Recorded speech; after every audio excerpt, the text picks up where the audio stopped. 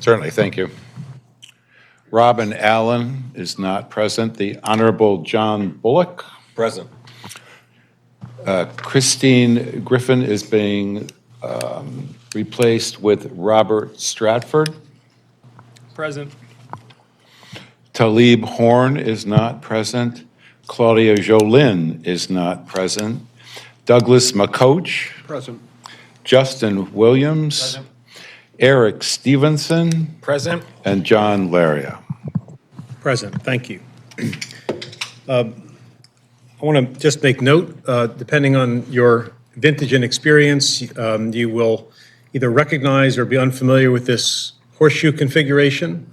This was the configuration of this commission room prior to COVID, I think, and when everything became completely virtual and there were technological reasons to do the other format, which none of us have liked very much because it makes it hard for people who are testifying, looking at the backs of half the commission, and it makes it hard for half the commission to twist and turn. And I thought we would draw lots for who got the bad seats.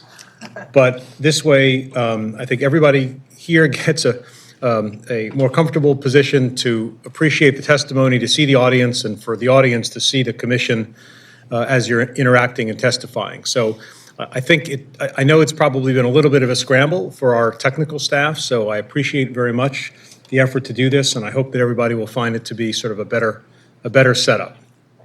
So just a note and a word of thanks, Mr. Director, to you and to the staff.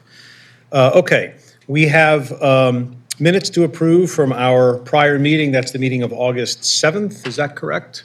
Yes. Is there a motion to approve the minutes?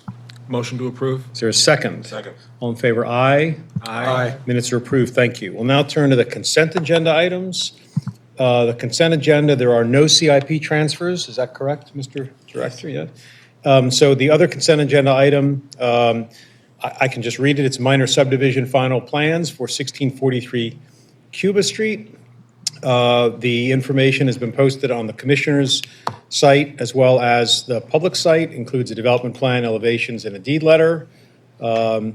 Is there a motion to approve this item on the consent agenda? Motion to approve. Second? Second. All in favor, please say aye. Aye. Motion carries. That item is now approved. Okay, we're going to move now to item number 5 on the regular agenda.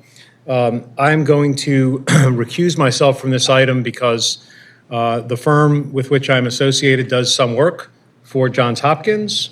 It has nothing to do with this particular project, but nonetheless, I think it's appropriate, if not required, for me to do that. So I'm going to recuse myself, turn the meeting over to the Vice Chair, and return when this item is over. Thanks. Thank you, Mr. Chair. Mr. Secretary, would you introduce the item?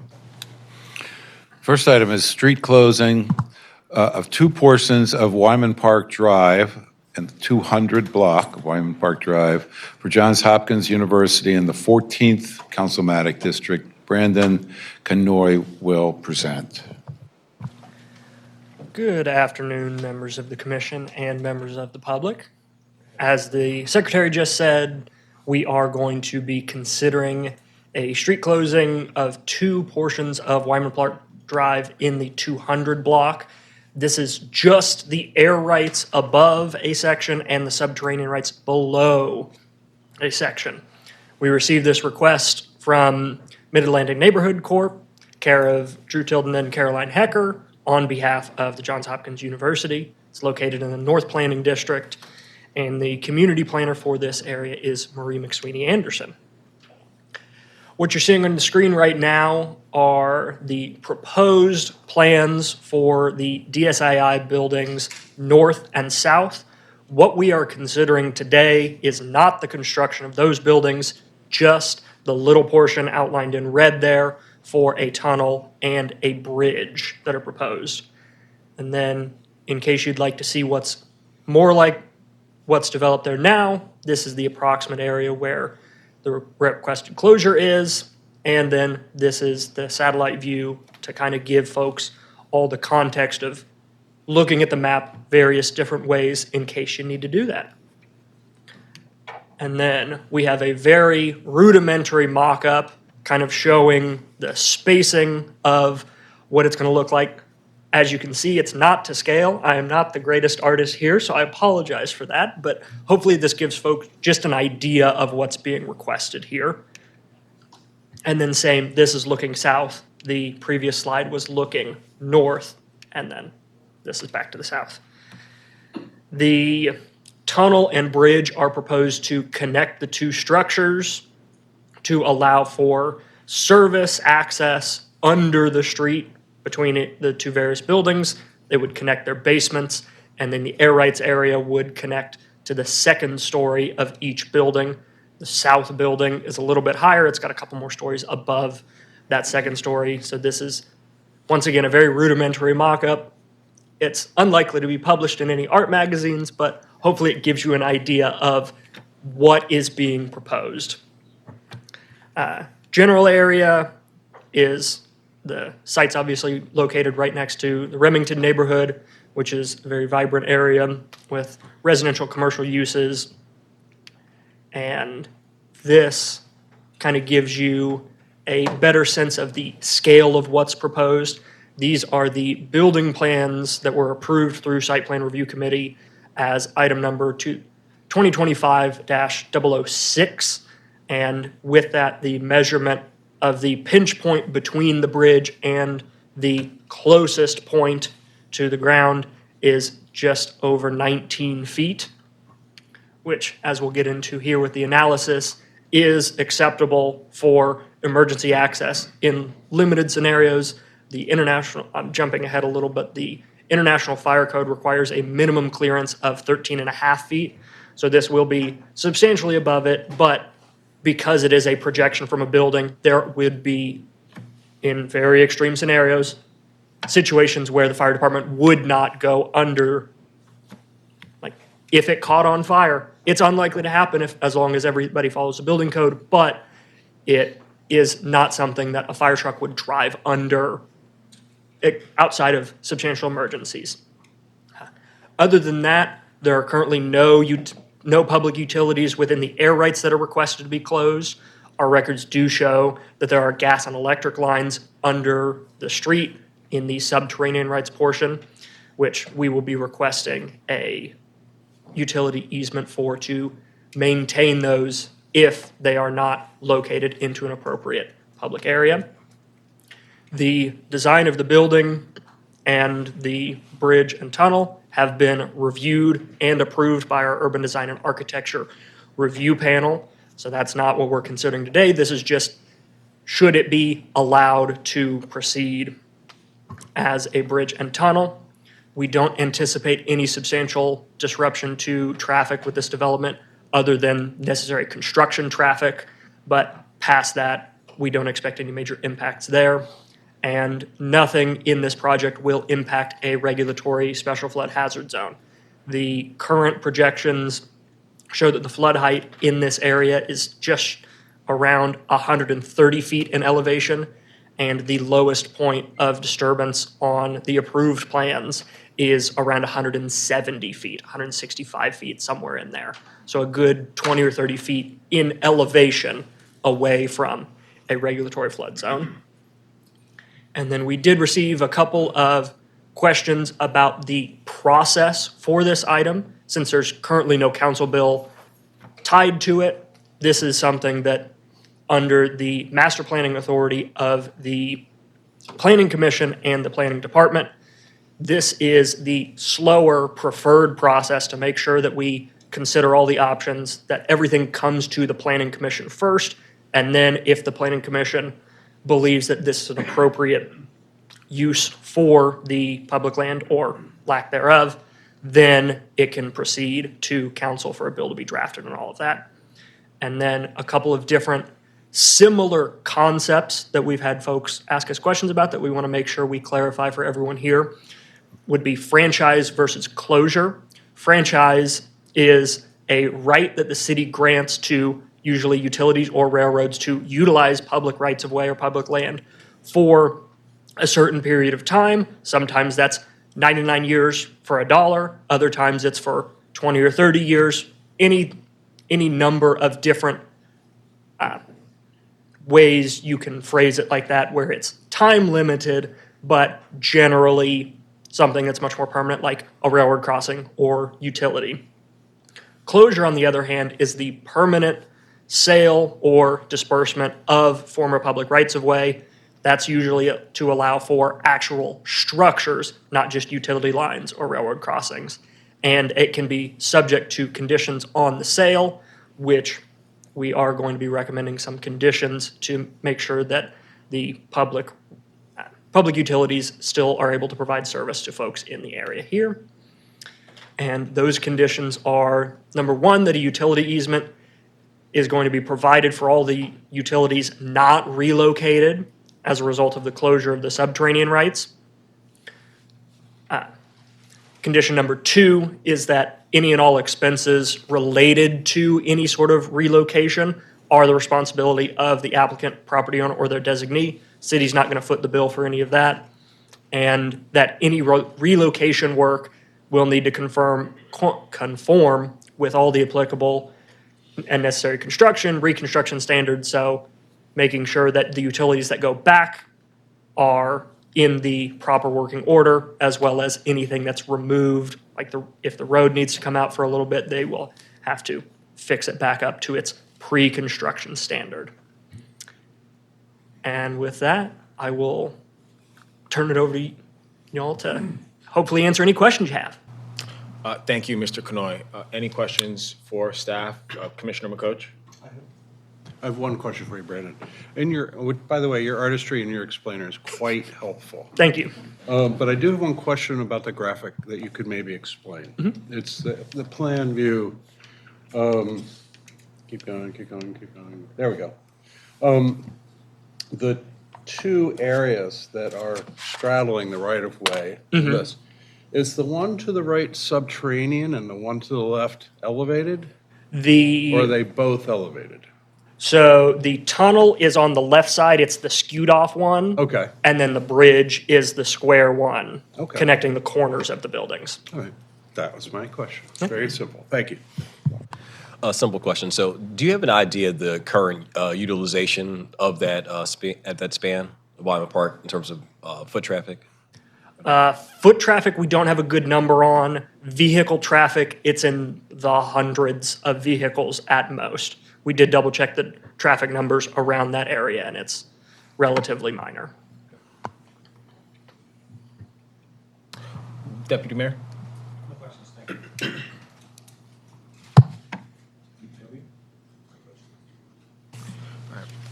And the applicant is here. Great. So I guess we'll hear from them next. We can hear from the applicant.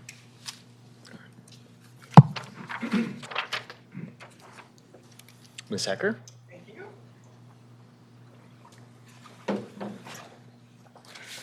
Good afternoon, Caroline Hecker, Rosenberg, Martin, Greenberg, on behalf of the applicant. And just as a moment of clarification, the petitioner, in this case, that must have been carried over from an earlier application. The petitioner is Johns Hopkins University. The Mid-Atlantic Neighborhood Development was another client of ours on another project. So just to be clear, there's not another entity involved in this.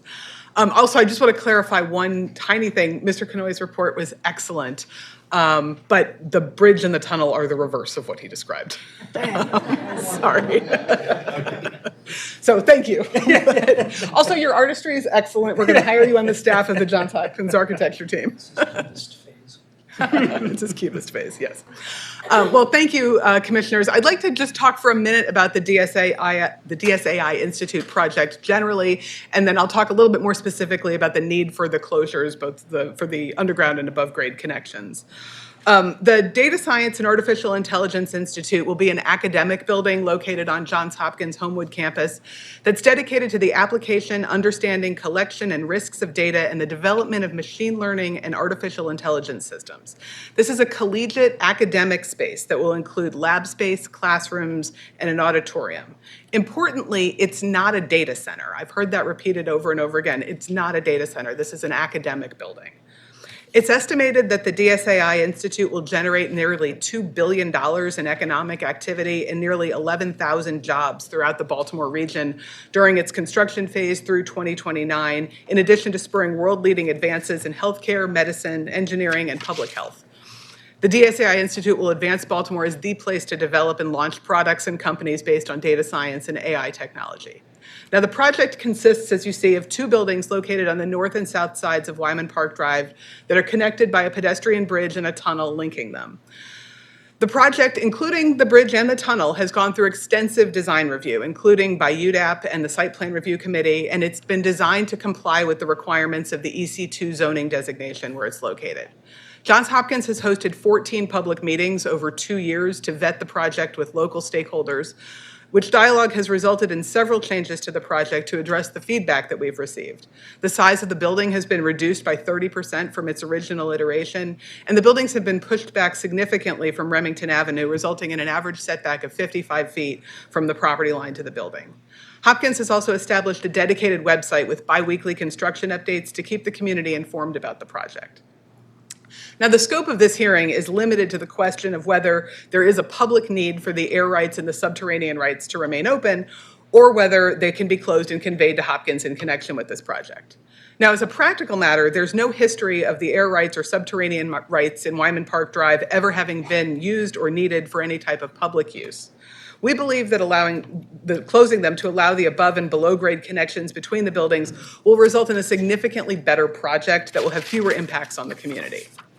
The closure of the subterranean rights will allow for the construction of an underground service connector between the 2 buildings. This will allow all of the building loading and trash removal to be accommodated from a private service road owned by Johns Hopkins, located attached to the north building, that reduces noise disruption and eliminates a lot of truck activity on Wyman Park Drive. And it also eliminates the need for an additional external loading facility in the south building. This directly responds to comments that we received from the community who stated that they wanted to minimize truck traffic on Wyman Park Drive. The closure of the air rights is necessary to allow for accessibility. Due to the steep slopes along Wyman Park Drive, the bridge will provide a safe access between the 2 buildings and connecting up to the rest of the campus for all populations, including disabled students, faculty, and staff who would otherwise be required to navigate a busy intersection and pedestrian walkways along city streets that are not ADA compliant. So as there's no need for these air and subterranean rights to remain open to the public, we respectfully request that the Commission approve the proposed closure. I'm happy to answer any questions. Thank you, Ms. Hecker. Any questions from the commission?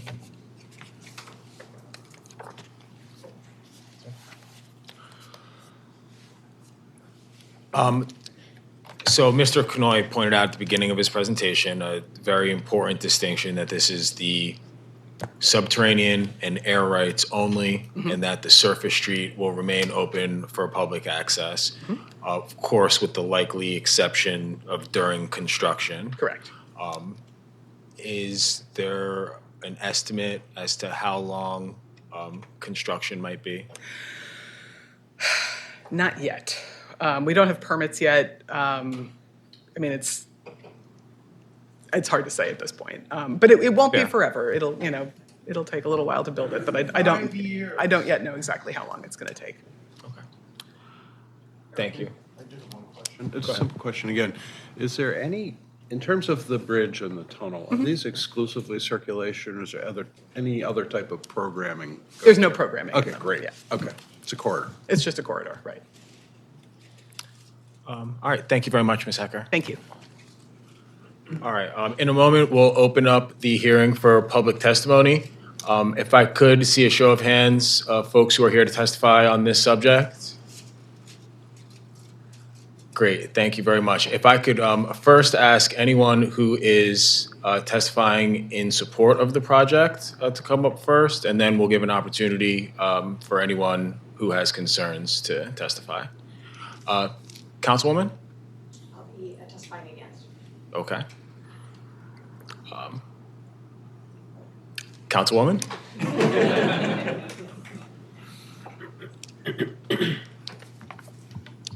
Good afternoon, everybody. See, you changed the configuration, but not the size of the podium. So I do need to get on the tiptoes here. I can move it to any slide if you need. Oh, that's fine. Thank you.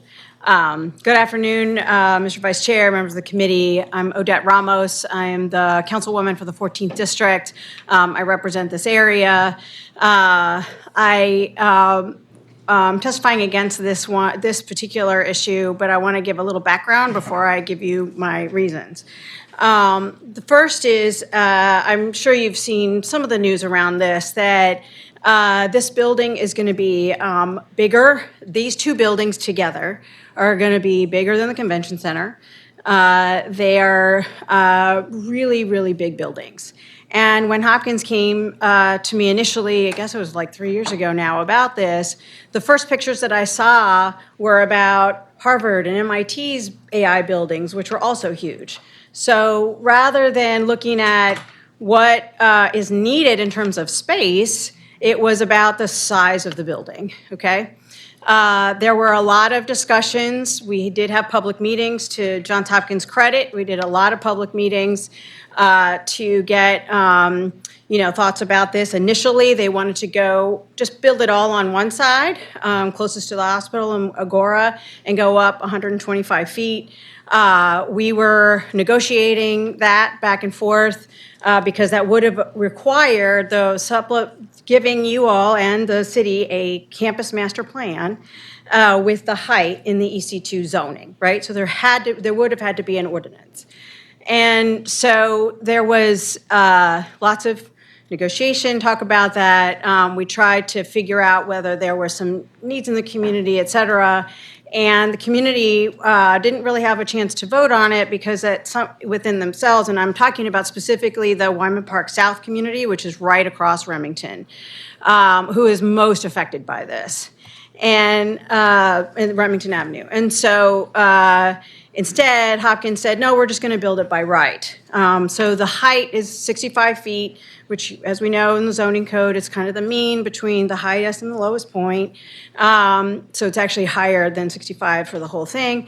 And in order to fit the entirety of this monstrosity of a building, they need to split it into two places. So that's where we get this two sides. The north side will be replacing the daycare center. The daycare center is moving to another place. Communities and the school population is super happy about that. It's actually going to be a nice building, the daycare center. So that's, I think, a positive thing. The worry that we have on the north side is the runoff into the Stony Run. I think it's just too close, and the construction is going to be a problem. But where it comes to this is that if it was all on one side and we would have had a chance to decide whether to go up to that 125 feet, we wouldn't need this.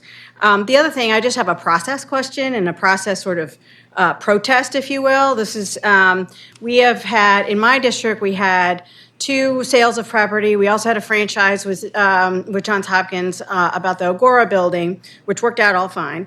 The idea here is that you, the Planning Commission, would be looking at whether or not those two pieces, the subterranean and the air, are needed for public use.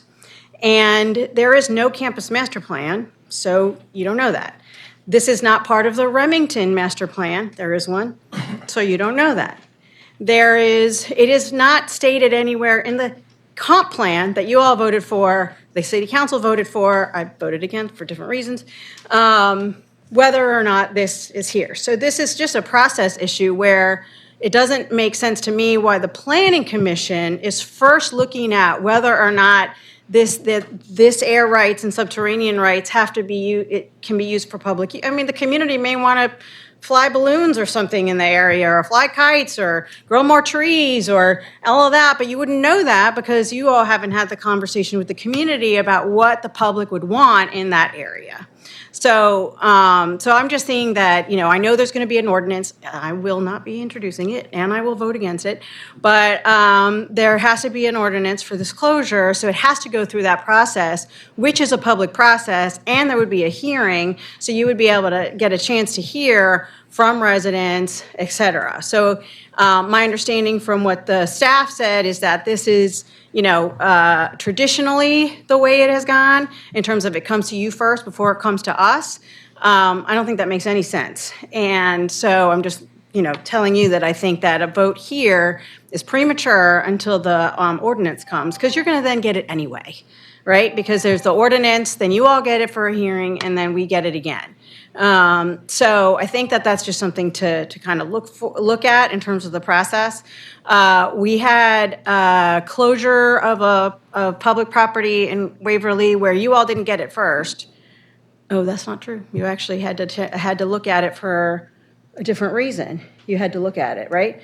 And then there was the franchise agreement. So I think that there's, we just need to figure out what exactly is this process, because it's also not in statute in terms of looking at whether or not the planning commission determines whether this is still need to be used for public use. I do want to give Hopkins credit that they have listened to the community in terms of making sure that the storage and the loading is on the one side, so you would have to have the tunnel. I'm trying to understand exactly how this is going to work, because initially in the plan, they were going to build parking, and then they said, oh, we can't build parking because it's too rocky underneath. So how they're going to build the tunnel, I have no idea.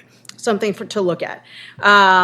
So I think that it's just something that we need to think about in terms of that, further process. Because again, Planning Commission, which I value all of your time, you spend a lot of time with us. You're going to be spending a lot more time today. You've got a very busy agenda.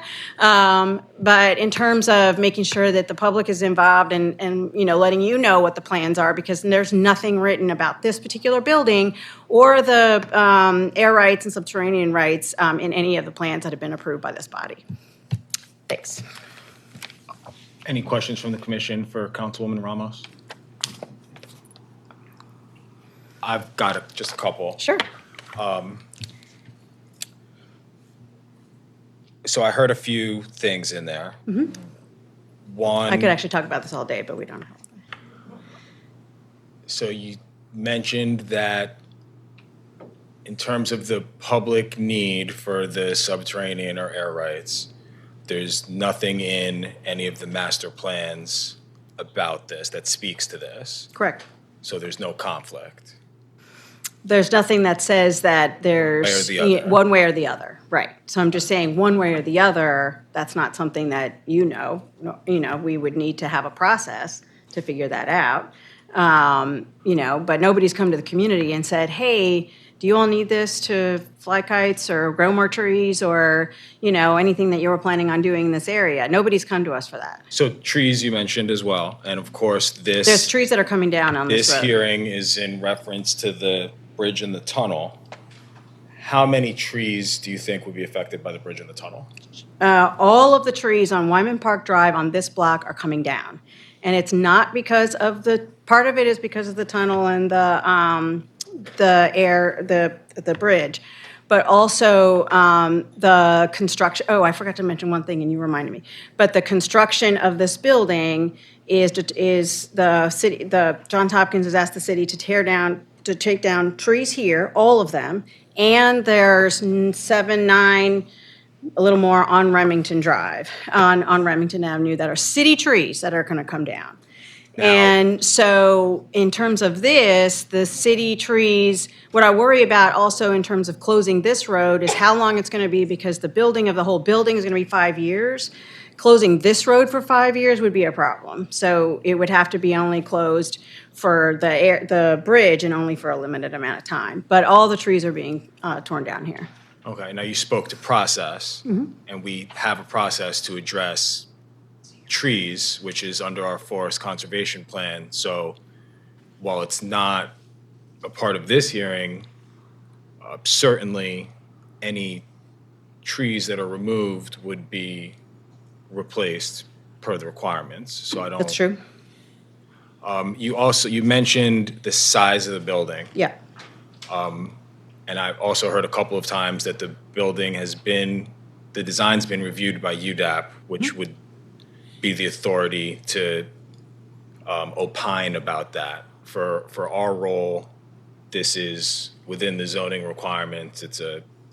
Right, so the size of the issue, I don't think, the size of the building.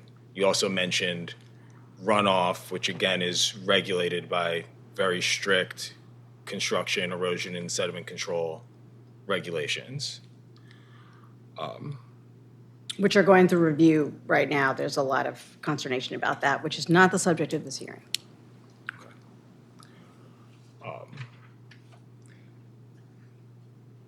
I think you can also tell that in general, I'll just say this. I have been very clearly and publicly totally against this building going in right here.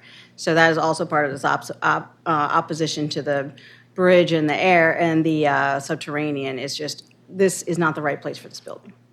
And the community will talk about the impact that this building is going to have on their property. Again, to Hopkins' credit, they've listened to the community in a lot of ways, not every way, and have been doing some things to help with like construction noise and that kind of thing. But there's a lot of other impacts that are going to impact this community for 4 years and more, in particular because it's just going to be really, really hard on the community to have this big of a building constructed in this area.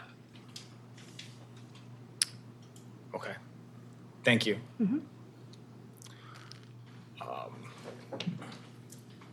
I don't think there's any further questions. Anyone else who would like to testify can please line up behind the young lady in orange.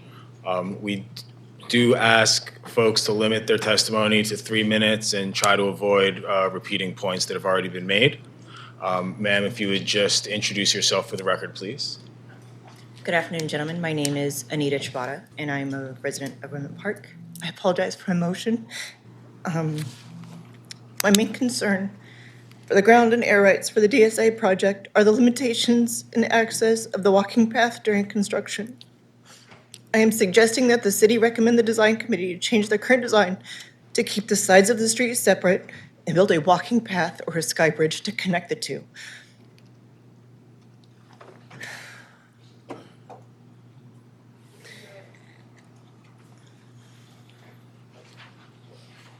This will minimize the impact to the vehicle and pedestrian traffic. I understand 100 vehicles going through there doesn't seem like a lot, but for our neighborhood, it's a lot. There's so much more pedestrian traffic going through that specific access point on Wyman Park Drive to San Martin Drive. I personally use that as my mental and emotional stability. I recently started a job as a critical care nurse. That route, I walk that several times a day. It is the only well-lit path and the safest path in the neighborhood. So to take away my access to that is why I'm emotional. I apologize.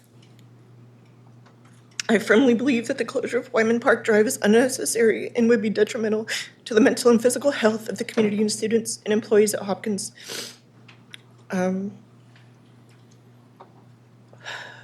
There have been studies that show the many benefits of walking in nature. Wyman Park Drive is, like Odette had said, has lots of trees and they're big. They're not small trees. To remove and replace them would be like putting in bushes instead of having a canopy over my head. I can email the studies to you if you would like. I understand that Wyman Park Drive is a more convenient place for the construction of the buildings, but to tell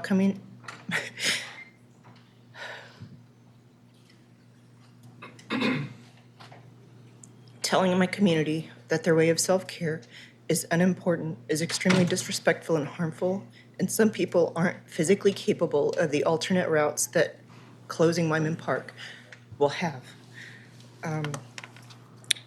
I won't feel safe in the hours that I have to walk. This path isn't as safe either. I apologize, and thank you for listening. Thank you. Hello, my name is Rick Shelley. I've lived on Wyman Park Drive for 25 years. Any request to develop a tunnel and bridge across Wyman Park Drive should be rejected because it facilitates closing part of Wyman Park Drive for 5 years or more. Wyman Park Drive is a public street and a primary east-west route for pedestrians, bicyclists, cars, delivery trucks, and emergency vehicles. In an emergency, the 200 block of Wyman Park Drive provides quick access for fire trucks, ambulances, and police vehicles to large areas of Baltimore. According to the Baltimore City Fire Department website, the fire station on Roland Avenue is the only station specifically designated to service Waverly, Charles Village, Remington, and JHU's own campus. Last spring, I witnessed fire trucks from the Roland Avenue station using the 200 block of Wyman Park Drive to reach an emergency at JHU's Mason Hall, about 500 feet from the Baltimore Museum of Art. If Wyman Park Drive had been closed, critical time might have been wasted in taking a less direct route to that emergency. By closing Wyman Park Drive, JHU is putting its neighbors and its own visitors, students, staff, and employees at risk. JHU's proposed construction activities for the DSA complex would compromise other essential emergency routes as well. JHU representatives stated the necessity to periodically close Remington Avenue and 31st Street to move in tower cranes, heavy equipment, and building materials to the DSA construction site. Remington Avenue would be restricted by a truck aisle along the east side, further complicating access for emergency vehicles to our neighborhoods. With these streets compromised, along with the closure of Wyman Park Drive, how could firefighters, medics, and police get to emergencies in a predictable and timely way? They couldn't. Emergency vehicles from the Roland Avenue station would have to take a longer route via University Parkway to the winding San Martin Drive, or take 28th Street, which has been reduced to a one-lane congested stretch. Other fire stations would have to be activated. And Mr. Kanoy himself talked about the height limit of that bridge and how some emergency vehicles will not be able to get under it, even if as built. Excuse me, sir, I'm sorry, but just to be clear, the height that Mr. Kanoy showed was 19 feet 7 inches. Then why was that addressed as an emergency issue? By a matter of procedure. That was a bit of a tangent. As a matter of procedure, firefighters don't fight fires from underneath the fire, but a vehicle would certainly be able to pass under that bridge. So I just want to clarify that so there's no misinformation. Thank you for clearing that up. I'm almost finished. Thank you. JHU Representative Lee Coyle, who's here today, stated at public meetings and with visual documentation that JHU would develop the DSA complex by right. It is my understanding that developing this tunnel and bridge is not by right and requires a franchise ordinance from the Baltimore City Council. And to clarify one other point, at these meetings, Hopkins had said very clearly this will close Wyman Park Drive for 5 years, this construction project. The tunnel is part of that. And the tunnel also facilitates the closing of Wyman Park Drive for 5 years. That's a minimum. That's only what's stated. This could go on much longer.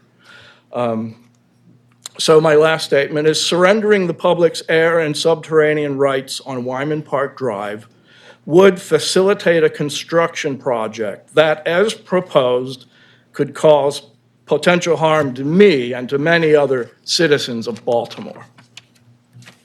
Thank you. Thank you, sir. Can I leave this with you? Please. Who shall I give it to? Thank you.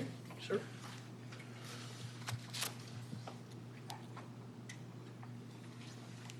Ma'am, if you'd please introduce yourself. Good afternoon. My name is Hillary Gonzalez. I am a member of Wyman Park Drive. I've lived there for 6 to 7 years now. Can't quite remember at this time, but it's home. Thank you for holding this meeting. Last night, myself and members of our community spoke directly to neighbors who will be impacted by this project. Of the many doors we knocked on, not one person voiced their support for this project. I personally do not support the selling, leasing, or renting of any city-owned property to JHU, and therefore respectfully request that the Planning Commission reject JHU's request to obtain the air and subterranean rights for the public road that is Wyman Park Drive. The community based along Wyman Park Drive, Remington Avenue, Gilman Terrace, Beach Avenue, and Keswick Road have experienced significantly lower qualities of life since JHU's Agora construction site began. And that is just one of their projects, which is much smaller than this planned project. Agora is not even half the size the DSAI facility will be. At the same time JHU plans to break ground, Seawall also has a large construction project planned for the Remington neighborhood. The combination of the two projects will put both Hamden and Remington in a gridlock every day during morning and evening rush hour traffic, create hazardous conditions for pedestrians and bicyclists, further lowering our quality of life, not to mention the wildlife in the park who will also be affected by the constant light and noise pollution and present a new danger to the Stony Run watershed. Skipping ahead here to minimize my time. I want to respectfully speak on the trees since you mentioned that. While the trees will be replaced, it will take 20 to 30 years for the newly planted trees to produce the same benefits that the healthy and mature trees are already providing our neighborhood. The design of the DSAI is in direct opposition to the surrounding neighborhoods and feels less like they're trying to become better neighbors and become more involved with the community, but more like they're creating a bit of a fortress and walling themselves off from the surrounding neighborhoods. The design is anti-urban, does not add value to the historic neighborhood it will be sitting against. Our neighborhood has worked with JHU in the past to help them create better infrastructure for their school and students, but there is zero benefit to the neighborhood if this facility is allowed to be built where it's currently planned.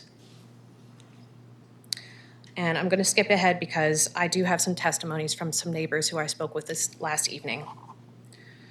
This is from Chandler Curran, who lives off of Keswick Road, and this is a small bit of what he wrote to me. As we have seen, this will have a detrimental impact on the residents of Wyman Park. As a resident of Keswick Road, I have been harassed by construction crews, struggled with the near constant construction noise as a work-from-home employee, and mourn trees and Stony Run's current landscape. And now I'm going to skip ahead to Brian Batchelor, another resident of Keswick. He speaks directly about the Stony Run Trail. While the university emphasized that it will remain open and accessible, there was mention of detours and rerouting during phases of construction. The trail is this is an in and out trail, meaning that there is only one or two ways in and out. Thus, by suggesting a reroute or detour, you would have to close off the trail's usage almost entirely. The city has spent a great deal of money to revitalize the Stony Run. This project, as we've seen with the immense amounts of stormwater runoff that we've seen from Agora, is going to be sitting much closer to Stony Run. As a community, as neighbors who will directly be impacted by this, we have great concerns about the health and safety of the Stony Run watershed. Thank you for your time. Thank you.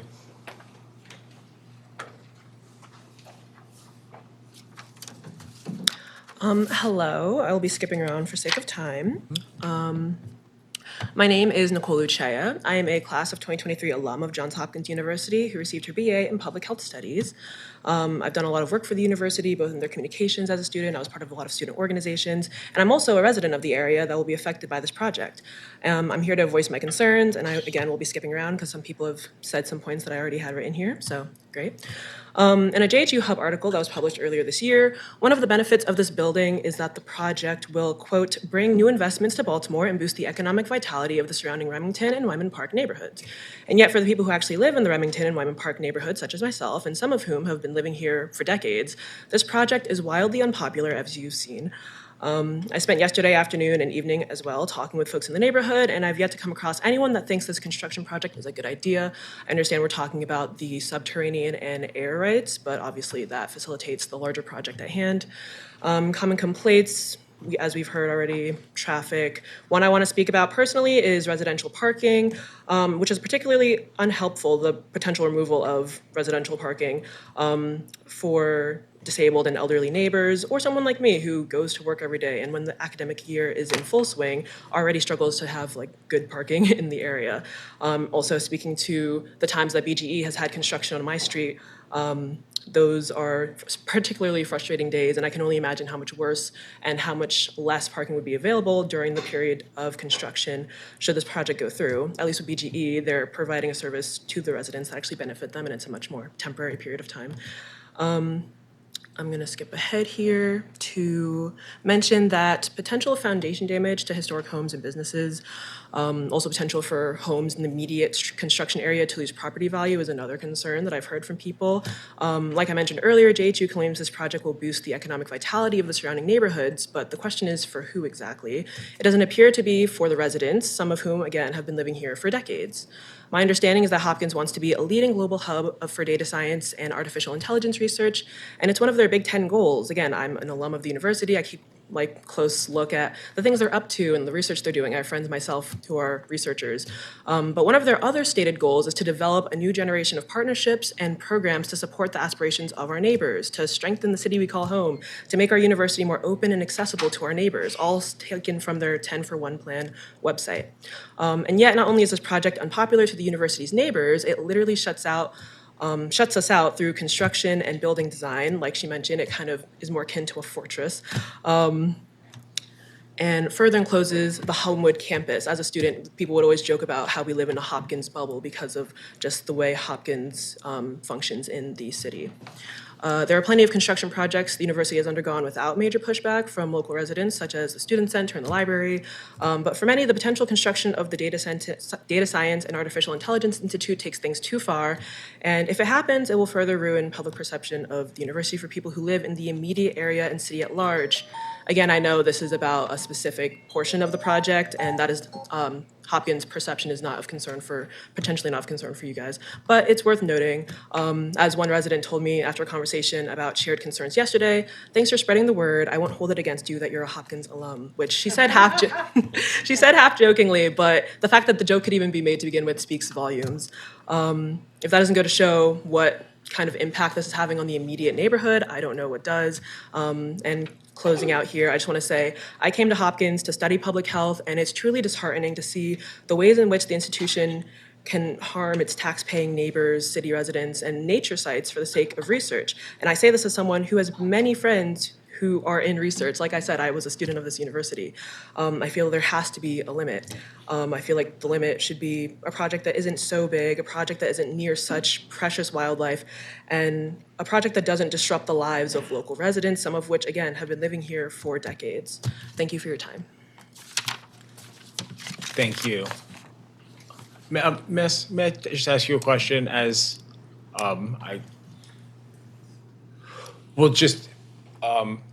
Ms. Gonzalez before you mentioned how many folks don't want to see Hopkins continue to take public land, which is a position that I agree with.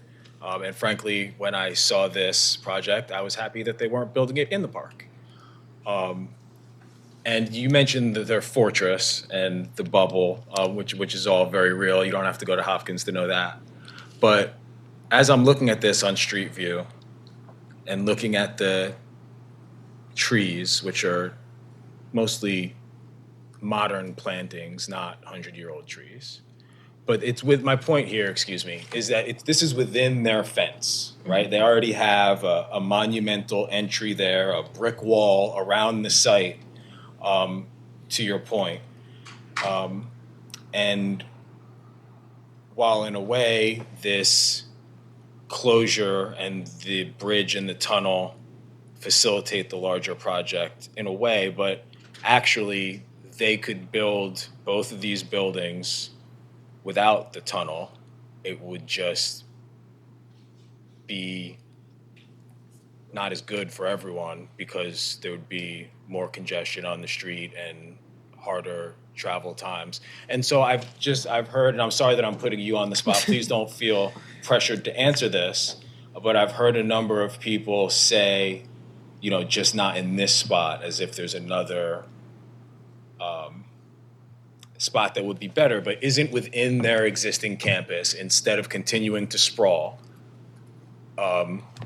Maybe the lesser, Are you saying, is there like another area that they could use, or are you saying like this is like the best option? I'm not necessarily saying it's the best option, but I guess, do you agree that this is within their existing bubble? So it's not an expansion of their bubble, I guess is what I'm asking, how the community feels about that. It's definitely brinking on something a bit uncomfortable for the community. And regardless of whether or not the site itself the site itself being on Hopkins campus, it will greatly impact people outside of Hopkins campus and like outside of that area, is, well, my perspective on that.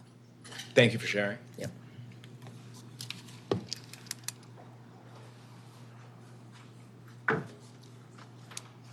Hello, my name is Theodore Eccleston. I'm a resident of Harwood, but I go to Stony Run almost daily to visit its nature and to take a little reprieve from the city. There are great blue herons that live there. There are kingfishers that live there. There are deer, foxes. It's a very rich wildlife corridor. If you ever get the chance to see a great blue heron fly overhead, it's really quite a sight. I go there almost daily, and I see the great blue heron there almost daily. And I think that it's irresponsible of Johns Hopkins to not consider the other living creatures that live and that share this space. Mr. Stevenson, I'm glad you brought up that point about the existing bubble of Johns Hopkins, because they're going to have to use public roads to get into this site facility. They're going to be building and making lots and lots of construction noise day and night right along one of the most treasured parks in this area. So while it might be within their bubble, that the impact to the community exceeds far beyond just the footprint of their campus. And I was wondering if we could switch back to the diagram that shows that one that's right there. And it's no offense to you, but those are wild underestimates of the size of these buildings. If you can see that the Agora building that's in construction right now. Those are showing the tunnel and the bridge. No, these ones are the red ones to show the site. The one prior was the tunnel area. These are just representations of the two red buildings. I didn't interpret it as a building, but fine. Yeah, no, it's important for us to understand the context of what the impact of these buildings are, because I haven't heard the commission ask any questions about the size of this tunnel, and it's a little confusing to me whether or not trucks are going to be driving through this tunnel as an access road, how big this tunnel is going to be. There is only really one way in to that back parking area, which is on Remington Ave, or you can go through San Martin, which is a little tighter for big trucks to make. So the concern is, although there might be that tunnel connecting these two buildings, the construction trucks that would have to get in there, the maintenance trucks, the maintenance vehicles will have to use the public roads to access this facility. And that whole parking area there on the north side is going to be a building, a 4-story building, right up against Remington Ave, right up against Wyman Park. And I feel like the important thing to consider here is the subterranean and air rights is part of this key process for Johns Hopkins to move this building project along. And I think many, many people don't want to see a large project happen right along this park, which is very sacred to a lot of people, and not just the humans that live there, but the non-human creatures that live there. And it will greatly disrupt what's happening there. The mention that Johns Hopkins planning team has of the wildlife considerations is buried at the bottom of their DSAI page. Yes, it's there, but just like the notice for this public hearing, it was posted reverse side, facing out of a busy road. So I don't know exactly who it was for. I'm glad we have active members of the community letting us know when these public hearings are happening. But I biked around that area yesterday looking for the notice, and it is in a very inconvenient spot. Not accessible to read if you're a pedestrian, certainly not able to read if you're driving on the road. So all of this to be said, I do feel like Johns Hopkins is just moving ahead with whatever plans they have to develop their state-of-the-art research university without really considering the impact to the surrounding community. So I asked the commission here to just take some extra thought into understanding this is a key part of this phase, but this larger project deserves a lot more of attention, and listening to the public's view on the overwhelming negative view of that this building is going to cost. So thank you for your time. Appreciate you. Thank you, Mr. Ecclestein.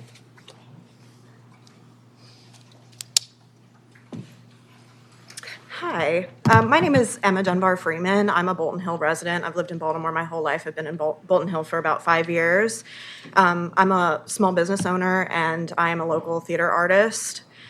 And I wanted to talk about the history of Wyman Park just really briefly. Wyman Park used to be a large green space and stream valley. Over the last century, it has been broken up and gifted and donated to Hopkins. Now lies piecemeal as a, I'm sorry, I lost my place, as a green space for the local community, and it has been built upon and broken up over the years. This, to me, feels like a continuation on breaking up that park. I wanted to make a comment on a comment that was made that this building is within Hopkins property. That is true when you look at the neighborhood like a map. When it comes to the environmental impact of these buildings, and not just the construction, but the environmental impact that this facility will have for decades to come, you can't measure that by property lines. The impact that it will have on the environment is something that I believe that we have never seen in this neighborhood before, and I understand this in the city before, let alone. I understand that this is a meeting about the subterranean and the air rights, but I second the idea that there's no separating any part of this project from the larger issues at play. The fact that this project is so far along already means that Hopkins is aware of the environmental impact that these facilities have. They are aware of how many stories are popping up around the country of neighborhoods and communities that have been decimated by these facilities, the environments that have been destroyed by these facilities, the residents in communities across the country who have been speaking up against these facilities. The extreme and immediate consequences are well documented, and that's not just something that can be measured by the property lines on this project. That is something that will continue to affect the surrounding area. We all breathe the same air. We all drink the same water. It's not a measure of just land rights. I drive this portion of Wyman Park Drive every day, sometimes multiple times a day for my job. I use it to get to San Martin, to get to North Charles Street, so that I don't have to take 28th Street because it's crowded, it's noisy, it stinks. It's beautiful, it's relaxing, it's green, it's lush, it's gorgeous. It's absolutely beautiful. And I'm just wondering why that would be limited to people who work for or pay to attend Hopkins exclusively, rather than the community members who have been accessing it for years. Ma'am, in what way would this, right, like, the issue here is that access to Wyman Park Drive is going to be limited during construction. Sure. Only during construction, and it'll be limited to everyone. So, like, the issue of, I thought I heard you say, like, only Hopkins people would be allowed to use it or something like that. That's my understanding. The trail is being cut off from that access point at Wyman Dell. Is that not the case? That is not my understanding, but I will ask someone who is more informed to confirm that. Okay. It seemed to me that the access to this area would be greatly limited by the closure of a street there, whether it be to the trail, which I've heard one of the entrances will be closed as part of this project for some time, or driving through, which it would directly affect my daily commute. I'll make sure we get clarification on that. Thank you.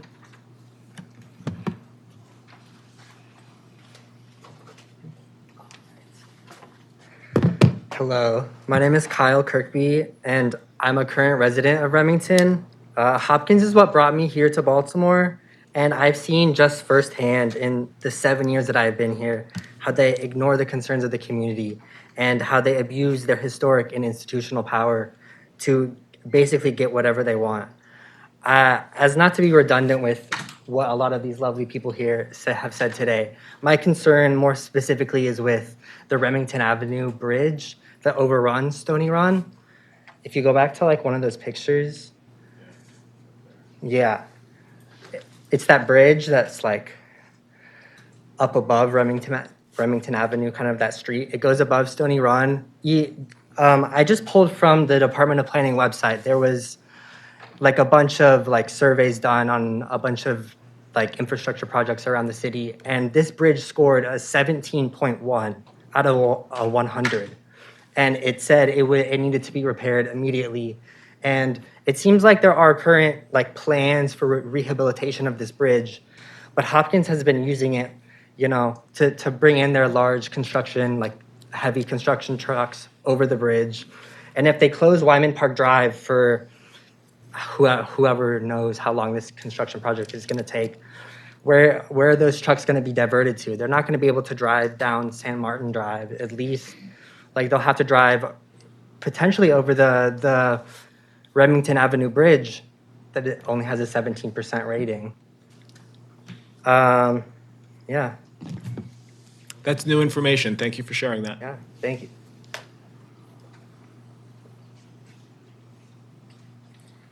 Hello, my name is Margot Cheaper. I'm not going to go too deep into things because everybody said a lot of really concise and cool stuff.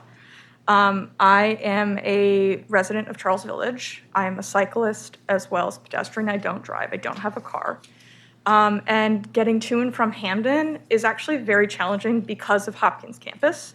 So the closure of Wyman Park Drive for any period of time will be very restrictive for me. I'm saying this as a very able-bodied person. It's very easy for me to walk places and bike places. The idea that pedestrians who are less able-bodied than me will have to choose alternate routes is quite concerning. And this is a beautiful walk. This is a beautiful way to get places. I would be very sad to lose that for an extended period of time that I don't know the length of. And this is just my personal reasons behind this. Thank you, guys.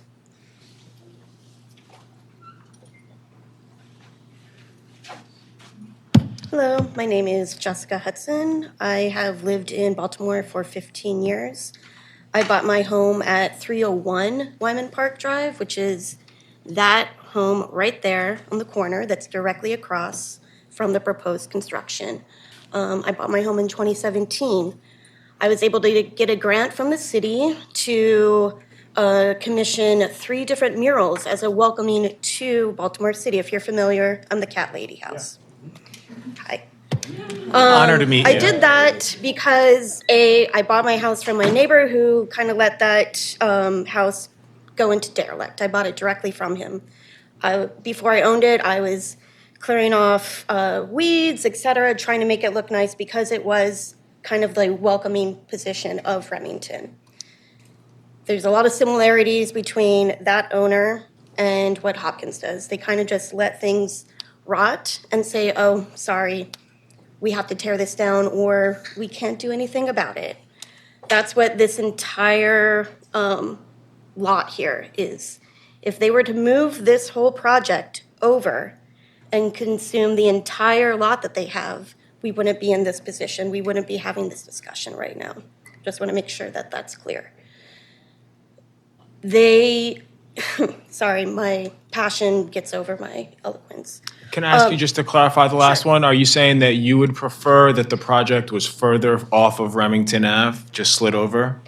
What I'm saying is that they don't need to make 2 giant towers, is what they were originally proposed to do. They took that ability from us to vote on it. So then they said, fine, we're going to have 2 long buildings. However, they're holding and reserving the buildings that are closest to 31st Street, the very bottom, like where you see the aerial word. That building is rotting, and they're not doing anything about building that. Instead, it's just going to be a small little parking lot that already exists. They're saving that because they're going to build more. It's ignorant for me to think that me moving and buying that house and thinking that Hopkins wasn't going to build on their land. I just didn't think they're going to build something that belongs in an industrial park. I just want to also, I agree with everything that everyone has said. I just want to note, when Gilman, the first president of Hopkins, during his inaugural address, and they were given this entire portion of Wyman Park Drive, he declared that we need to build men, not buildings. Hopkins has become a real estate agency. They are no longer an educational institution in the sense of what we think about bringing in new ideas, etc. They are about a land grab. That's why it's very concerning to me about us giving them this route. And it's not just because of inconvenience and everything else, because that is definitely something that I'm concerned about. I have had to deal with the Agora construction, which was supposed to be about 2 years long. It's now gone indefinitely. And the way that Hopkins has treated our concerns as a neighborhood with the construction noise, the construction parking, overall, just making our lives miserable is, sorry, we can't do anything about it. We'll try again next time. We don't have confidence in them in doing that anymore. They've really lost our trust. We used to be able to be pretty copacetic with them. They asked us originally to have the PUD changed so they could build the Agora building, and we said yes. In exchange for that, they got 60 parking spaces that were on the 200 block of Wyman Park Drive. The city gave them that freely. They built bios walls that have, from the very beginning, failed. We have documentation that I've reported to the state and the city of all the construction runoff that goes along the 200 block of Wyman Park Drive that goes directly into Stony Run, the stormwater drain. So to say that it's not really going to be a big deal is incorrect. I also want to point out, when you said the trees look modern, on the 200 block of Wyman Park Drive, they are somewhat modern because they already had to tear down trees that were already existing. They planted junk trees, so their trees have become a placeholder for Hopkins. Just kind of like, oh yeah, we'll plant some more. These trees are already not appropriate that they planted for where they're at now. We have zero confidence that they're going to be able to do a better job next time. The trees that are along Remington, the 9 oak trees, are close to 90 years old. So not 100, but pretty close. I think it's also fair to say that 5 years of construction, building your kitchen you think it's going to take 6 months, it could take 2 years. It'd be ignorant for us to think that this can be done quickly in 5 years. It's going to be more like a 10-year project just based on the Agora project. That means that our public right-of-way is going to be disrupted consistently. And I also want to note that it's not just the 200 block of Wyman Park Drive that's going to be taken away. The 31st Street block there's also going to be infrequent closures because they have to do utility work. They're building their substation. So that means that everyone is going to be inconvenienced except for Hopkins. They are pushing this through quickly because they have a donor that set a time limit to get this done. I do not support the selling, renting, or giving of any subterranean or air rights to Hopkins, because once they take that, they're going to continue to push and push and push. It's fair to say that we're all concerned that our homes are next. Thank you. Thank you. Before I begin, I haven't heard acknowledgement of all the letters from people that the testimony was received in writing, but not here today. Could we please do that? Acknowledge people as they get them. I mean, for the record. It used to be that the commission would read, say who they'd had letters from.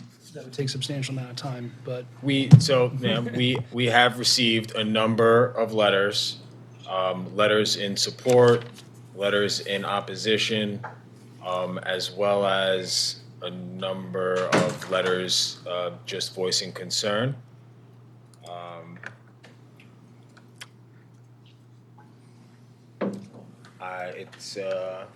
I don't have a count here, but the number of letters in opposition is significant. Looks like I've got as many as 60 here.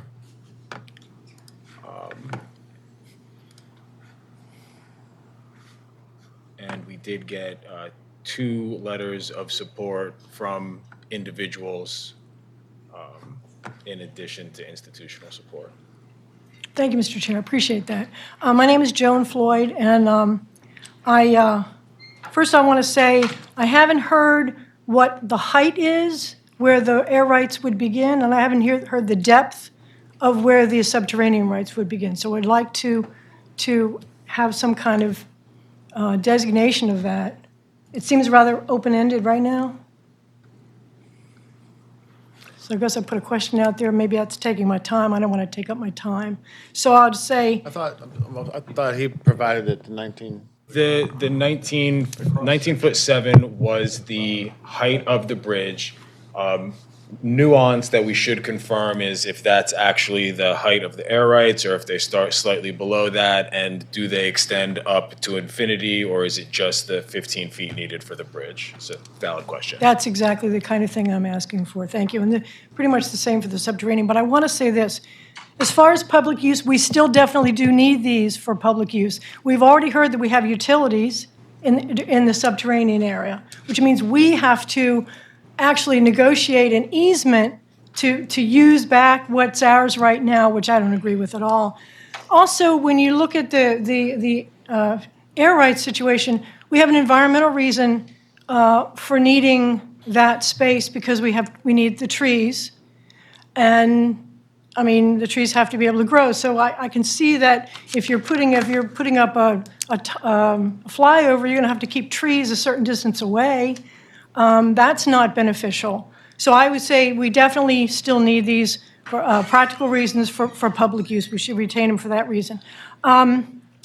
Addressing the chairman's point, which I'm glad it came up. You mentioned the 2, entrances.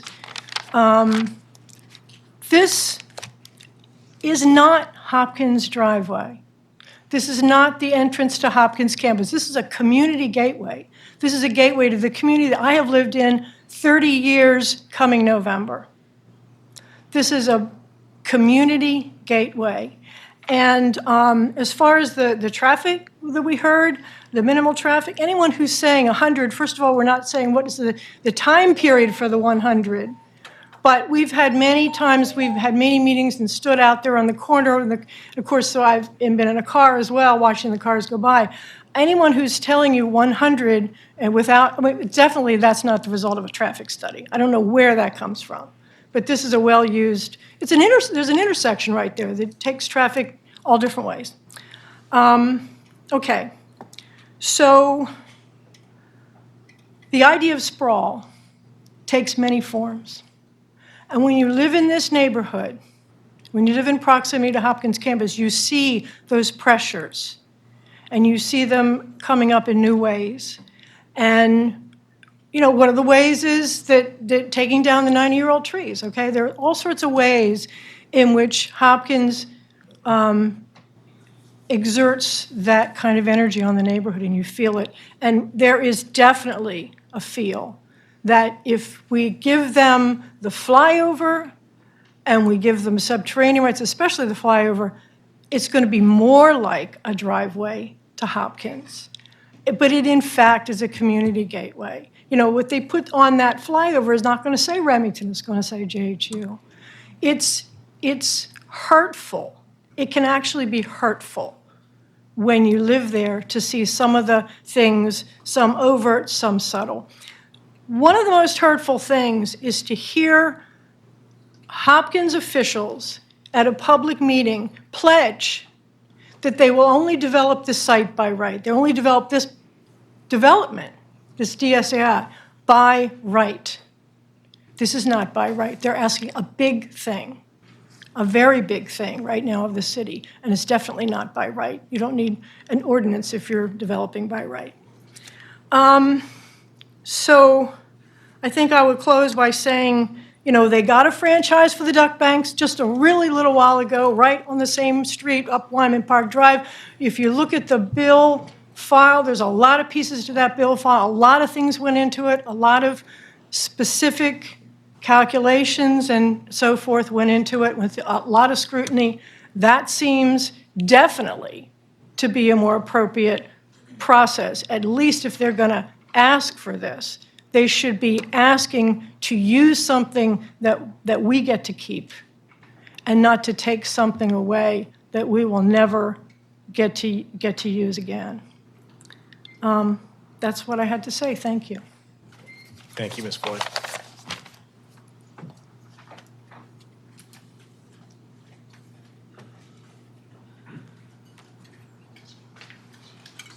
I wasn't planning to testify, but I feel a little bit moved to testify. My name is Michelle Geis. I live in the neighborhood on Crestmont Avenue.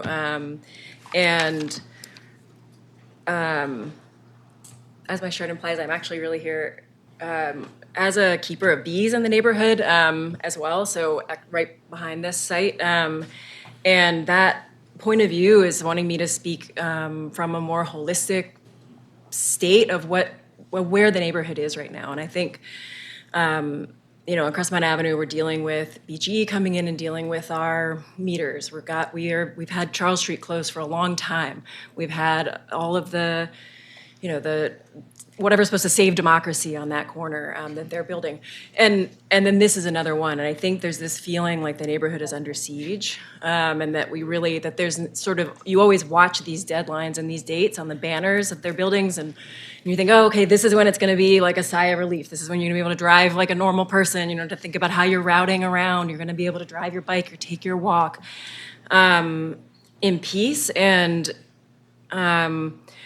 I think that's what a lot of the neighbors are already testifying to, is this sense of siege and also a sense of invisibility from all of these institutions that are claiming to make improvements, but really not on behalf of residents, more on behalf of the institutions themselves that benefit. To hear that that Hopkins is specifically concerned about the size of other elite institutions in the country makes me think there's some ego going on. It's not the first time that Hopkins is doing something to try to keep up with the Joneses. And the fact that they're dealing in size, I haven't heard a practical argument for that yet. It feels a lot like ego. A lot of the concerns that have been raised around the mature trees on Remington Avenue coming out, my understanding is that has to do with the pace of construction.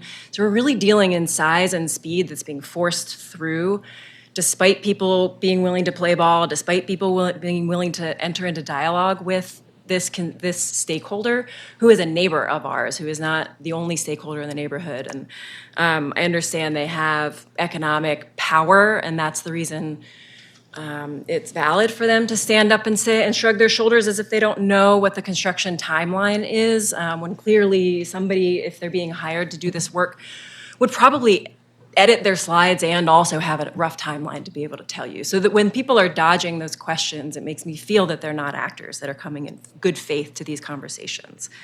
And it feels just like a very myopic, very self-serving set of behaviors that are taking a holistic neighborhood, a living piece of land, a living forest, living airspace, and wanting to really railroad over all of it with very piecemeal plans and little bridges, little subterranean rights. The fact that we have to deal with every single one of these implications of this building through a different jurisdictional pathway is part of what makes it difficult for neighbors to know how to engage and how to fight back and how to push back. And so we're probably lining up in every room and sending letters to every entity that deals with the trees, that deals with the runoff, that deals with the coding, that deals with all of these things. Like, that's a full-time job that's, you know, Councilman Ramos does, but it's not the rest of our full-time jobs.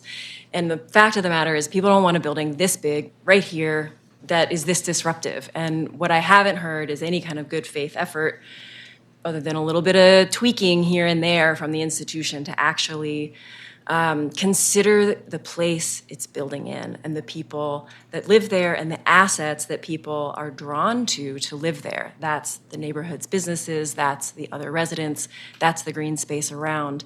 And that's all of the non-human neighbors that have also been invoked into this conversation. And so I don't have a specific recommendation here other than to say this piecemeal approach is very disorienting, and it's part of a intentional set of actions to obscure what's really going on, which is that they're taking this piece by piece so that they can get it through, so that it's difficult to oppose this from taking place for the benefit of the institution, with very little benefit being described around the neighbors themselves. So I'm asking sort of all of us, or testifying on behalf of all of us who are stewards of that land, who are stewards of land in this city, to be able to operate in good faith and to be able to operate with all of those stakeholders around the table, and not just be leaning in these shadowy pieces and these bureaucratic processes and sort of loopholes in order to be able to win at this goal of building a site, but really to take a much longer view of the stewardship of the space. From the bees' point of view, those mature trees are a huge source of forage, not just for honeybees, but for all the pollinators. It's a less known fact, but a lot of the flowers that they're eating from are at the tops of trees, particularly in cities. So I wanted to speak out on behalf of them as a constituency, but also of all of the other sort of non-human residents that have been invoked into this conversation, who would ask us to think about all the pieces, not just the individual parts. Thank you very much. And I have a letter from... Please, you can give it to Mr. Knoy. Thank you. I'd like to thank you and all of the community members that came to testify on this issue. I really appreciate your interest and your activism. I also have a very deep appreciation for your community. I also enjoy walks on San Martin Drive. I live on the west side, but when I take my bike over east, that's one of my favorite places to go. So I appreciate the importance and the impact. That being said, as my fellow beekeeper in the back said, this can be difficult to oppose simply based on property rights and zoning and things that they are allowed to do and things that we have limited authority over. Now, of course, back to the issue that we do have authority over, which is the rights to build this tunnel and bridge. Mr. Secretary, just as a procedural question, can you please confirm, as was explained at the top of the meeting, we're recommending a body on this at this time, and then there will be a later bill, but our recommendation will inform that bill? That's correct. Yeah. Okay, Mr. Tiso? Just a reminder, we have a couple people online and some text for me to read when you get to it. Let's go ahead and get that out of the way, please. All right, we have two people that wish to speak. Ariel, if you can unmute yourself. Can you hear me? Yes. Okay. My name is Ariel Gordon, and I've lived in Baltimore for about 14 years. I live then less than a block away from the site in Hamden. First, I want to thank everyone for their input, especially on the importance of protecting nature and wildlife. I echo many of the others' feelings on how important Stony Run Trail is for our mental and physical health. I bought my home in this neighborhood nearly 2 years ago because I love this neighborhood. I love having a little slice of nature in my city life, and also so my family could possibly live car-free. And 3 months ago, we took the plunge and we're now car-free. And I believe that city residents shouldn't need cars to navigate the city, and the city should help facilitate that. I primarily get around by biking, walking, and using public transit. I say all of this because to reach buses, I often walk Wyman Park Drive to cut through the Hopkins campus. If pedestrian access is cut off, it will make it much harder for many of us to reach other parts of the city. Currently, only 2 bus routes serve Hampden directly, and they only run every 40 minutes, which isn't reliable. Accessing additional routes on the other side of campus significantly improves our mobility because those buses run more frequently and to more places. And so while walking around the site is technically possible, it adds a substantial delay. And with buses already infrequent and unreliable, it would make commuting even more difficult. So I just want to say that about making it a little bit more equitable for those of us who choose not to drive places. Thank you. Thank you, Ariel, for adding that to the conversation. All right, Gabriel Goodenough, coming your way. You can unmute.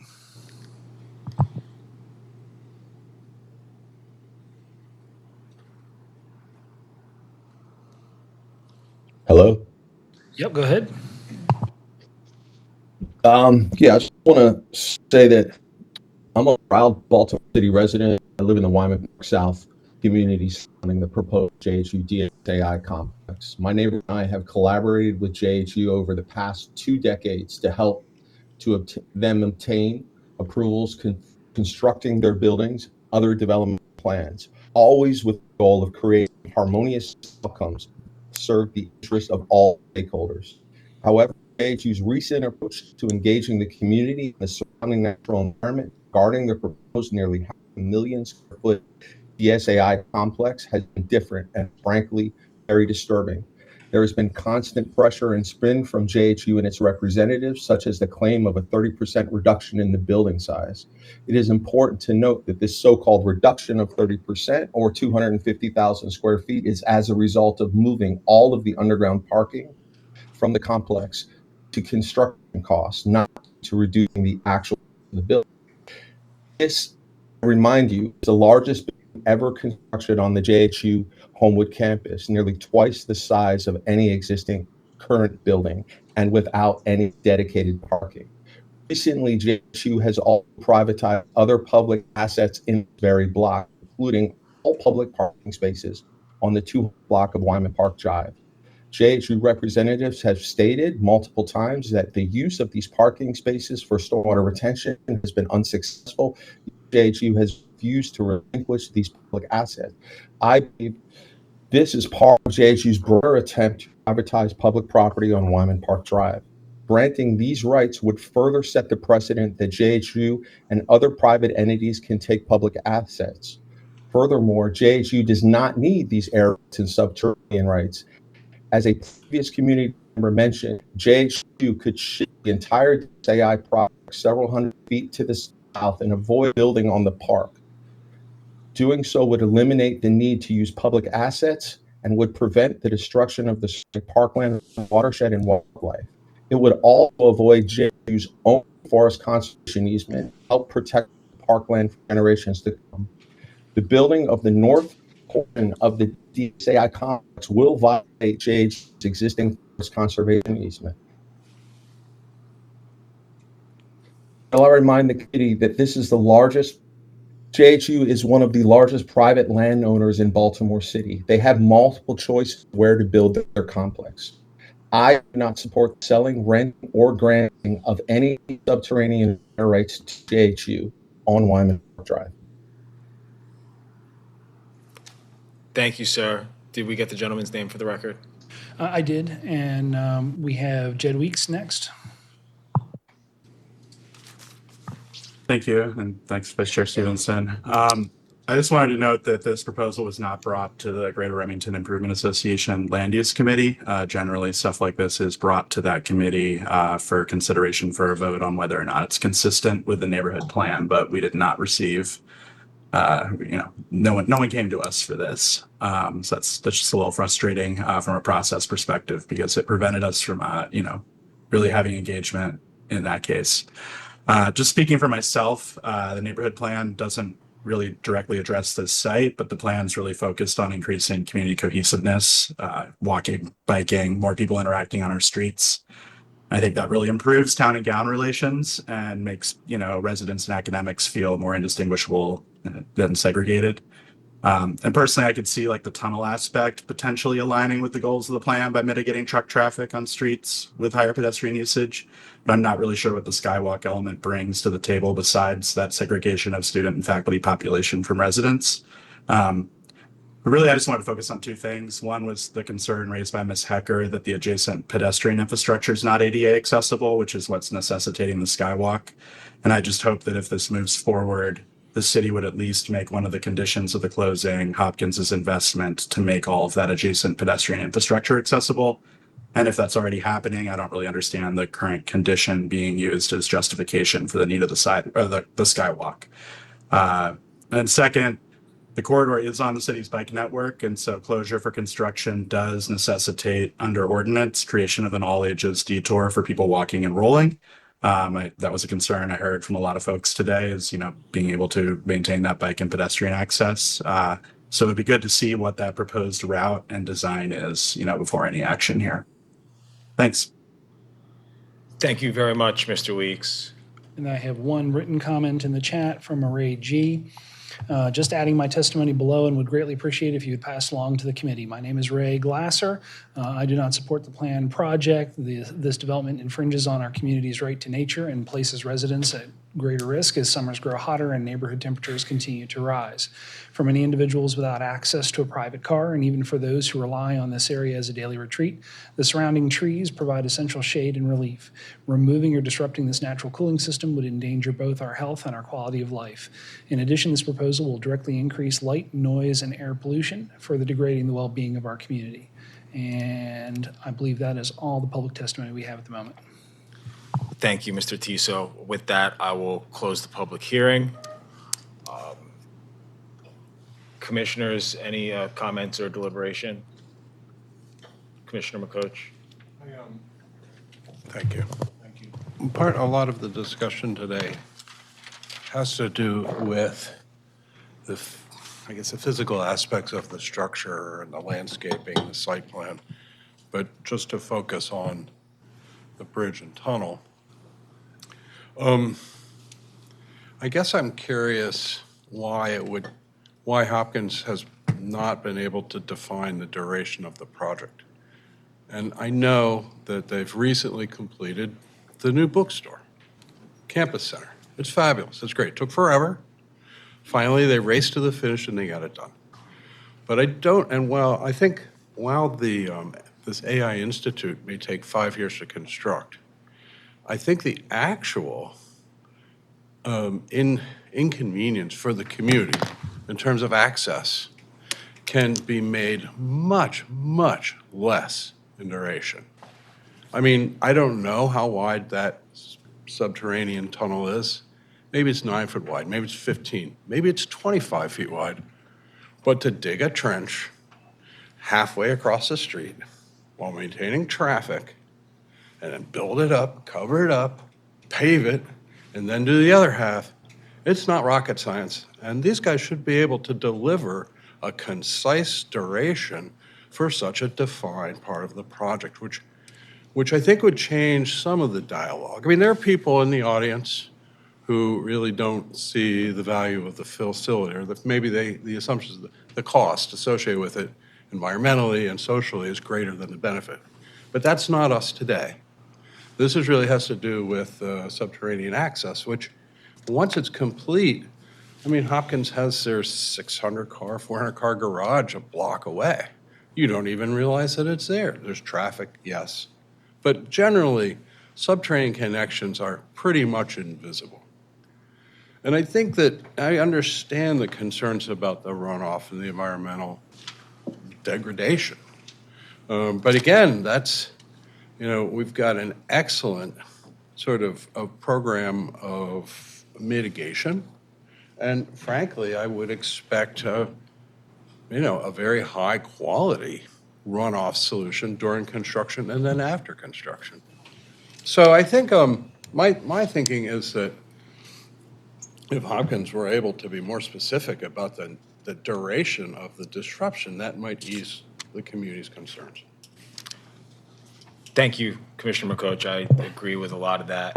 And, I agree with my point that you were reinforcing about erosion and sediment control regulations. I also want to validate the community's concerns that you can see clearly even on Google Earth that the erosion and sediment control could be improved. So I think some of the key issues that I hope will include in our recommendations will be related to,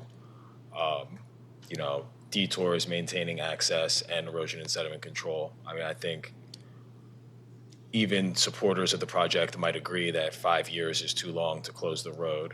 Doesn't make sense. And we should get some more clarity on that.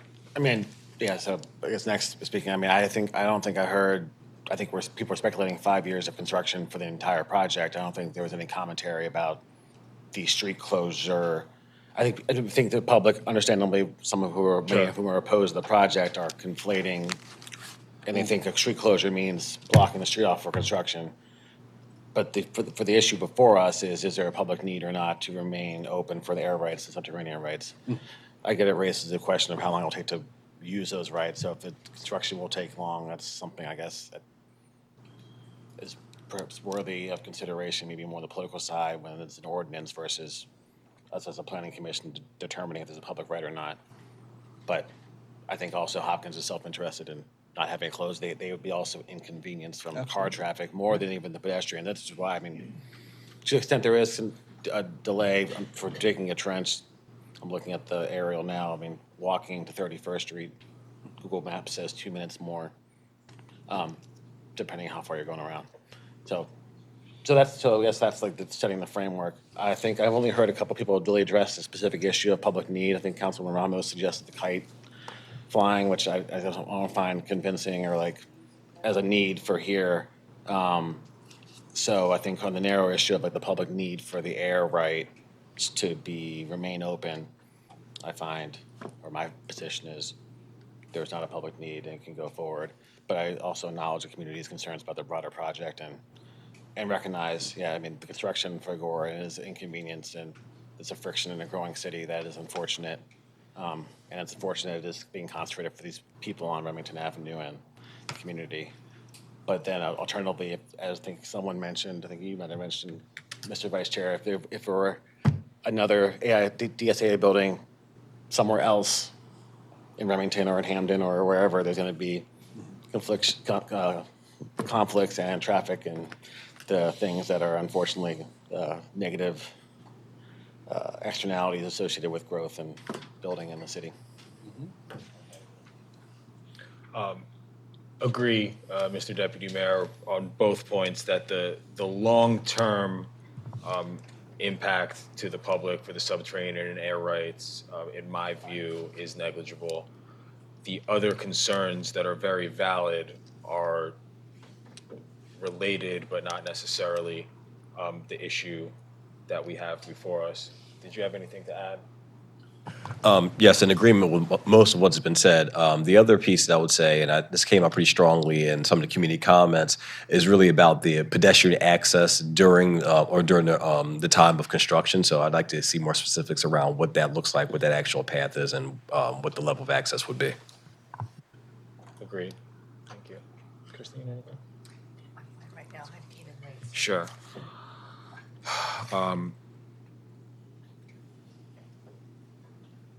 Other points that I just want to...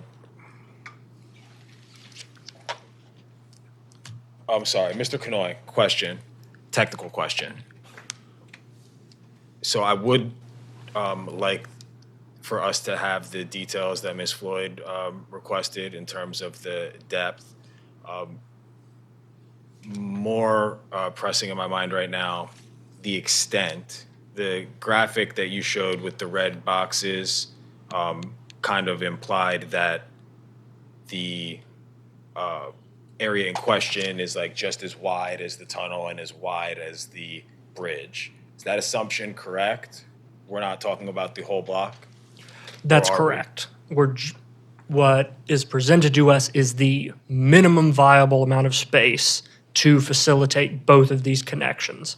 The specifics of the dimensions are something that are going to be required to draft the ordinance that would effectuate sale of the property, because we need to know what we're selling. So those will come. This is just the general discussion of, is this area considered still needed for the public, or can it be offloaded in some way? And, you know, other issues that were raised that I think are very important in the larger picture, the issue that was raised about access to transit during the detour period, not in the long term. And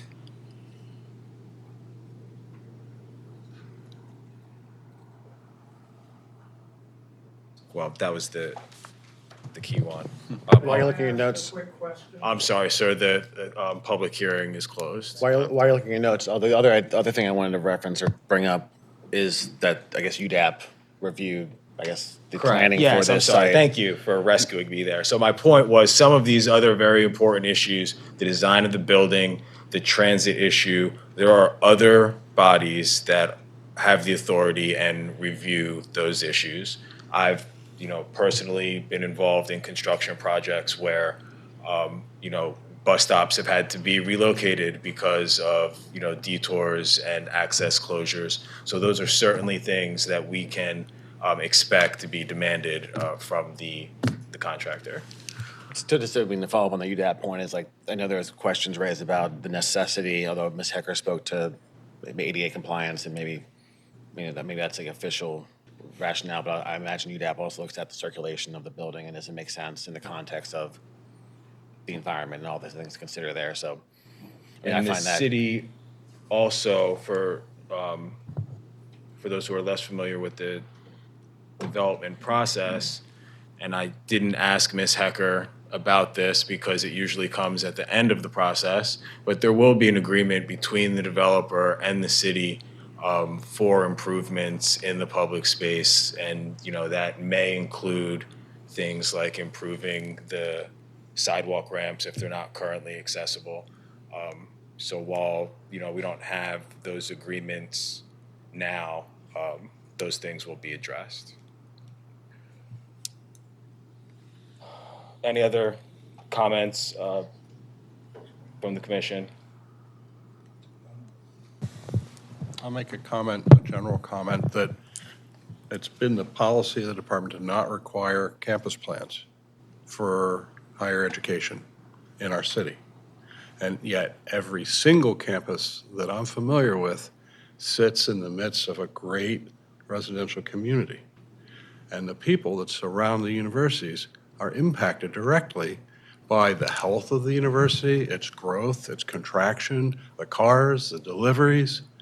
So it would be great if our city council people, perhaps, would press for a requirement to ask for campus plan. Because these are all legitimate concerns that can be addressed with discussion. And if we don't have a discussion until we're all sitting up here, it's that much harder. So there's a policy change, depending on how city council representatives would want to act, that could make this a better process. That's my observation. Thank you. If there's no further discussion, I'll entertain a motion. move to approve, I don't know if it's staff recommendation, or I'll move to May I? Thank you.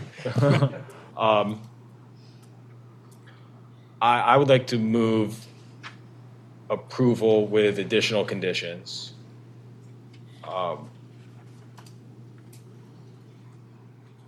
And those conditions are related to timeline. Not only providing a timeline for the overall project and the detour, but taking all practical efforts to limit the time that the right-of-way is closed. Even if these buildings take 5 years to build, there's certainly no reason to close that road for the entirety of construction. And even to go as far as means, as Commissioner McCoach proposed, to do it half and half are totally viable. So that would be my recommendation, and this will come again before us in its form as a bill, and so I would hope to see that information by that time. Second. Thank you. Mr. Secretary. Is Robin Allen attending virtually? Yeah.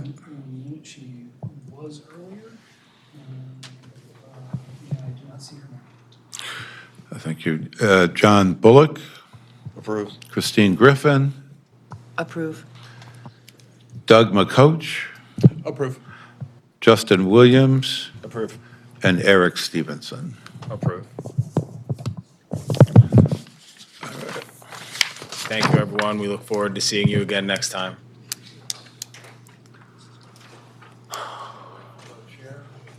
Yes, someone please bring Chairman Larry back.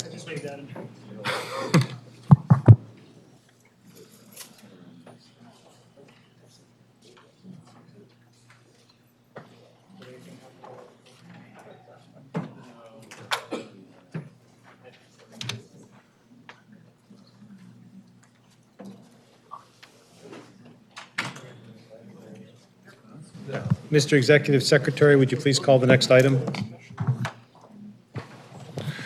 Next item on the agenda is City Council Bill number 25-0081, a zoning conditional use conversion of a single-family dwelling to 3 dwelling units in the R7 zoning district at 6901 Reisterstown Road in the 5th Councilmanic District. Brandon Canoy will present. Good afternoon, Commissioners, again. This is a request for a conditional use conversion from a single-family dwelling to 3 dwelling units at the address located at 6901 Reisterstown Road. The zoning district is R7. This is in the Northwest Planning District, and Carrie Nye is the district planner. We've got an overview of where this is located in the city, right there on the edge of the western border of the city right there. And then this is the overhead view. It's a corner lot, which is requesting this conversion. And then you can see the actual construction of the building there. This is the overhead aerial. This is looking mostly east, but at a little bit of an angle. And then this is the street view, kind of showing the actual scale of the building. And then I believe we have a back view as well. And in general, the zoning administrator has provided an opinion dated May 1 that this project would meet the requirements for conversions of single-family dwellings to multifamily in an R7 district, and noted that it's a conditional use by ordinance of the City Council. And then here are the conditional use approval standards, which we are asking you to consider for this project. These apply to all conditional uses in any district, and they allow us to determine whether a site is appropriate for a specific use. In general, conditional uses are considered approvable unless proven otherwise by not being able to meet these standards. However, this project does meet all of the standards listed here. It complies with section 5-406 regarding conditional use conversions. There are no exterior changes proposed to the building, and that means no proposed impacts to light, air, or access would change. Same with access for emergency vehicles. The exterior character of the block is not changing, and it would also meet the bulk and yard requirements for an R7 district, given that the site is approximately 4,300 square feet, and to allow 3 units, only 3,300 square feet are required. So there's an extra 1,000 square foot of property over and above the minimum here. And this change does align with the comprehensive plan designation for this area for the general land use plan for higher density residential uses. And Per our analysis, we find that this would increase the housing supply and it provides new units at minimal cost to the city and its taxpayers. So it will provide additional rental options in the neighborhood without severely impacting the community character. And we did receive community support from the Falstaff Improvement Association. And we did expressly reach out, the applicant did expressly reach out to Falstaff Improvement Association to make sure they were notified, and obviously they provided that letter of support then. The recommendation we have before you is to adopt the findings that we have in our report and approve this use. Thank I'll you. take questions. Yeah, thanks very much. I will note, as you say, there's a letter of support from the relevant Falstaff Improvement Association in the file. This is just a conditional use, no variances, correct? Correct. Okay. Are there any questions of staff? Just briefly, you mentioned it meets the bulk yard requirements. There's not a building square footage requirement? There is there's not a building square footage requirement. Each unit is required to have a minimum lot area of 1,100 square feet. This property has 4,300 square feet. So 3 units would require a lot of 3,300 square feet or larger. Thanks. Remind me, I guess, are we requiring floor plan, or is there a floor plan in the file, or are we requiring that these days? Since the code was modified to remove the square footage of the unit from the code, we no longer require that. Okay, so then I imagine, well, it's just on the building code, whatever the minimum. Correct. I think it's 128 square feet of a unit is the minimum viable product for what the building code requires, but obviously there are other codes that increase that sum. Yeah. It might be good to get that, I thought it was higher, but whatever it is, which I know that there is a code provision to, it's not worth stressing over, but it'd be good to get our hands on the specific facts. Okay. Is there anybody in the audience who wishes to testify, either the applicant or someone who wants to be in favor or opposed? Would you like to come forward, please? Sure. It's my first one, and Johns Hopkins really makes you nervous. So follow them. If you would just introduce yourself. Yes. And then just tell us anything you'd like to tell us about the proposed conversion, please. Yes, my name is Kelly Summers. I am the applicant on behalf of the owner. She is not here. Long story short, my client purchased this dwelling. It's already converted to a multi-family dwelling. She was under the assumption that it was all legal, compliant, and legit. The old owner showed her everything, rent roll. She met the tenants, everything. She contacted me, and I did some research, and to find out that, lo and behold, it's not compliant. It's still considered a single family. I found that out by going to get her a use and occupancy because she wants to start purchasing more homes in the area and helping the community. She is from the area, and so she wanted to be legit and everything like that. And then I found out that it wasn't. So then I figured out this whole lovely process. And so we started the process, and, she wanted to do whatever needs to be done to make sure that she's compliant and also to save these residents for these tenants that have been living there, for this whole time thinking that they were fine. So pretty much to save their homes and to make it good for herself as well. So that's why we drafted the whole bill, and sorry, I'm losing my voice. Before you now. So she wants to do everything that needs to be to make sure she's compliant. And after this, if it gets approved, then I'll go back to the permits and get the correct UNO, make sure everything was constructed correctly as well, get all the final inspections. So there, she's good to go. Thank you. It has to go back to the council, of course. Oh, yes, I know. Right, and I see that Councilman Schleifer's introduced the legislation.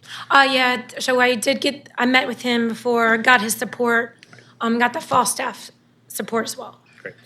Well, thank you very much for doing that. Any questions for the applicant? Okay, Okay, I think you might have said,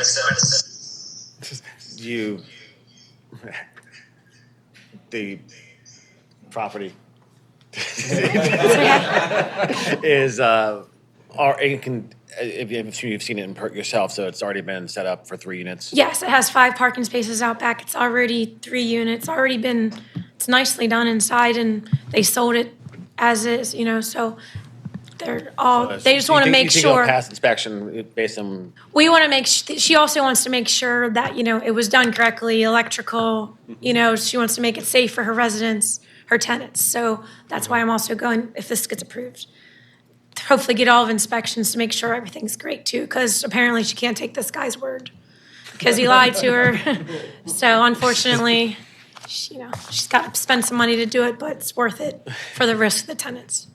So At some point, it would be useful to find out how the thing got converted, assuming it had permits of any kind to do the work. yeah, so I guess There they should have been didn't. I did find out that they tried to get the conversion, but he never followed through. Yeah. So. Okay, well, thank you for tidying it up, and I'm sure that you'll be fine in the council, I hope. So any other questions? All right, if none, is there a motion to adopt the findings in the staff report and to approve this application? so moved. Is there a second? Second. All in favor? Oh, sorry, roll call, pardon me. John Bullock, Approved. Christine Griffin, Approve. Doug McCoach. Approved. Justin Williams, Eric Stevenson, and John Larry. Approve. Thank you, ma'am. Okay, so that's it? That's it? Okay, thanks. That's it for today, yes, ma'am. Done. Thanks for being here. All right, we're going to move, Mr. Executive Secretary, would you call our next item, please? Next item is the FY 27 through 32 Capital Improvement Program kickoff. Sarah Parnellum will present. Hi, good afternoon. Sarah Parnellum. This is a non-voting item for discussion purposes only, but we are at the beginning stages of launching the process for FY 27 to 32 Capital Improvement Program. We usually come to the Planning Commission for the first time in January, but we thought that the Commission might want to weigh in as we're kicking off the process. This is an opportunity for both the Commission and the public to really weigh in as we kick off the FY 27 to 32 process. So we're looking for your feedback as we provide instructions to agencies, both in terms of the policy guidance for the upcoming capital improvement program, as well as any specific projects that the Commission might want to highlight, or sets of projects, themes for projects. So just by way of reminder, for those who may not be aware, by city charter, the Planning Commission is charged with annually submitting recommendations for the 6-year capital improvement program to the Board of Estimates, and that will happen in the spring, but we're starting to prepare for that now. And the first year of that 6-year program becomes the basis of the capital component of the Ordinance of Estimates, which is the city's budget, and is adopted by the City Council. So you can see kind of the progression here. Last year, we prepared the FY 26 to 31 capital improvement program, and now the FY 26 portion of that is the budget, and agencies have those funds available to spend. The recommendations that were in year 2 for FY 27 are moving forward to be the budget year. That's the assumption that we're starting the process with, and everything kind of cascades from there. By policy of the Board of Estimates, capital projects are physical betterments or improvements or any studies relative thereto. And so there's a few things that are excluded from the definition of a capital project. So it's not things that are less than $50,000. It does not include vehicles, even our very large vehicles such as fire apparatus or fire boats or that type of thing. It does not include repairs or maintenance costing less than $100,000 or that are emergency in nature. And it only includes salaries that are directly related to capital projects. So just to put the capital budget in context, if you think about the city's total capital needs, they're enormous, right?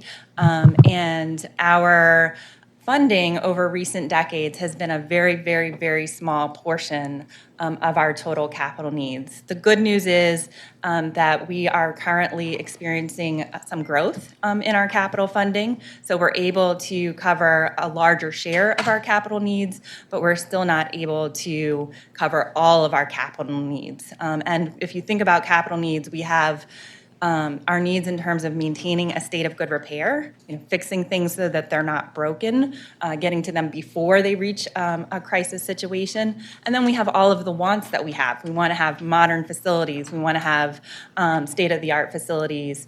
And so we have those capital needs as well. And so we're balancing all of those needs. Just in terms of the process, as I mentioned at the beginning, we are right at the beginning stages.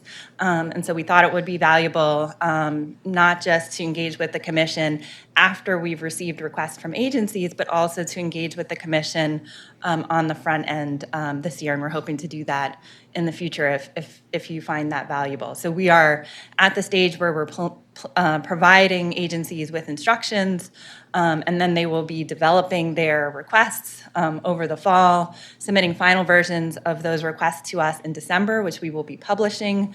And then the agencies will be making presentations to the Planning Commission in January. We'll have that work session again in late February. The commission votes in March. And then the recommendations go through the rest of the approval process, Board of Finance, Board of Estimates, and the City Council. So we developed several years ago. I don't know if any of the current members of the Planning Commission were part of this exercise, but we worked with the Planning Commission as well as community stakeholders to develop a set of evaluation criteria. We're going to be asking agencies this year to identify which of these evaluation criteria are most relevant to their projects. So you'll be able to see that as you're looking at recommendations this year. And if you have any comments on these, if there's something that you think is missing or we should tweak, please speak up. And then I just wanted to provide. I'm sorry, Sarah, could you go back a slide? Comments on these, meaning, I mean, those are just pretty broad headings. Have we looked previously, and I'm relatively new to this cycle, but are there more detailed versions of those evaluation criteria? Yeah, so we have definitions for them that we have available. They're actually on our website, and I can share them with the commission. Yeah, it'd just be useful as a framework if you don't mind. Thank you.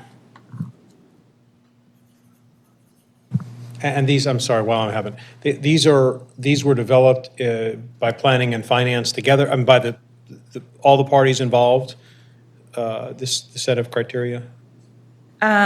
They were developed with a focus group. So I think the focus group was primarily alumni from the Planning Academy, and then workshopped with the Planning Commission. I mean, it seems like a totally reasonable list. I'm just trying to understand the development of the framework. Thank you.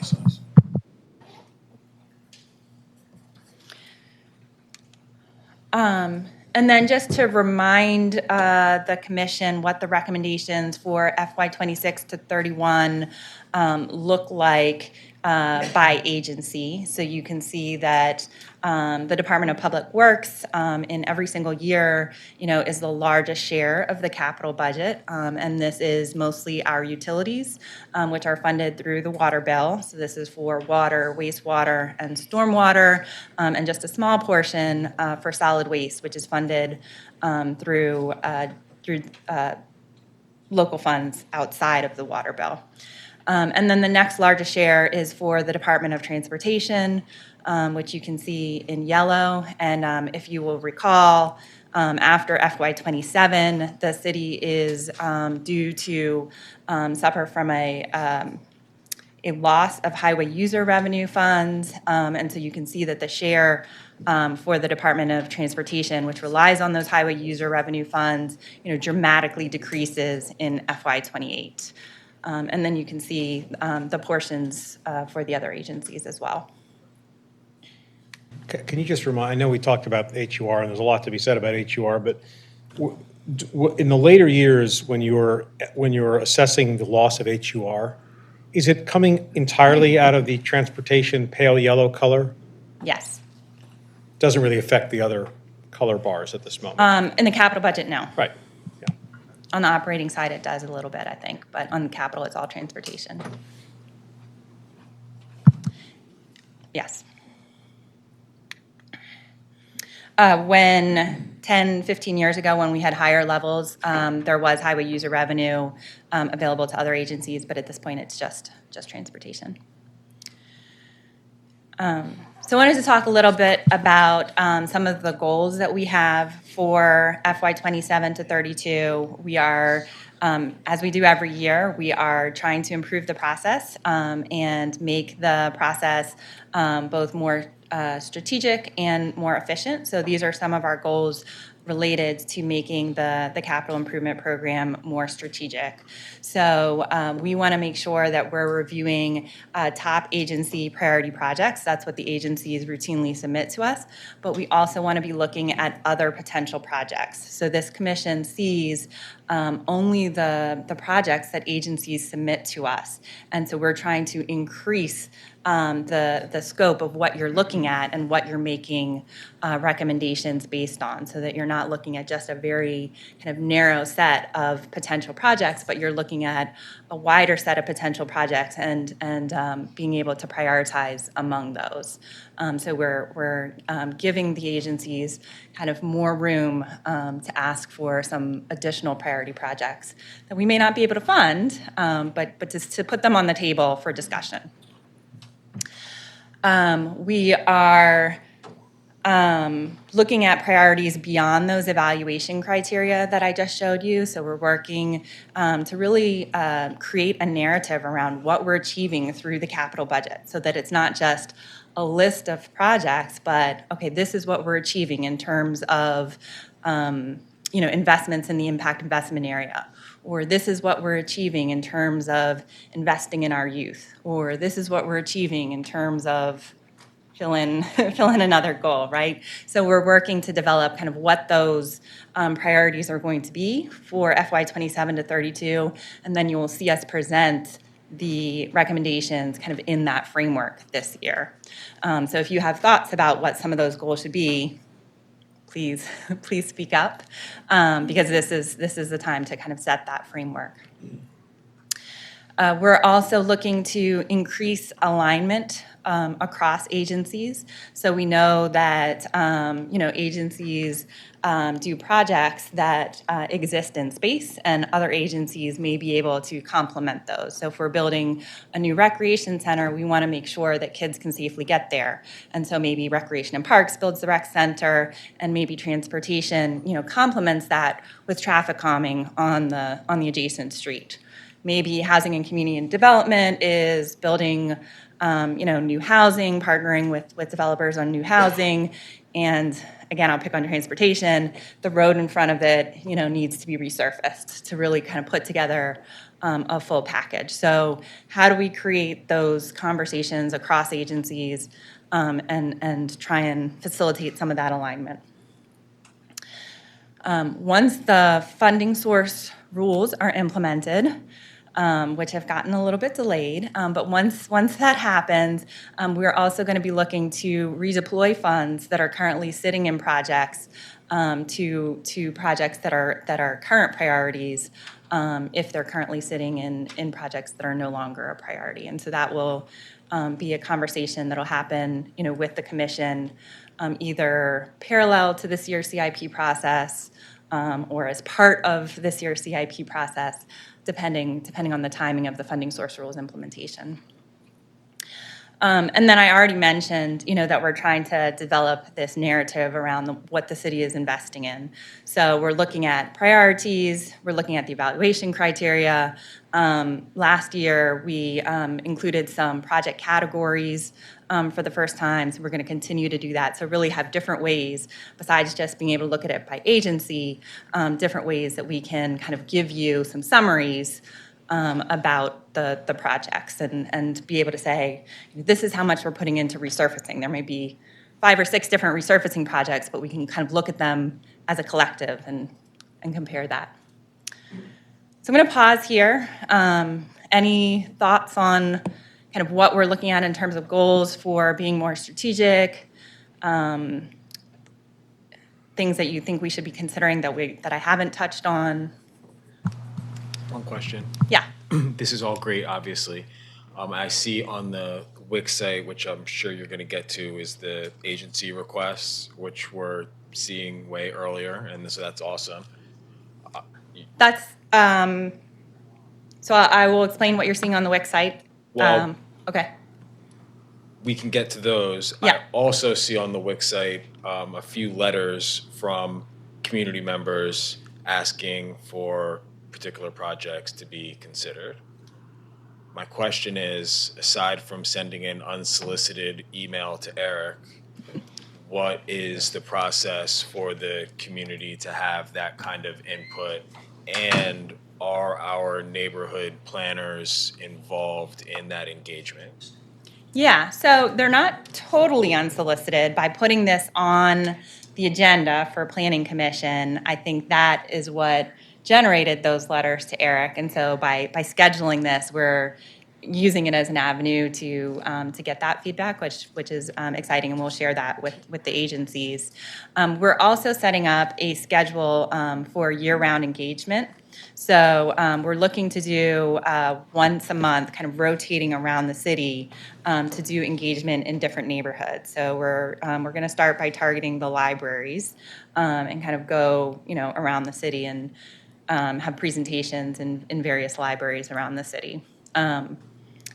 And once we run out of libraries, then maybe we'll, go to other venues. But that's what we're looking at. We did some of this pre-COVID, and it was really well received. And then we tried to do it virtually, and it was not well attended. So we're trying again to do it in person. Can I add a couple? Yeah, well, I was just going to add, I think additionally, the neighborhood planners could be helpful, especially in our communities that have master plans and community plans. And as I say that, maybe they could be equally as helpful in the communities that don't. Yeah. So we have been engaging with the planners to understand kind of what's coming out of community plans that have already been developed that should be flagged for agencies as they're starting their requests. But yeah, they can engage, neighborhoods. I was thinking that they would be part of these sessions, but they can be engaging them outside of these sessions as well. Director. Yeah, I want to make this a little bit more complicated even, for your sake. I mean, there are two roles here for the commission, right? One is reducing the amount of requests to the capital budget. The second one, which we're exploring today, is how do we align it with planning efforts, right? That's the issue. We really haven't talked about that for a decade because the resources have been so limited. They basically go to almost emergency level projects. So with the change in whether it be hopefully HUR funding, but the bond, raising the bond limits, the new money from the state on the vacant housing initiative, there's an opportunity to include it in our planning efforts. So that makes us look at our small area planning efforts. One conclusion we've had is the present system, which is demand driven, is not equitable. So there's a process going on within community planning, which we would hope you participate in how do we initiate that planning effort, and where do we initiate that planning, and how does that work? We have some ideas. We have some things we've done in the past that worked, so we want to talk about that. And then within those planning efforts, which hopefully the agencies are involved with, how do we filter the recommendations of the plan so that there's comfort level that we can actually implement them? So all that's kind of in play, and I hope through this CIP we keep having these discussions, and by the end of the year have essentially a new small area planning process defined. Thanks, Sarah. Chris?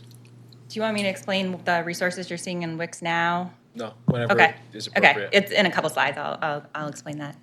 Did you have something else? No, I was going to ask if anybody else, please go ahead. Okay. So these are our goals related to making the CIP process more strategic. And then we have some goals around the process itself of developing the CIP, which includes our goals around expanding community outreach and thus setting up kind of these monthly sessions. And I suspect that once we start doing those, then the demand may increase, beyond those, but that will get us out in the community and have people talking about the capital budget, I think. We're also trying to increase transparency. So we are looking to, publish our reports in more timely fashion. We really expanded last year the number and type of reports that we published, and I think we're continuing in that vein. So we're trying to improve our reporting capacity. We've been presenting to the city council on a quarterly basis with some information about kind of the status of projects, so we can bring that into this conversation. So really trying to bring kind of all of these different pieces together. And then more internally, we're working to improve kind of data collection and submission and review processes, all those types of things, which will lead to you having better quality data to make decisions based on. So that's kind of in terms of a process side of things, what our goals are for this year. Again, I'll pause if there's anything in terms of process that the commission wants to. I could say this, I guess, equally well at the end, but I'll just say it now since you sort of asked. First of all, I just want to say I cannot tell you how much we appreciate the work that you've put into this. You personally and the entire team, this is really, I'm still catching up a bit because this is my first CIP cycle. Others on this commission have been here longer, and I quickly learned about the concerns they have, and I share them. Everything you're doing makes complete sense, and I appreciate everybody who's involved in doing this because it really will make this better. All the things, outreach, transparency, reporting, et cetera. So, congratulations on that. We want to be as supportive as possible. I'm sure that we will have our own ideas, but we also encourage you to sort of suggest to us areas of inquiry. I mean, you're our professional staff, right? So this, you're living it every day. So if you feel free to help guide us, I'm sure we'll push back where we think we want to push back, but be proactive.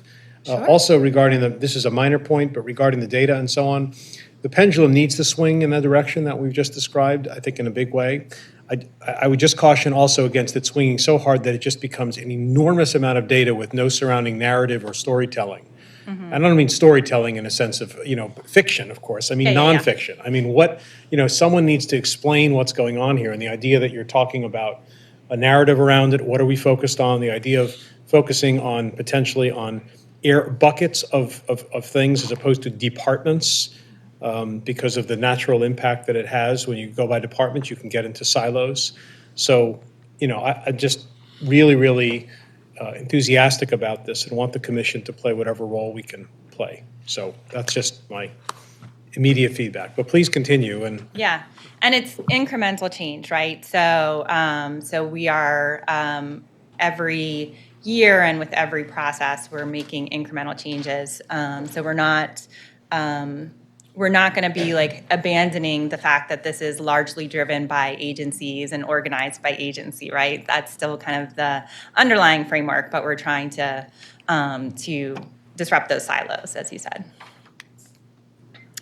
All right, so the rest of the slides here are really going through agency by agency and providing you a refresher of what was in last year's program. So these are not, Commissioner Stevenson, to your comment, these are not their requests yet for this year. We haven't solicited their requests. This is what was in the program last year to refresh your memory, because this is the starting point for preparing this year's program. So if there's anything here that you're like, why are we spending, $2 million on that? We should be spending $2 million on something else. Please flag that, and we can have those conversations earlier rather than later. It'll make it more productive. And then the materials, you saw that there's a document for each agency on the WIC site. Those were follow-ups that we sent to the agency the chair had asked us to let agencies know as a wrap up to last year's CIP process, to let agencies know what the Planning Commission had discussed. And so we, sent each agency a letter and said, this is what changed from what you requested to what was recommended. These are the highlights of what changed. And then these are some of the things that came up in the Planning Commission's deliberation. So for this first one, for Baltimore City Information Technology, one of the things that came up was CCTV cameras, and asking BSIT to take more of a leadership role in working with agencies, so that Rec and Parks isn't doing their own thing, and another agency is doing their own thing, but that effort is coordinated. And so that's what you're seeing here is our best effort at summarizing the deliberations from the discussions in January and February and March maybe that the commission had, and providing that to the agencies as they start preparing for this year. So that's fresh in their minds. So if there's other things, or if we have captured anything incorrectly, that's the idea here, right? Is to go through and say, is there anything else you want to flag related to BSIT or any of these other agencies? I can't recall. I've looked at these, which are attached, as you said, or posted on the site. Are we seeing these documents in this form for the first time as part of this presentation? Okay. Yeah. I just want to add that we're trying to make things a little bit more straightforward here by giving you this list, and you can compare to what the agency said last year and question a change. Right? You can ask, why did it change? And that will help you narrow down your review of the CIP a little bit. Last year, you could have asked about any project, right? Because it might be the first time you've seen it. This year, it'll be a little bit easier if you want to ask that question. So, go ahead. No, I was just trying. So starting with BSIT, is there anything any further discussion about kind of the commission's interests in BSIT besides the two items that you discussed previously, which were CCTV cameras and also Unifier? So we saw Unifier come up in BSIT's request. We saw it again in Rec and Parks' request, and kind of wanting more clarity around roles and responsibilities there. Is there anything else related to BSIT? I'm a little concerned about the prospect of going through each of these slides in real time without us having really sort of had a chance to understand what exercise you want us to engage in. Okay. I guess my question, and these are really helpful, these summaries of our last year's sort of the record. What is the window of opportunity here for us to engage in this exercise productively and contribute to the process? So, no, go ahead. So we're sending out instructions to agencies next week. So we're kind of at that point. This session got delayed. It was going to be earlier in August. So I was just hoping to have, not to go through these in any great detail. These are really just for reference, but just to quickly go through each agency and see if there were things that you wanted to identify as priorities. And then if there was anyone from the public who wanted to do the same. I doubt BSIT is not necessarily the one that's going to have the most conversation, so we can move on, but I just wanted to. Sir, I have a question for you. Over the past 2 years, we've tried to get a better understanding of the cash flow and its implication for the capital budget. And I was just wondering, let's say using BCIT as an example, and for one reason or another, they had a approved expenditure of $1.2 million on software. But as it turns out, they only spent $800,000. Does that residual amount somehow inform the spreadsheet? Not this spreadsheet. This spreadsheet is a summary of what is in the program. Right. But we can provide you with a complementary spreadsheet that shows you the expenditures and the balances for projects.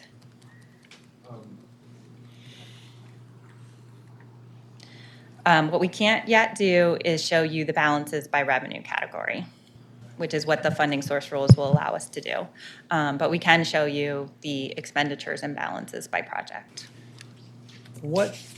When you say next week you're going to send out instructions, et cetera, are you sending out something that says, here's the format to use, or are you sending that out with some sort of editorial comment or direction about what you want the agencies to do or focus on? Like the question you're asking us, has that question been pre-digested by others, including you and others in the city?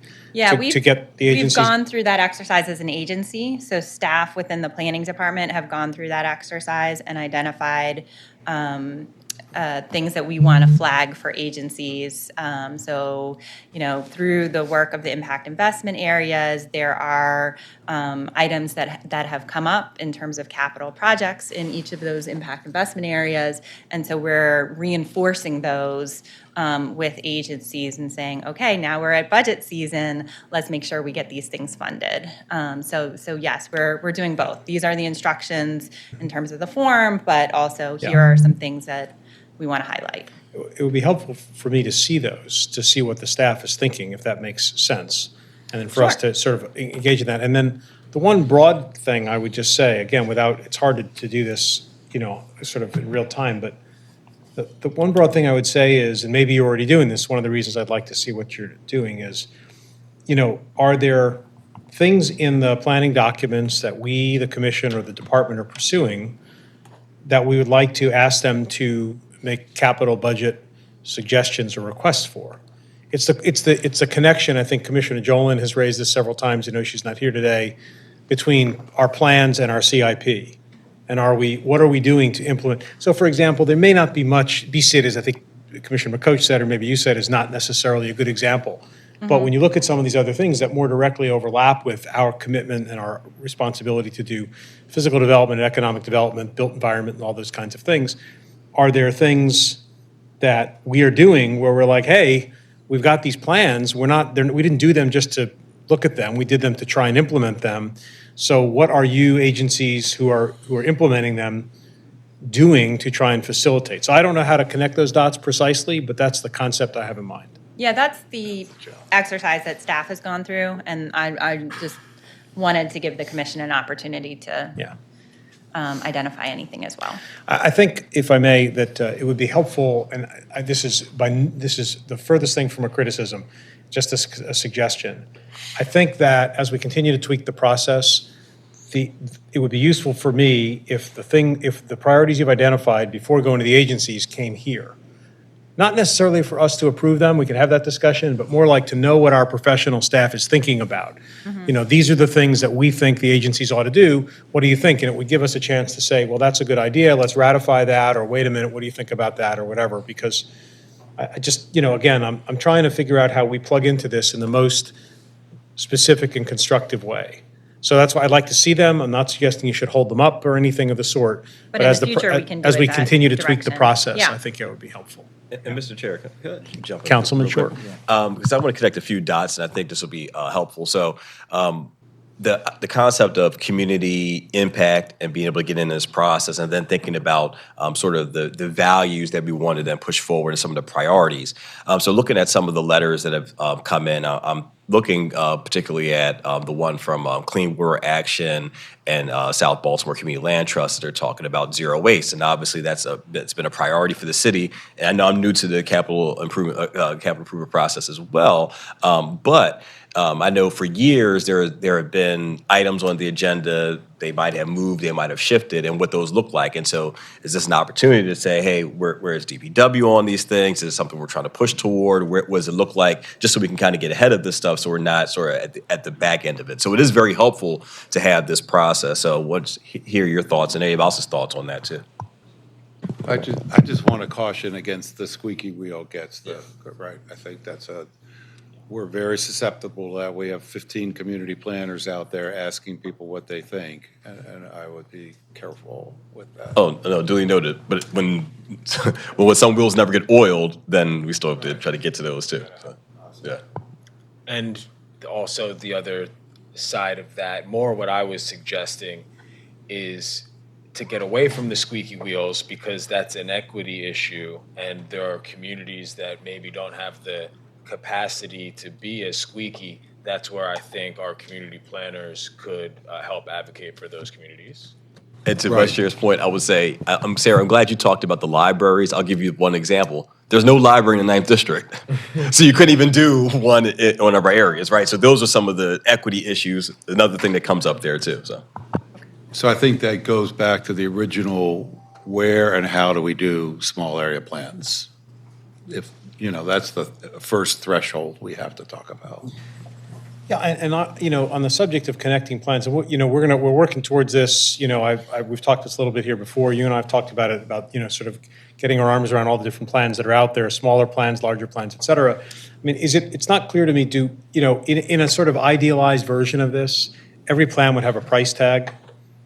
Instead of a plan that says we should do these things, we should build this park, we should, whatever might be in the plan, would say, and if you want to do this, this is a $22 million plan. And then at some point, you can prioritize not just by sort of saying squeaky wheel or whatever. You would sort of say, well, how much money can we allocate? And let's go through the plans and figure out how to prioritize. Because I think the problem with my concern about having so many plans is that not only do you have a lot of plans, it's hard to prioritize, but they start to become sort of, they're abstract in a way. Because implementation of most of those plans involves the expenditure of money, in a lot of cases, capital budget. Does that make sense? I mean, I'm just trying. Yeah, so that's a good point. So one discussion would be sort of from a percentage standpoint or a real number, what part of the CIP are we dedicated to a planning effort? I'll give an example with Rec and Parks. They used to go out to a community and say, what do you want in the rec center? And they would get a $50 million request for a $20 million budget. They didn't go out and say, we have $20 million, what do you want? So that might be a starting point for the commission, that approach.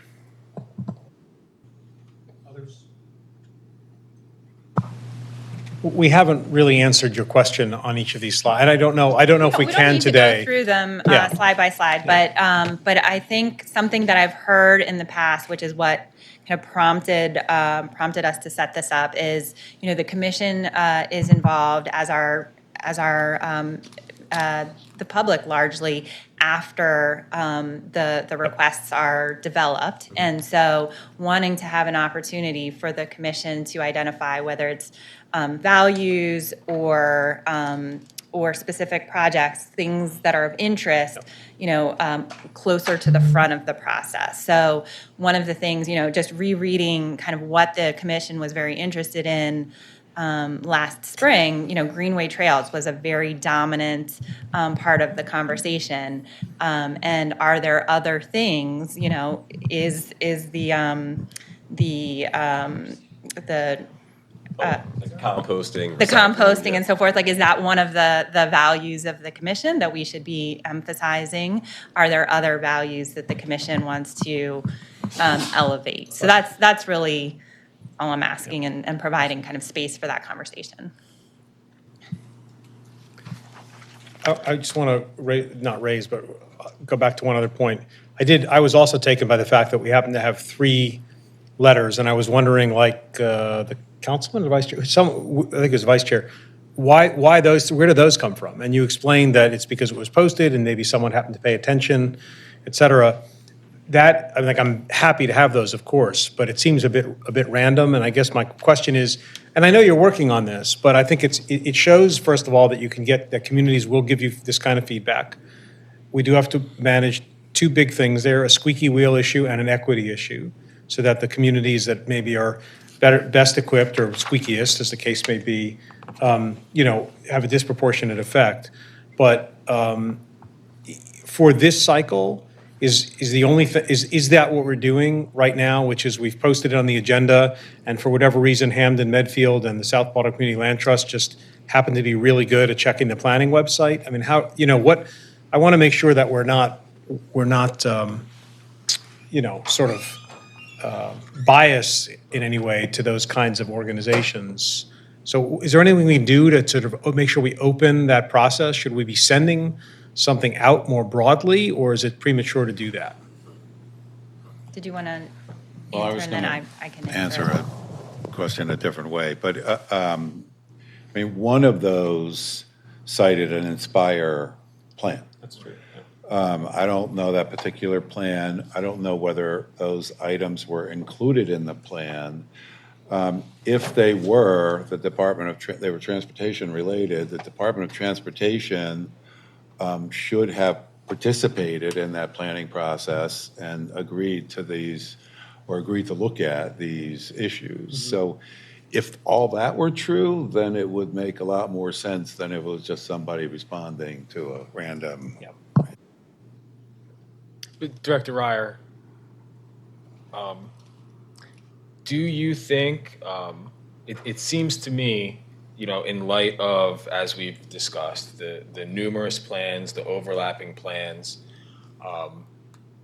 and our wide view of the whole city, do you feel like the community planners would be well positioned to sort of decode those priorities so that we are not receiving as a commission hundreds of letters from all over the city where we're not necessarily as familiar with the intricacies of multiple plans? Whether this year or in the future, it just seems to me like the community planners, because they've already got those relationships, they're already familiar with the plans that are active in their geography, could be really helpful in collating those issues. No, I totally agree with that. We're trying to figure out the structure, and they are trying to figure out the structure. But what looks like what's been successful in the past is there has been sort of a collective approach to a group of neighborhoods, and a group of neighborhoods define goals with the city. And out of that planning process may come a CIP recommendation that the city can accept. I think that addresses the equity issue, and it gets at a larger process than what's going on in my immediate neighborhood.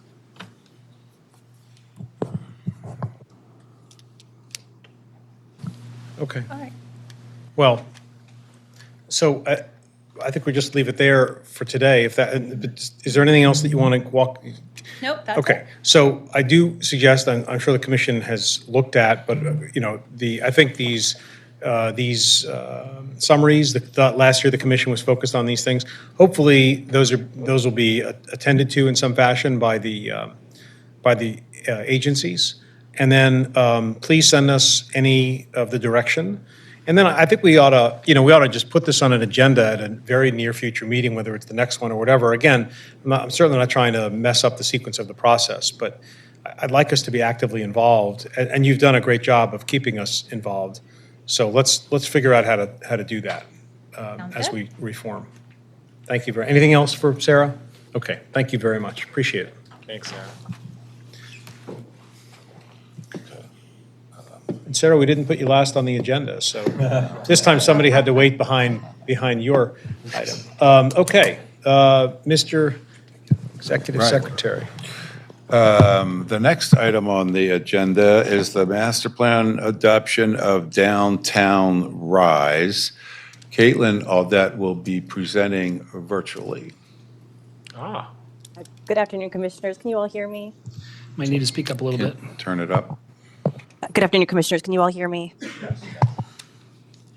No? Yes. Yep. Okay, good. I apologize for not being in person today. I tested positive for COVID yesterday, so I don't want to start a new pandemic in the planning department. So I am quarantining in my basement, and I appreciate you all indulging me by allowing me to present virtually today. Next slide. So today I have to present to you the Downtown Rise 10-year master plan. I'll be joined by several colleagues, including a representative from the mayor's office and representatives from the Department of Transportation. But first, I'm going to go through this and through our typical slides before we transition to a different slide deck. So this is an informational session for the Downtown Rise 10-year master plan. There will be no vote today. The intention is to return in October. My name is Caitlin Audette, and the petitioner here is the Mayor's Office and Downtown Partnership. This is obviously within the downtown area, for which I, Caitlin Audette, am the planner. Next slide. So for conformity to plans, the 2024 Comprehensive Master Plan for the City of Baltimore was enacted in December of last year. The master plan included a section on planning efforts in the city with a specific area around downtown. This portion was developed alongside the Downtown Rise 10-year master plan, and the information within the Comprehensive Master Plan is mirrored in the Rise document. Next slide. The proposal is for a high-level master plan for downtown. It includes some specific implementation tactics, which are still very broad, but they're related to two overarching goals, one of which is to promote development and redevelopment with a focus on vacant and underutilized properties, and the other is to connect assets and institutions. The plan is intended to be a living document that can be updated as additional studies are completed. This includes the ongoing traffic study for downtown that is currently underway by DOT, among other plans. Additionally, the plan co-locates information from a variety of existing plans and other sources. So I've outlined the downtown plans here, and then if you go to the next page. Next slide. You'll see citywide plans. And so the idea here is that instead of having to go to all of these different plans that talk about downtown, you can now go to just the Downtown Rise document, which will incorporate elements from each of the plans. So you'll notice, it has references to requests in the Inner Harbor 2.0, requests from the Old Town Master Plan from 2010 and 2016. A lot of these look at lots of plans that have already been adopted and just kind of puts them in one bucket. Caitlin, can I Next slide? just ask you to hang on one second? Just for the record, the chair is asking the commission to take judicial notice of the number of plans on these two slides alone. There's a lot of them. Okay, thanks.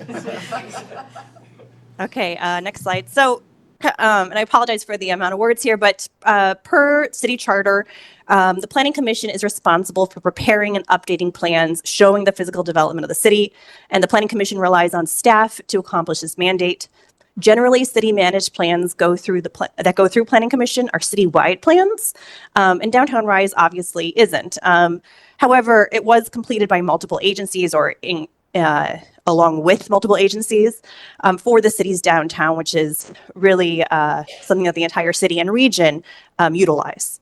So its adoption by Planning Commission as a city managed plan is appropriate given how widely utilized it is by the entire city.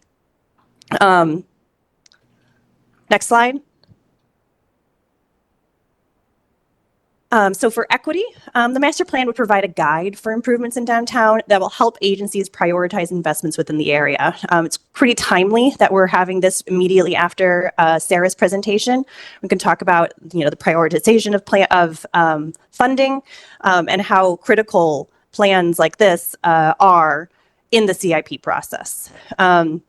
So these can include transportation improvements, focus on addressing vacant storefronts and connecting downtown to adjacent communities. The plan will allow property owners and developers to better understand proposed changes and their potential impact on their property. It'll provide clear guidance for advocacy. As for engagement, over the past 2 years, and we'll get into this in more detail in another slide, there has been active engagement with the public, including several public meetings. Today will allow for further engagement and discussion, and the hope is that we can get questions from you all, from the public, that we can study and return to answer at a later date. As for internal operations, this will provide agencies with a clear path for downtown priorities. Next slide. So the agenda was sent to 17,000 unique emails that are on file with the planning department, as well as 100 individual downtown stakeholders. I believe we have 9 letters of support that are on the Wix site. we do not have any letters of opposition at this point.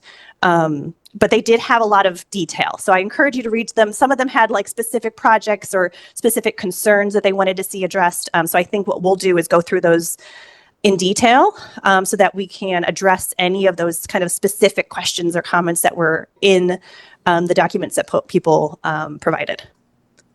Next slide. So the recommendation is approval, but there will be no vote until a later date. And now I'm going to transition, similar to how we've done other plan adoptions, to the slide that, to the presentation put together by the applicant, which includes planning. Next slide. Who will we hear from next, Ms. Shalana? So- Okay, so that's fine. Kate, we got it. Caitlin, first of all, Caitlin, thank you very much for your heroism and appearing and in your judgment and not appearing. So we're glad, and thanks for your hard work on this, because I think everybody knows no one's worked harder on this than Caitlin. So thank you. One specific question for you, Caitlin, maybe a note, is you mentioned the letters, and we'll hear testimony today if people choose to testify. I'm not suggesting, we'll see how it goes. I'm not suggesting that at the end of this, we're going to say, we'd like to approve the plan with the following 10 amendments. I guess it's possible. We certainly have done that before. But I would like to at least be able to document comments that come up in this approval process, so that as part of the commission's ultimate approval of the plan, that input is taken into account. And if the commission thinks there are things in the staff's summary of those letters that are worth incorporating, again, whether it's in the plan document or whether it's just sort of in general implementation, I'd like to keep those sort of on the record and not just sort of say, hey, thanks for the letters. So Yeah, let's I just think the let's intent just is see to how that actually goes. update the plan to acknowledge what's in the letter. So there may be items in there that say, this is a specific concern we have, and if we can add that as a item within the plan, that would be great. That's why we're taking a whole month, right? So we have all of September to make modifications, to continue to seek responses. So yeah, definitely not going to just be listening and not modifying the document. I think the goal, at least my goal, is to actually modify the document as necessary. And when we come back in October, have a point-by-point list of here's what we changed or here's what we didn't change and why.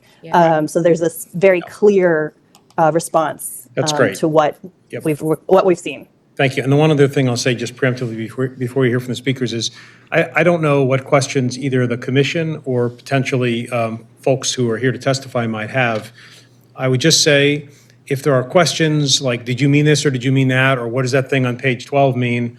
Let's try and answer them. Okay. But the purpose of doing this format, as frankly we've done for other things lately, is for questions that are more complicated, that need someone to go do a little bit of checking or development to give us the right answer, as opposed to this is what I think answer. We're happy to have you say, may I please get back to you? And that's what the next meeting is for. So please don't be shy whatsoever to say, here's my initial thought about that, or frankly, I'd just like to get back to you. And then we'll account for all of that at the second of these two meetings. Does that make sense? Yep, it Okay. does. All right, well, thank you very much. Please introduce yourself if you don't need no introduction, but go right ahead anyway. Thank you, Mr. Chair, and to the commissioners. Appreciate the opportunity. Today, I'm Shalonda Stokes, the president of Downtown Partnership of Baltimore, and in that capacity, our organization is really focused on the cleanliness, safety, and creating vibrancy in the core of downtown, with the hope and impact that it reaches into the broader downtown neighborhoods. To that end, and we saw it in Caitlin's presentation, partnership is the core of our name, and I say it every time I get a podium. I've never seen as much coordination as I have now with the leadership and the plans as we saw as today. And Mr. Chair, as we were listening to Sarah's presentation, I was like, man, the good news is we're putting all of these plans into one plan, like check, layup, I'm coming up next. And then it was, but the budget attached to it. And I think as we've gone through this process, the human capital that's gone into helping us get here gets us to a much better place and being able to prioritize, and you can see that. So just excited about being able to share that.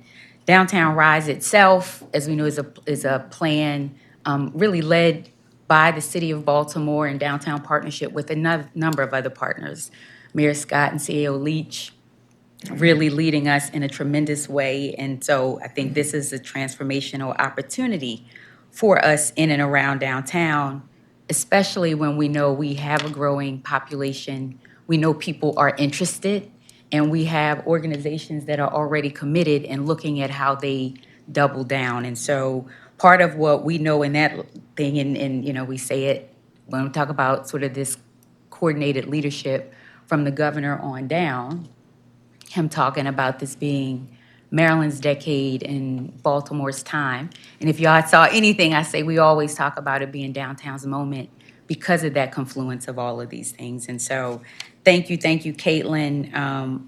Patrick, I know is coming up as we talk about DOT, but these partnerships really matter for us as we have this investment. So when we talk about RISE, and the base of this is the 10-year master plan, but just for the purpose of just on the record, want to make sure that people understand this is sort of a two-parter. We have the strategic action plan, which we started last spring, which has 39 action steps, a website. You can follow the progress. It's quarterly updates. It's important to state that because this is a both and.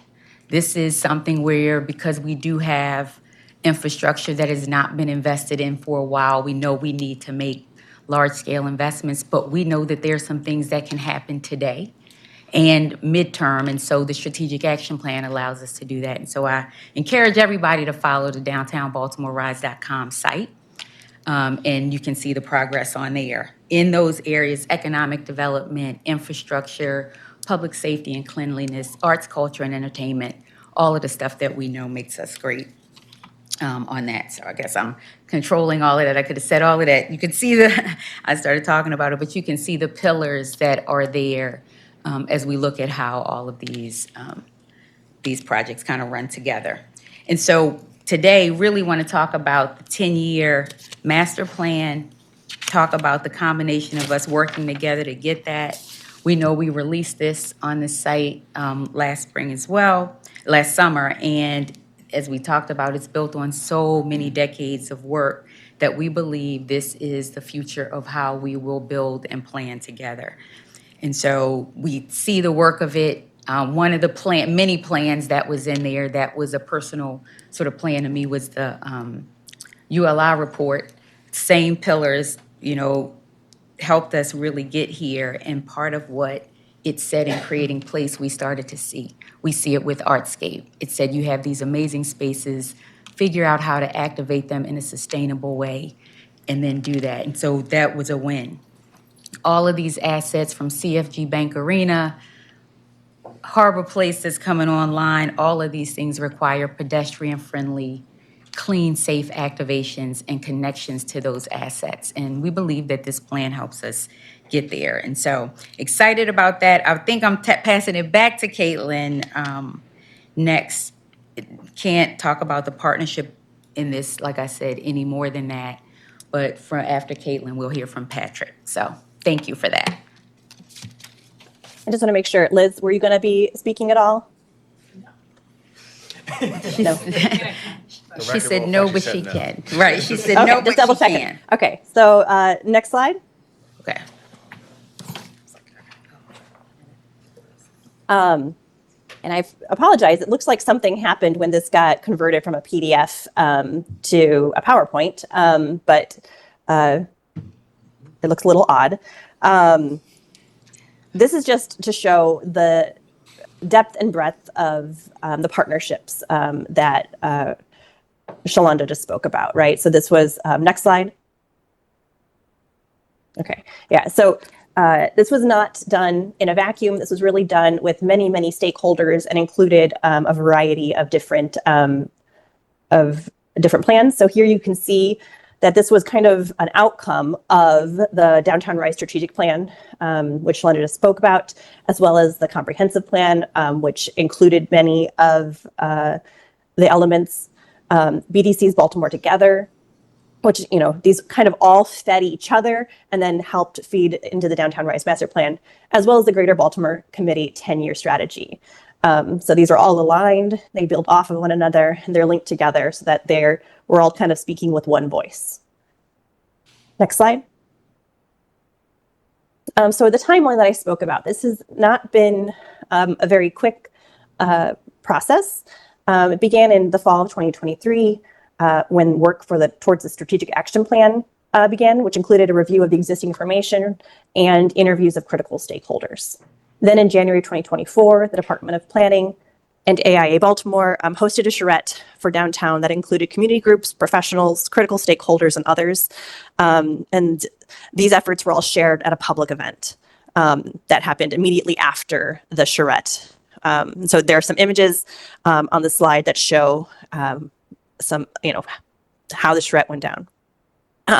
So planning staff then presented the outcomes of the charrette to the Planning Commission and again to UDAP. So I'm not sure if we've ever done that before, but it was a really useful process. We got some great questions from the commission and from the UDAP panelists, and it was a really good way to refine what we had initially put together following the charrette. Then in May of 2024, the Downtown Rise 10-year vision was released. And this started that public conversation about a plan for downtown. And then in July of 2024, an event was held at the National Aquarium to share the vision in a public way and to start beginning to solicit feedback. That continued in September of 2024 with a public event held at Lexington Market to guide the vision specifically for Utah Street. Then in December of 2024, as I've already mentioned, the comprehensive plan was adopted by the mayor and city council, which included specific recommendations for downtown. Next slide. So a lot of the document talks about creating a livable downtown or a livable city. And so what does that mean? And so that's something we needed to define in order to reach. So a livable city promotes equity, opportunity, and a quality of life. And it prioritizes transportation equity and choices. So it's not to say that you can't drive a car downtown, but you shouldn't only be able to drive a car downtown. So we want to make sure that there's access for vehicles, pedestrians, bicyclists, all the various modes of transportation. Safe streets. Something that wasn't in the last slide, but I believe is in the staff report, was the 2022 ULI, which the Urban Land Institute had an advisory panel that basically said, downtown Baltimore is fantastic. You have really amazing assets, but they're not connected, and they're isolated from one another. So all of these things basically speak to that, right? Transportation equity and choices. How do you get from one asset to another? Safe streets. How do you feel comfortable walking from one asset or your home or your parking spot or wherever it might be to another? Walkability. So if you come here for a show at the CFG Arena, how do you get to Lexington Market for lunch afterwards? Housing diversity. If you choose to live downtown, can you live here regardless of your income levels and regardless of what kind of home you're seeking? High quality services. Can you access retail and grocery, healthcare, community facilities, green space, and education? And also, can you access your jobs? So this is what makes a livable city, and it's really the guiding premise for the RISE master plan. Next slide.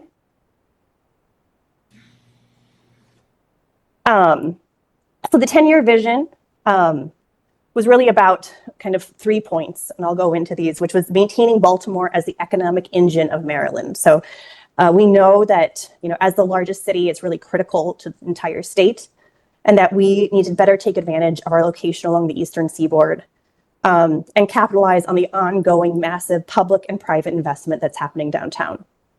And that downtown, again, this is something that's going to be brought up time and time again, must be safe and comfortable for pedestrians. So Patrick will speak about this shortly, but categorizing the streets within the Complete Streets Manual to foster a safe and connected walkable downtown, and prioritizing multimodal transit investments. And then the last big point from the vision was to connect the amazing assets already downtown. I've hit on that, but how do we make travel between existing assets intuitive, and how can we activate the street level? Next slide. I'll hand it over to Patrick.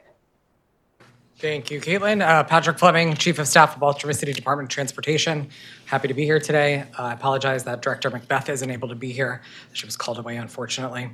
Overall, the goal of Downtown Rise is to make downtown a more pedestrian-friendly, safer, and rich experience for everyone experiencing downtown for live, work, and play activities. Investing in road diets, vibrant public space, and the street-level experience have both economic and social benefits. Coordinating with the city's Complete Streets Manual, the work of the Downtown Rise is an intense coordination, prioritization, and sequencing. As we look at the investments in the stadiums, the promenade, the harbor place, and other key assets, we can leverage this work to address the decades of disinvestment. Next slide, please.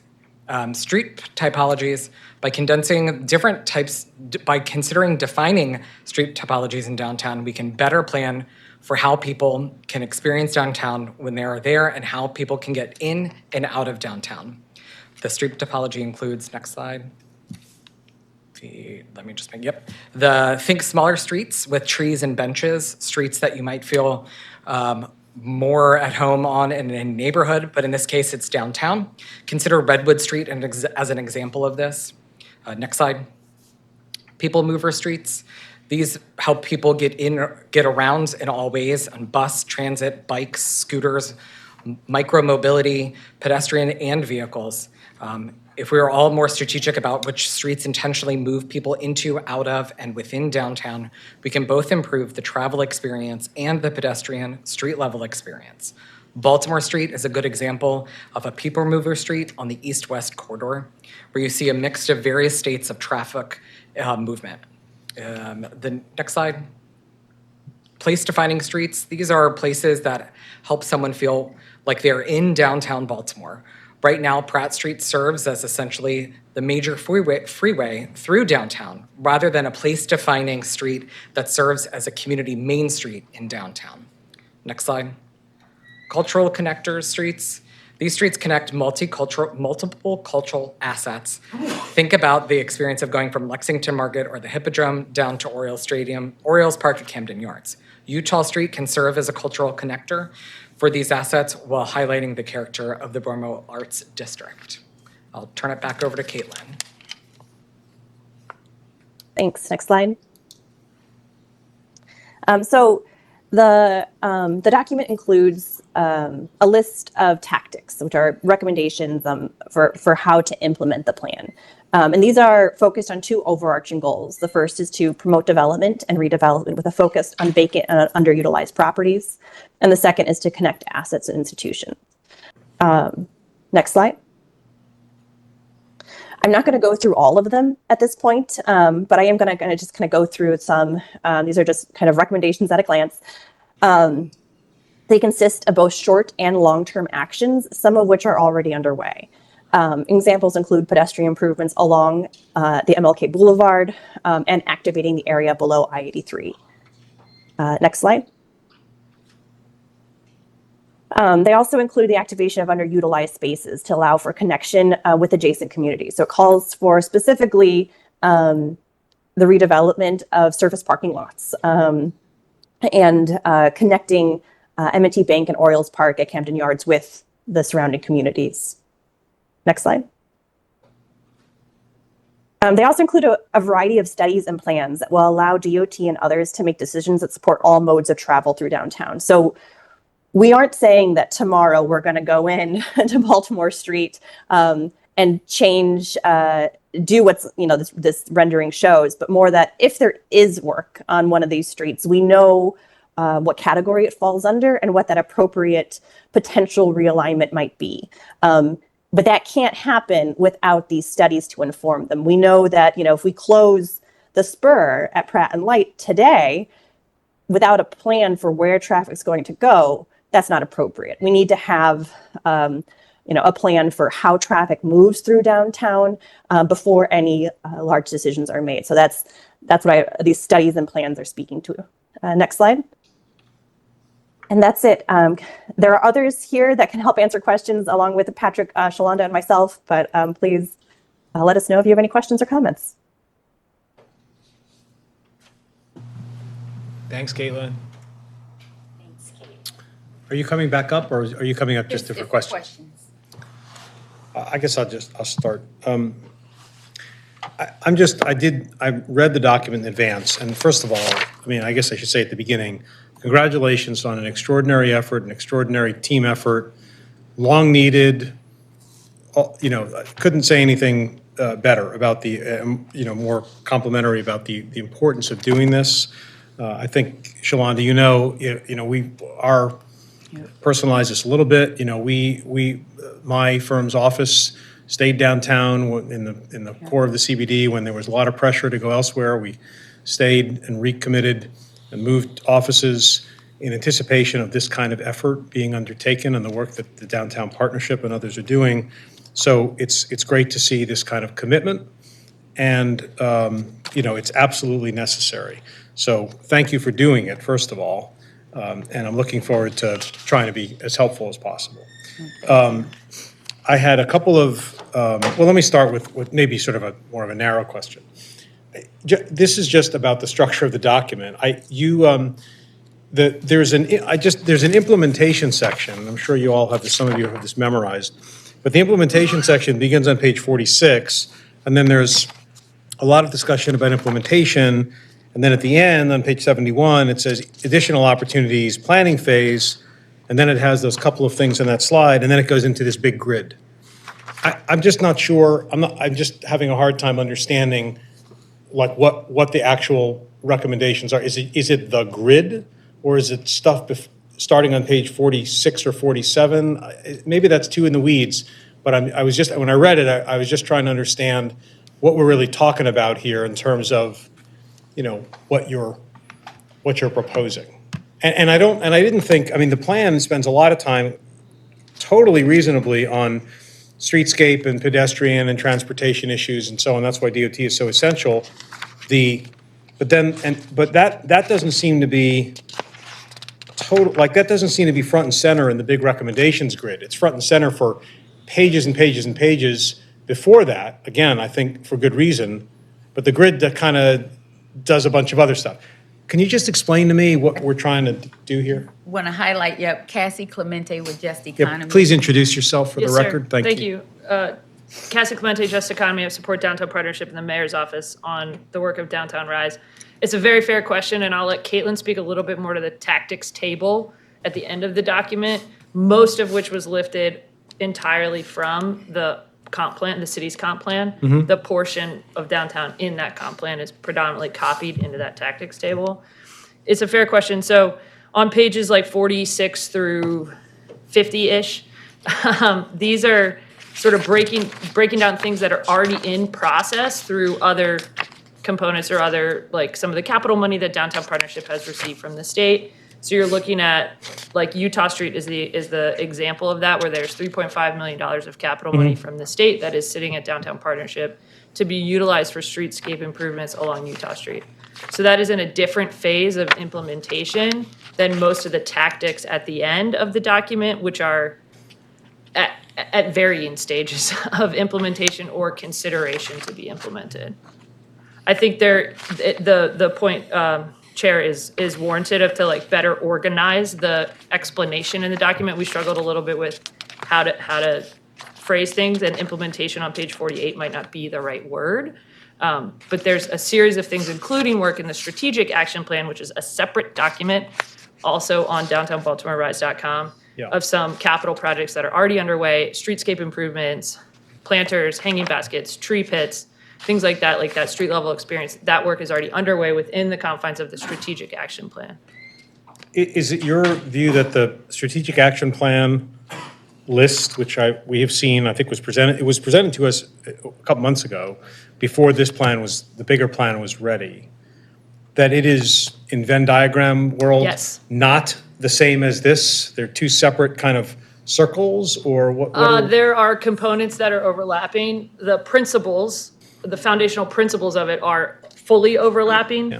Safety, pedestrian orientation, community and economic development, small business, retaining and recruiting folks. So those are the 39 action steps in the strategic action plan. I would say of those, specifically, I don't want to say a wrong number, but maybe 10% or so are are also included in the master plan. The majority of those are shorter term. Well, I'm saying this with no objection whatsoever to any of these items in either document. I'm just saying that it was a little hard for me to keep Understood. track Totally of where I understood. was in the, so I don't know how Great to fix. note that we can consider. Yeah, and I'm reorient happy to some talk of to you about it separately, Yep. just as a recipient, whatever, and other people may be willing to do the same. So I don't want to belabor that whatsoever. appreciate that in this feedback. forum. Very, very narrow question. I just want to be sure that since this is so transportation and sort of pedestrian walkability heavy, we've got a complete streets ordinance. I heard you mention that. Is this plan intended to further and abide by complete streets in all respects? Are there any questions or conflicts with the city's adopted complete streets ordinance? Not that I'm aware of. It's designed to continue to move forward with the complete streets, manual and plan, and just create a specific emphasis as part of this plan and in downtown. I mean, it would be game-changing to change downtown to look more like this, so I'm very supportive of it. I was around for the beginning of the enactment of the Complete Streets Ordinance. I don't know that it has always been followed as strictly as I would like it to have been, and I would not want to see this enormous project somehow get at odds with it. And I would say, frankly, this is so big and so important that if there are issues with the Complete Streets Ordinance, let's sit down and talk about the Complete Streets Ordinance. I'm not saying we should go compromise, but if when you start to do a big plan like this, there are contextual issues with complete streets, then we should talk about all that. But at the end of the day, this should be a way of demonstrating a really robust, amazing example of how we can do complete streets in Baltimore. And I just don't have any way of knowing whether they are in concert or in tension or in opposition or what. Yeah, I'm not aware that they're in conflict with one another, be it complete streets or ADA, compliance and compatibility. Yeah. So it's really designed to highlight and focus on those things as we move forward and be intentional as we're defining those places and creating those kind of standards as we look at routes and corridors and blocks. Okay, that sounds reasonable. And my last question, then I'll turn to my colleagues. And in a way, Shalonda sort of got to it earlier. I'm not suggesting that this plan needed to have a cost or a budget associated with it at this point. So again, this is not like, where's the budget? But I guess the question is, how does that happen? Because there does have to become some sort of sense of what it would take to get this done, and then we have to go find the money, and there are lots of places to look for it. And I think, what I don't want to have happen is to have a vision that doesn't have, it's an implementation plan, but we all know what really makes an implementation plan, which is the Absolutely, ability to pay funding, for right. it. So can you just give us some context on that? Absolutely. I think and it's once again a both and solution. To some of the comments earlier, there are immediate dollars for some of the projects aligning with what we received at Downtown Partnership Planning and others. And so I think we're there immediate, we can make those work. I think the other thing this allows in sort of a short term, long term is once we know what these costs are, it allows us to really go after dollars in a big way. We know that this part of downtown has not had that type of significant investment. And so to understand what that is in the context of all of these individual, the convention center needs, you have all of these large major projects that now when you get them in one plan, you can look at them holistically. So Yeah. So is it fair to say that if we were to adopt this plan, that would facilitate a phase where you can then start to do serious It really does. cost estimating and so on? Because I think it's Yes. really important to get to that as quickly as possible. Absolutely. That's exactly it. Okay. All right. Yeah, and I'll second what Shalonda said and then add yes, and some of that work, has started insofar as the strategic action plan implementation of broken curbs and potholes and, just the existing infrastructure needs, but then to have a more long-term plan of okay, instead of, I'm not saying that this is not a comment, this is an example. Instead of maybe fixing all the curbs on this street right now, if we know that this street is going to be under future construction in the next year or so, let's look at it from this plan's perspective and make sure we integrate and efficiently use capital dollars. Fair enough. Yeah, we've got you've heard us talk, you were here, we talked about the CIP, it's all the same discussion, right, about how That to. was a really good, I mean, that is impressive, I think, just in the design. And to me, it just felt like it aligned so much with the process we've taken here, so. Well, thank you. I'm going to turn to my colleagues, and I just want to remind everybody that, any questions are fair game, obviously. There may be things that can get answered today, clarifications.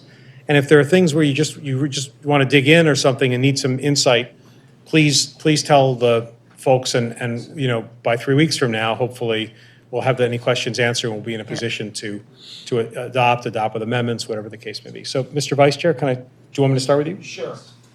I don't have any questions. Thank you. Thank you so much. Councilman? No questions, but excited about the prospects. Thank you so much, appreciate it. Commissioner Griffin? No questions, but also very excited. Thank you. Deputy Mayor, have you seen this plan before, Deputy? No questions, but yeah, as the mayor's representative on this commission, also wanted to recognize Caitlin, and I see Ren and stuff, they also had a big role in this, and want to acknowledge that when these sort of mayoral priorities come down to the planning staff, that there's some friction, and I appreciate the work that had to go into the teamwork and camaraderie that had to be built up to make this thing happen and get it to this point. So I really appreciate all that work, and even that you're doing it from home while sick. So thank you, Caitlin. Commissioner Coach. Thank you so much. Sure. Just an observation, it's a great plan. And I think that when you look at other cities in the region, particularly Washington as an example, I see a lot of precedent there in the sense that Washington's done a great job of recognizing that their streets are really the heart of the solution to make it better. And what you're doing is for us creating sort of prototypes of sort of typical street experiences, I think is a very achievable solution. So unlike a lot of our community plans and master plans, which don't get immediate traction, I think your focus is right on here. It's very good. It's great, thank you so much. Thanks to all of you involved. So I'll just say, we're going to see if anybody in the audience wants to speak, testify, ask questions. That's part of what we're here for as well. We're going to give you, and we'll establish by some email what the date is, but we're going to give you a window to provide any other questions or comments in writing to Mr. Tissot, and they can be forwarded along, because it's possible, I know everybody's had a chance to look at it, but sometimes a conversation like this gives you a different perspective when you go back and really read it. So I just want to give a window so that you can also give questions that would feed into answers that we might get in advance of or at the next meeting. So we'll just figure out what that date is, and in time, give you a little bit of time, and then make sure they have plenty of time to answer any questions. Thank you so much. Of course. Okay, so is there anybody in the audience who wishes to be heard on the subject of the Downtown Rise Master Plan? Last chance. This is intended I want to be very clear, this was advertised this way with a presentation only, no vote, to be part of this extensive outreach process. So this is just another step in making sure that people have a chance to come and be heard. Yeah. Yep. Mr. Tissot advisors, is somebody online who wants to speak? Jed, coming your way. Oh, thank you, Thank you. For the record, Jed Weeks, Executive Director of Bikemore. We're really excited, high level about this plan. I think it's awesome, and the intent here is great, and I can't wait to see some of this stuff getting in the ground. I do have concerns about compliance with the Complete Streets Ordinance. None of the streets listed as vision streets in the plan are compliant with ordinance. They all break the law in some way in terms of their travel lane widths. And so, before we adopt the plan, I think it would be important to, adjust those things at least to be consistent with existing law. And so we're not adopting something that, is showing stuff that we legally can't do. The good news is a lot of those travel lane widths that are in that plan are way too wide, a lot wider than what our ordinance mandates. And so as a result, you have the opportunity to do even cooler things with that space that you could get back. So like on Charles Street, where you have 3 11-foot travel lanes, which is illegal, you could take some of that space back and have a wider buffer for a bike facility or something like that. So I think it actually presents a pretty cool opportunity. But I really do need, we need to have our plans recognize city ordinance. So Thanks. And if I could just say something really quick, and I think we'll have to do this, is remove all dimensions because we don't have a study yet. So the traffic study needs to be complete before we can actually say what's going to happen in these streets. So I think we need to remove all the dimensions from the plan. That's kind of the takeaway I'm getting from this, because we don't know yet if the proposals we have in here make sense from a traffic standpoint, right? So I don't think that anyone here, probably especially Department of Transportation, wants to commit to any of the dimensioned travel lanes, because we know there's still so much work to be done to make sure we're getting to that right point. So I think that's probably one of the big takeaways from the comments so far, and I appreciate everyone's comments. Yeah, Caitlin, I would ask you to think about that, whether removing the dimensions is the right way to do it or something else. What I do not want to do, and I don't expect the commission to go. I think everybody's familiar with, but I don't expect the commission to read the complete streets ordinance for dimensions. I do not want us to be put in the position of adopting something that violates city ordinance in even the smallest way. And I understand what you're saying. I'm sure that's not what was intended. And I'd say, zooming out, I'm always open-minded about whether the complete street ordinance itself needs to be tweaked in some way. I mean, if you do a project and it reveals that maybe there's a flaw in the ordinance, I'm just theorizing, then we can revisit that. But if there is an ordinance that we went to the trouble of passing, and it expresses an intention and it has requirements, we should follow it. And I do not want the commission to be endorsing something that is in conflict with that. So one way or the other, we should just work through that problem. I think what everybody said here today is very reasonable and sensible. It's hard to be a complete streets advocate in general and not be thrilled at the prospects of the plan because of what it's doing to these highways, streets, and other things. It's almost a class in sort of in the way we can do different typologies of streets. And it would be nice to see that implemented downtown. So I'm actually excited about it, but I'm respectful and mindful of Mr. Weeks' comments and also obviously compliance with the existing code. Fair enough? Okay. Okay, is there anybody else, Mr. Tissot? No. Okay, so we will give the commissioners a window in case you have any specific comments. We'll see you in 3 weeks with any other, you're making a face, Mr. Fleming. Aren't we not seeing you in 3 weeks? October 9th. Oh, it's not 3 weeks. 2 meetings. Sorry. Totally fine. My apologies. I knew we were 2 meetings. I thought it was the next. See you in 6 weeks. Okay.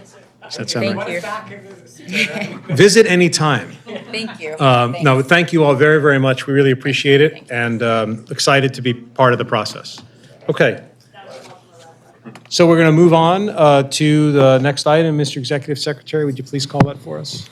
Next item on the agenda is City Council Bill number 25-0062, a building code single exit from residential occupancy, citywide bill. Caitlin Audette will present. Caitlin, I'll give you a bit of a quick break because what I want to do, and there is going to be some redundancy between the last meeting and this meeting because we heard these bills at the last meeting as a presentation, no vote. At this meeting, we expect that the commission is going to take a vote. I just want to reiterate a few sort of ground rules, and I don't see, frankly, very many people in the audience. And I'm looking to see if I recognize a few folks who were here at the last meeting who may or may not wish to testify. So I just want to be clear so everybody knows sort of what we're doing. This is a separate hearing. The bills are being heard for a second time. It's not a continuation. Therefore, anybody who is here can testify on these bills for or against with a 3-minute time limit, which we've imposed in the past. It is so if you testified last time, you may testify again.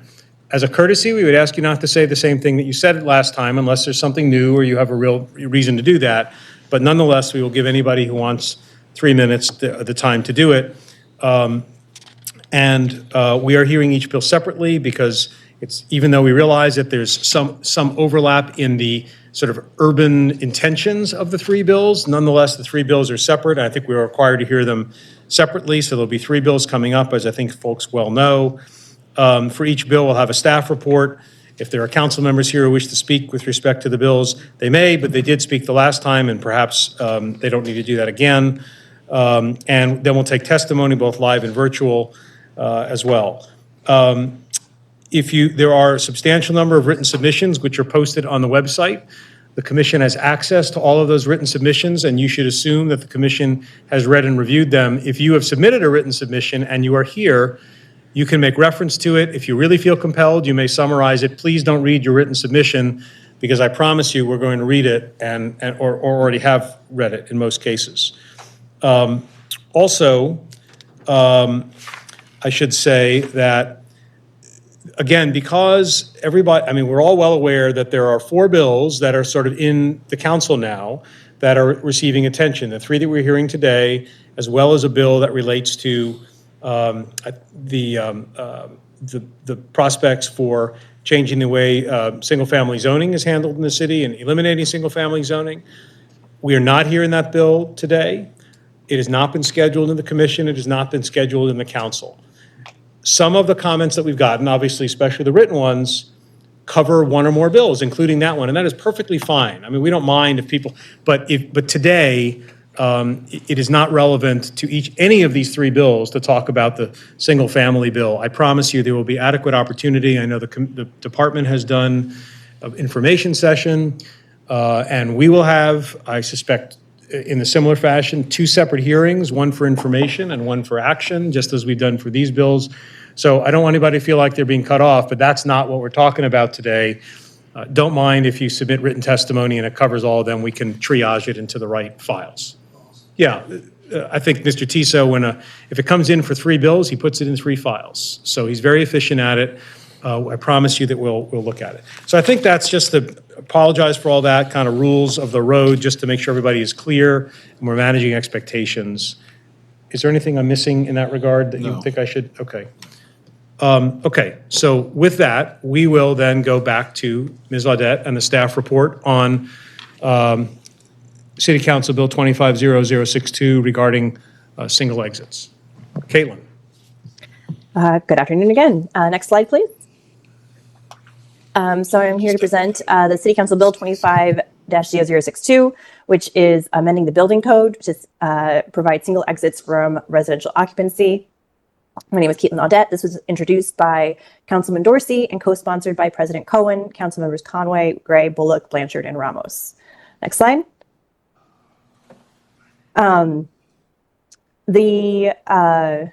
As for compliance with plans, this was specifically called for in the comprehensive plan under goal 4.06, which stated to examine the building code to identify ways to expand opportunities for the creation of affordable housing. For example, raise a story limit for single stair buildings. Next slide. The specific legislation language references various types of construction. So types 1 and 2 construction are those types of construction in which the building elements listed in table 601 are of non-combustible materials except as permitted in section 603 and elsewhere in this code. Type 3 construction is that type of construction in which the exterior walls are of non-combustible materials and the interior building elements are of any material permitted by this code. Type 3A, it's similar to type 3 with the key difference being that the combustible interior structural features must be protected by a minimum 1 hour fire resistance, and exterior bearing walls have a 2-hour fire rating. This is different than type 3B, which is not called for here, which allows for no fire rating on combustible interior materials. Next slide. The building type to continue with type 4 construction, which is that type of construction in which the building elements are of mass timber or non-combustible materials and have fire resistance ratings in accordance with table 601. And the other definition here is for residential group R2, which are occupancies containing sleeping units or more than 2 dwelling units where the occupants are primarily permanent in nature. So again, this wouldn't be a hotel, though it may be like a long-term hotel. Next slide. So for type 5 construction, which is the type of construction in which the structural elements, exterior walls and interior walls are of any materials permitted by code, they would allow, again, the residential group R2 to have a height of no more than 4 stories, whereas the other building types all went up to 6 stories with this legislation. Next slide. This legislation also includes additional requirements to bolster the safety of buildings that would seek this single exit requirement. And these include that they cannot contain a boarding house, which is a unit type under the R2 group. And they could have no more than 4 dwellings per floor. The buildings cannot be of less than 1 hour fire resistive construction. Building must be fully equipped with a sprinkler system and no more than 2 single exit stair conditions within the same building. Next slide. The legislation continues with some kind of additional safety measures that stairways may include an exterior exit stair or an interior exit stair.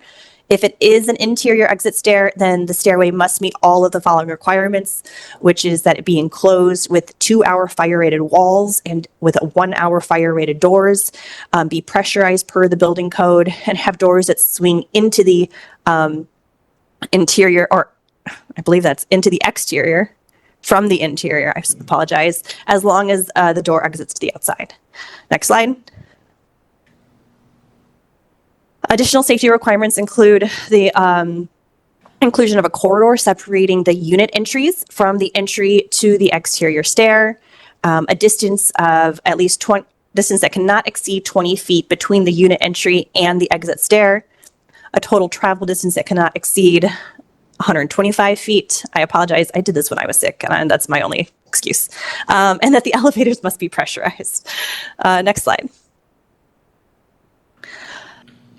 Additional safety requirements include that the stairway must either extend to the roof or be constructed along an exterior wall that faces a street and includes at least 1 window, where access to the roof is provided by a non-combustible fire access ladder. And also that the legislation allows for other occupancies beyond residential within the same building, as long as they comply with all aspects of the code, and they must not connect to that residential area. So this would still allow for mixed-use buildings. Next slide. And so some examples here. This is an example of a condo building in Seattle. It is 6 stories tall. It has 13 units that are 1, 2, or 3 bedroom units, and it was completed by Habitat for Humanity. So you can see how it's a very narrow lot, and how it kind of fits into the neighborhood generally with its height, but also, can allow for windows on all sides of the building on this narrow lot. So it doesn't kind of touch those property lines. Next slide. Another example are the Green Avenue condominiums in Brooklyn, New York. So these are 10 5-story buildings that are all adjacent to one another. They're condos, and they have 48 units total that are market rate. Which you can kind of see their structure here in the image where the roofs all have that access point, and that's the stairwell. So you can better understand how these kind of work together, and they maintain the row house style with the building typology that they use. Next slide. And this is something we spoke about at the previous meeting, which was the competition that the Congress for New Urbanism held in this past spring. And so the winner of that was this proposal, which was for a 5- and 6-story adjacent building for a total of 27 units. And it was designed to have an affordable section, which was the 5-story building, and the adjacent 6-story market rate building. And each unit gets cross ventilation due to the interior courtyard. Next slide. So at the August 7th Planning Commission, there was additional information that was requested by both the commission and through conversation with the public. And so one of the first questions was, has the American Institute of Architects, or AIA, commented on the legislation? And so they have. The Baltimore chapter of AIA has provided a letter of support, which is on the WIC site. How would this legislation impact the housing code enforcement? That was a big topic. So we reached out to DHCD, their code enforcement office. We received the following response that they anticipate no significant impact on code enforcement capacity. We would need to do some training to bring everyone up to speed on new requirements. From an inspection standpoint, inspectors are already inspecting all of the areas that would need to be inspected. So it would just be that additional training. Next slide. Additional information was regarding the fire department, which was, does the fire department regulate the area outside the building at the ground floor where there will be potential staging by the fire department when there's a fire? So when there's a single exit, is there a conflict between exiting residents or incoming fire personnel? So yes, the fire department does regulate the area outside the building where there will be potential staging with these 3 specific items from the building code, which are buildings and facilities, that fire apparatus access road shall comply with the requirements of the section and extend to within 150 feet of all portions of the facility and all portions of exterior walls of the first story of the building as measured by an approved route. Additional access, again, about fire apparatus access and dimensions, so specific dimensions around the building. It was less about like staging areas and more about that access by vehicles. Next slide. Can the fire department attend? So we have requested their attendance. I do not know if they are there, but potentially they are. And I believe Director Ryer has been in conversation with them as well. And so we can get to that at the end of this. Can the locations where a single exit building and not a double exit building be constructed be provided on a map? Or can examples of such sites be provided? So it's really difficult to map that where a single exit building can go, as this really depends on the number of units that a developer wants, the underlying zoning restrictions, and market conditions. So we've done our best to review available data and provide a perspective, but we know that's just one perspective and that different developers or different property owners might view this differently. So just one thing, I wanted to go over the underlying zoning and kind of what would be allowed in different zoning categories. So the current building code caps single exit buildings at 3 stories. So this legislation could be used to expand to 4 stories in R5 through R8, where a height of 45 feet is allowed by right. Additionally, the legislation could allow for up to 5 stories in R8, as the zoning board may allow a height up to 60 feet as a conditional use. So we could see these used in those zoning categories to get that additional floor for up to 4 feet, 4 floors, or 2 additional floors for up to 5 floors in R8. Other zoning districts that could benefit would include C1, C1E, C2, C3, C4, and C5, which have a maximum building height of at least 60 feet or more, which could allow buildings up to 5 or 6 stories. Next slide.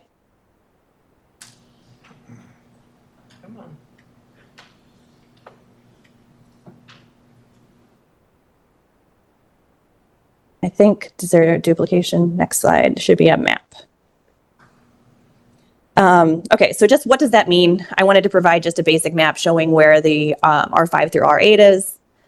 So you can see that here, this is in the green, the red, so this kind of shows you just kind of where we could where if there was a vacant lot and someone chose to do a single exit stair, they could potentially be allowed to do up to 4 floors. Okay, can you go back 1 slide? Okay. Other zoning districts that would benefit, I mentioned C1 through C5. I did not mention IMU, OR2, or TOD, which are included in that as well. Additionally, OR1 has a maximum building height of 40 feet. So the zoning board, but the zoning board may allow a height of up to 60 feet as a conditional use.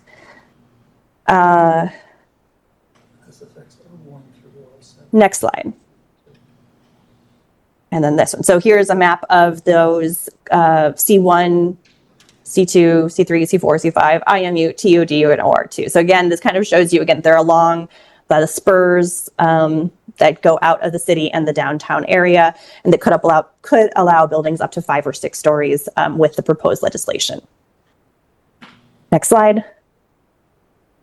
But we have some examples for you of specific sites, and I think this will be really helpful so that you can understand while those maps might say, oh, you can go up to 4 or 5, 6 stories, that it's when you get down to the specific level, there are restrictions that would limit, again, how big these buildings could get. So here's an example at the 200 block of East Saratoga.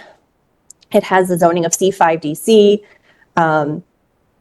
And this in C5DC, there are unlimited units allowed. The height is unlimited. So it has a lot of potential. Next slide.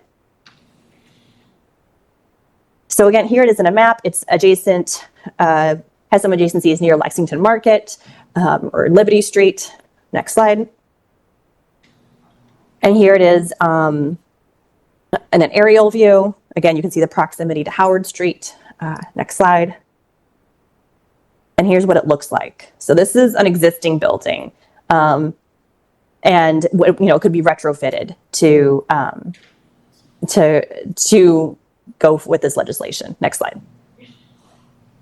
So this is the 200 block of East Saratoga. It's an adaptive reuse example. So there's no setbacks required, no parking required. It's an existing building with a compact site, and it's boxed in. There's no public right of way at the rear of the site. Next slide.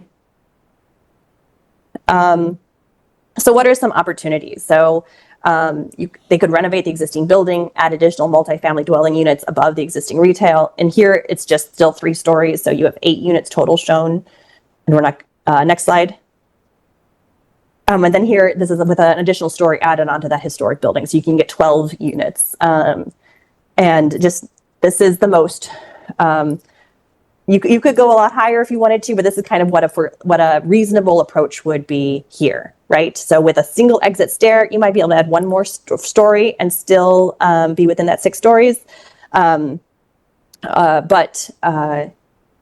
is kind of a reasonable approach at Saratoga Street and C5DC, which has an unlimited height. Next slide. Another example is the 27 block of Greenmount Avenue. This Sorry, is in a Caitlin, C1. can I ask you a quick question? Could you go Yeah. back to Saratoga for a moment? Is there sort of an alternative analysis, meaning if the bill were not passed, how that building would be developable otherwise? Is that, I mean, you don't have to have a slide for it, but can you describe it potentially to us? Yeah, so as a 3-story building, it can have single stair, right? So it just wouldn't be able to add to it. So you wouldn't be getting any additional markets or units. And so it may not get as much, it may not be as developable from a developer. But again, there are so many different things that come into play when a developer is looking at a site. And this is just kind of one real quick study. Okay, all right, thank you. And these studies were completed with DHCD's RSP crew, so they were very helpful with this as well. So the 27 block of Greenmount Avenue, C1, this is 3 existing lots that if combined would make a lot size of 45 feet by 90 feet for a lot size of 4,050 square feet. 13 units are allowed by the zoning code. Next slide. So here's where it's located along 27th Street and Greenmount. Next slide.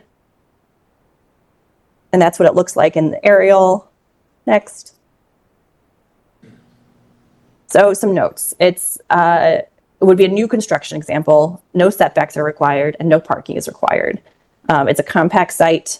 A traditional multifamily typology is difficult to fit on the site because it's so compact. Next slide. So the current requirements. So I think this is kind of what you were getting at, Mr.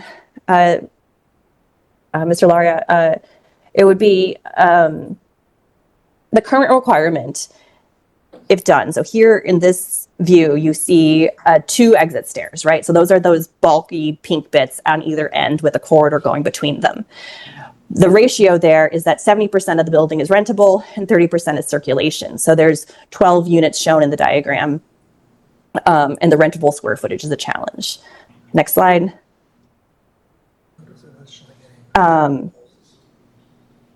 And so here, if you have a single exit stair, and again, this can only go to 3 floors. So this is something that you could build today because of the amount of units that's allowed, right? So because of the zoning code, they have to be 300,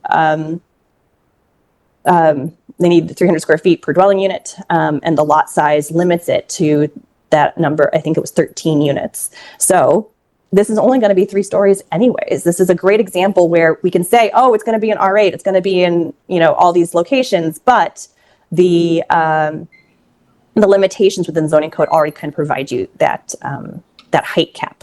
So here you can see, though, the benefits of a single exit stair, which would be that 88% of the square footage is now rentable, and there's more development potential on this lot. And it's introducing a new building typology in the neighborhood, which is welcome. Next slide. And here's another one where it's like we pick these sites and then we realize, oh, wait, they can't actually have the development to go up to 6 stories. So this is a 100 block of South Monroe Street. It's R8. It's 6 existing lots that are combined. It only allows 4 units because the lot size is 3,484 square feet. Next slide. So here's the location. It's the corner of Lombard and Monroe. Next slide. You can see it here. And the aerial. Next slide. So this is another new construction example. The setbacks required, it has a 10-foot interior side and a 20-foot rear yard setback requirement, has 1 parking space required. It's, again, a compact site. Traditional multifamily typology is difficult to fit. Next slide. But with, again, you can only get 4 units. So that's going to be 2 stories here. It's not even that much. So with 4 units and a double 2 exit stairs, you would have, that would take up 28% of the rentable space, and then 22% would be circulation. Next slide. But if you had a single exit stair, those units would grow, and they would be much more desirable units. But again, this is allowed by right today because with that limitation of the 4 dwelling units, it only goes up to 2 floors. Next slide. So those are just, you asked us to kind of look at some specific lots throughout the city, and we just kind of picked some, not quite randomly, but we looked at sites that DHCD is already looking at for some of these, and it shows that, first of all, even though it may be able to be used in many zoning categories, realistically, it's not going to be very impactful from a height perspective. But that was just a useful way to do a study. We wanted to share that with you all, just so you understand kind of how impactful this could be. Again, it would be just another option for developers if they're seeking to develop. I did see a question in the chat, and it said, is this only for new construction? And it wouldn't be. There's nothing precluding it in the legislation, but they would have to meet all those safety requirements. For equity, the impact of the proposed legislation would make smaller scale multifamily developments easier and more cost efficient to complete, allowing developers to work in neighborhoods that might not otherwise be feasible. The building types are well suited for infill lots that are predominantly found in higher need communities. As for engagement, various advocacy groups have been sharing information on this bill, including BALT POP, or People Oriented Places, and the Congress for New Urbanism, which held a single stair design competition in Baltimore this past May. For internal operations, the proposed legislation would have no impact to the planning department operations, but would require housing staff become familiar with the updated requirements so that they are correctly implemented. So next slide. The agenda was sent to over 17,000 unique emails on file with the planning department. A number of letters in both support and opposition were shared both before and after the August 7th meeting, and these are all available on the WIC site. Next slide. So recommendation is approval. Please let me know if you have any questions. Okay. Thank you. Well, thanks. Okay. So first of all, I guess I was trying to decide what order to do this in. I guess I'll start with questions by the commission to the staff, to Ms. Audette. And then I have a couple of other things I want to add. And then, of course, we'll hear from anybody else who wants to speak. So are there questions from members of the commission to Ms. Audette? Anything over here? No? Okay. Mr. McCoach. Caitlin, good afternoon. Thank you for that presentation. A quick question for you. Do I understand that across the board, all structures which would have a single stair regardless of construction type, would be required to have sprinklers? That's already true. If that's a yes. Yes, That's yes. already true, yeah. Perfect, done. Okay. Okay, are there other questions for Ms. Audette? Okay. So just sort of jumping off from that, I want to get one other thing sort of in the record, which was not covered by the staff because I think it's sort of a relatively late arrival. And first of all, I do want to also say, excellent presentation. Thank you for those examples, making it concrete with both some graphics, some diagrams, as well as some actual sites, and it is really, really helpful. So thank you for being responsive to the commission's requests. I did ask at the last meeting for the AIA to weigh in because I wanted to hear from the architectural community, which is responsible both for design and also for, in its own way, life safety issues for sure. Their letter is very positive. It's been posted to the site. Also, in particular, and I asked this question, but I know I was asking it on behalf of many people about the fire department. The fire department has supplied us, as of today, with their agency report to the city council on this. And in summary, their position is to support with amendments. I'm not going to read the entire report, of course, but their position is to support with amendments. I don't want to cherry pick bits and pieces of it, but they say that they support the intent of the bill. Single access building can offer significant advantages, particularly in Baltimore City, where housing demand, space constraints, and construction costs continue to impact the city. Unique opportunity to maximize efficiency. This could help better underutilized or difficult to develop areas. It also talks about promoting more affordable, diverse housing types and broader city goals. It also says, however, it is imperative that fire safety and accessibility requirements be carefully considered. Life safety must remain a top priority. BCFD emphasizes the need for clear code compliance, well-defined egress routes, adequate fire protection systems, and that the success will depend on a balance between development, innovation, and public safety. That is extremely sensible, in my view. And they do make 3 recommendations for amendments. One relates to a full sprinkler system. It's not totally clear to me how that relates to what's already in the code.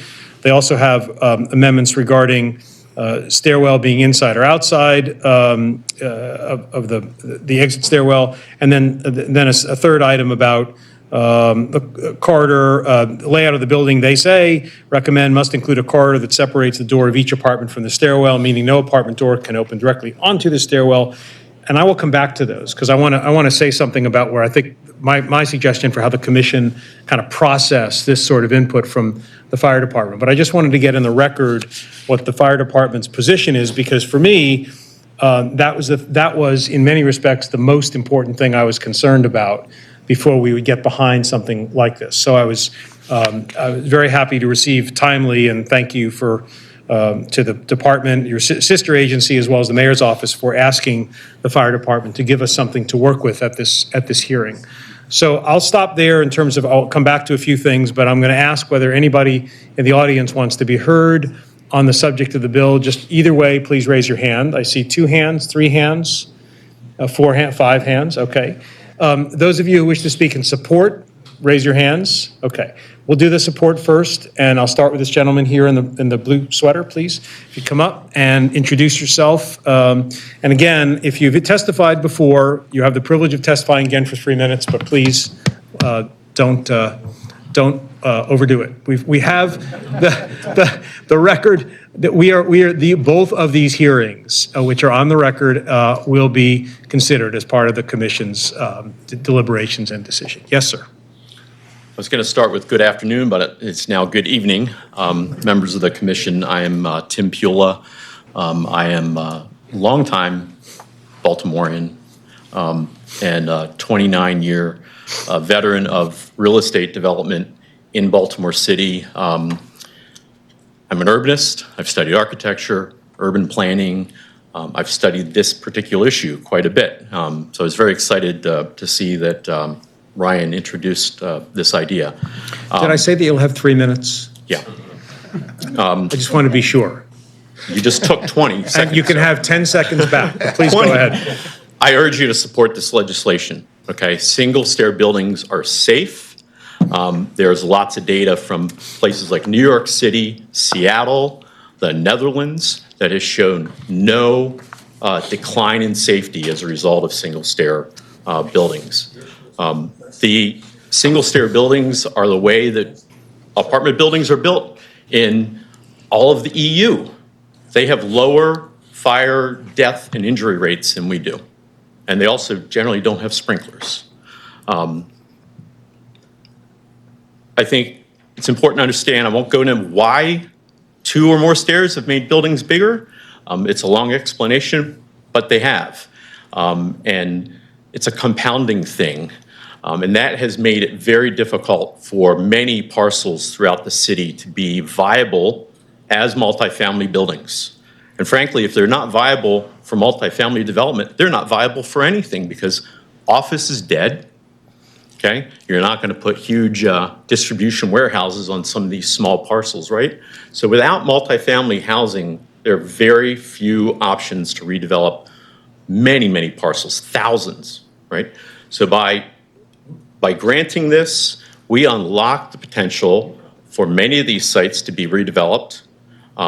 We unlock the potential for tens of thousands of new apartment units, which will help with affordability. It's the single biggest factor in making increased affordable housing is more units, increase the supply. And it'll remove barriers to entry to the real estate development market. Right now, if you don't have access to a lot of capital, or the people that have a lot of capital, it's very hard to be a developer of one of the current kind of multifamily buildings. Single stair will allow, the mom and pop developer who can't participate in this realm of development to do it again. Last thing I'd say is it'll allow for finer grained buildings, finer grained urbanism, and a much greater human scale type of building. Thank you. 10 seconds to spare. Yes, please, come on up. Again, your name for the record, any affiliation, please. Thank you. Good evening. My name is Emily Hovermail. I'm the Director of External Affairs at the Baltimore Regional Housing Partnership. I'm here today to voice our support for City Council Bill 250062. The Baltimore Regional Housing Partnership is a nonprofit organization that expands housing choices for low-income families who have historically been excluded from housing in well-resourced neighborhoods by helping them access and transition successfully to safe, healthy, and economically vibrant communities. As is well documented, Baltimore is in the midst of a housing affordability crisis. According to data from DHCD, more than half of renters are cost burdened and thousands of families are struggling to find homes they can afford. Over 20% of households spend more than half their income on housing, with the vast majority of those families being from extremely low income families earning less than half the area median income. One barrier to building affordable housing is our current building code, which has a requirement for 2 stairways in residential buildings over 3 stories, which adds significant costs and takes up valuable space, making it harder to build affordable units, especially on smaller lots. This bill will unlock new opportunities for small apartment buildings that are more affordable and better suited to diverse household needs. For the families we serve, this bill represents a chance for safe, stable, and affordable housing. It aligns with our mission to expand housing choices across Baltimore, and we urge you to support this legislation to help give our communities the tools they need to build the homes that make sense for their communities. And I have additional information and citations in my written testimony. Thank you. Please give them to the team over there. I've submitted it. Questions for this person? Thank you very much. Thank you. Sir.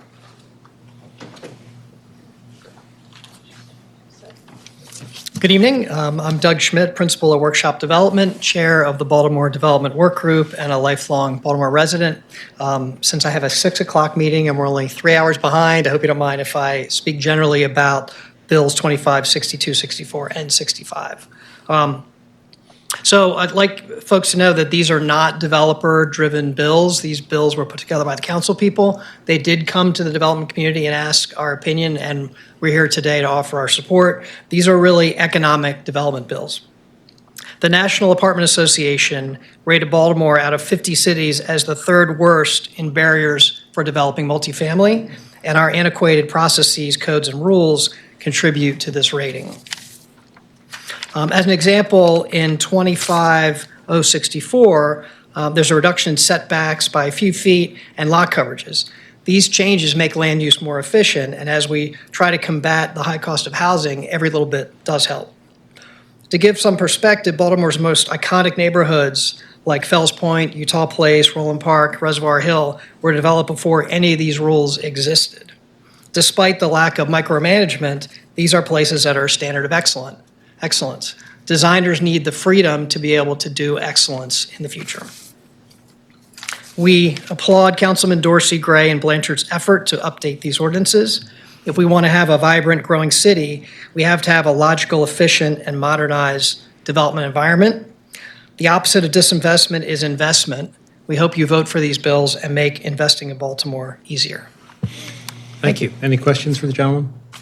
Okay. Thank you. Okay. I think that was those are the folks who would raise their hand and testify in support. There were a few who wanted to testify in opposition. Ma'am, please. Yes. Oh, I'm sorry. Yes, please come up. I'm sorry, Ms. Floyd. We'll start with this lady in front. My fault. No. Please come. No, I understand. Mine is just really a question. Well, let's let this lady testify first, and then you'll certainly come up. Ma'am, I'm sorry, please. Just give us your name and any affiliation for the record, please. I'm Nancy Moronic, and I really just have a comment on this. I'm not saying I'm for or against it, but I can't imagine being in a building that's up to 6 stories and a fire breaks out and all the frightened residents are trying to get out at one time. I think it will result in loss of life, probably. And I think any loss of life in Baltimore when lives are lost because of fires, it's very regrettable. This is one that can be avoided by not allowing this. That's basically all I have to say about that. Sorry, questions for Ms. Moronic? Okay. Ms. Floyd, please. Thanks. I'm just responding to something that was during the presentation. Can we go back, please, to the R8 example, the third example?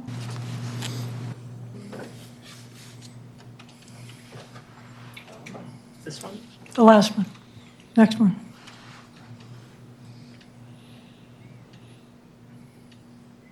This is the down. No, it was an R8 Do you remember what address it was, ma'am?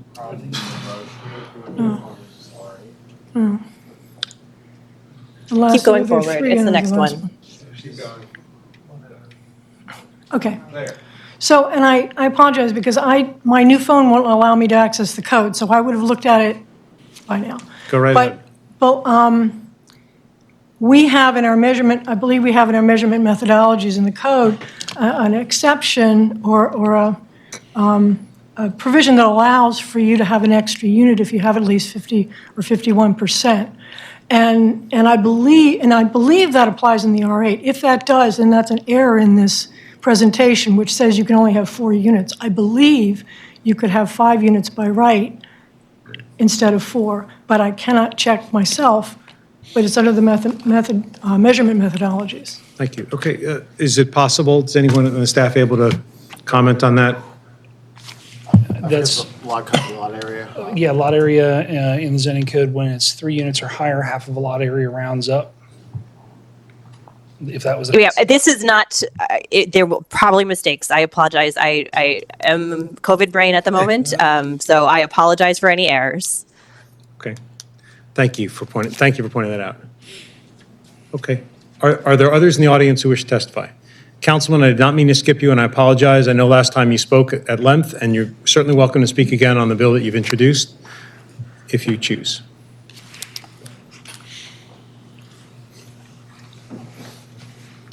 I don't actually have anything that I want to say, but I am here to answer any questions or whatever, if that exists. Okay. Are there questions remaining for the councilman or that today's testimony has raised for you that you'd like to ask the sponsor? Are people online, I'm assuming? Oh, yeah. I guess, I don't know if they're able to say they're testifying in this will. Have folks raised their hands online as well? At least 4, yes. Oh, I'm sorry. That's my mistake then for not looking in your direction. Please stand by, Councilman. Mr. Tisa, I'll just leave it to you, and I know it's hard to tell sometimes which, so if you can, fine. If not, people can just tell us their position when they begin to Unfortunately, speak. I had to just take them in. That's perfectly in order. fine. Go So right ahead. First in line chronologically, Julian F. I'll push the button. You'll unmute from your side.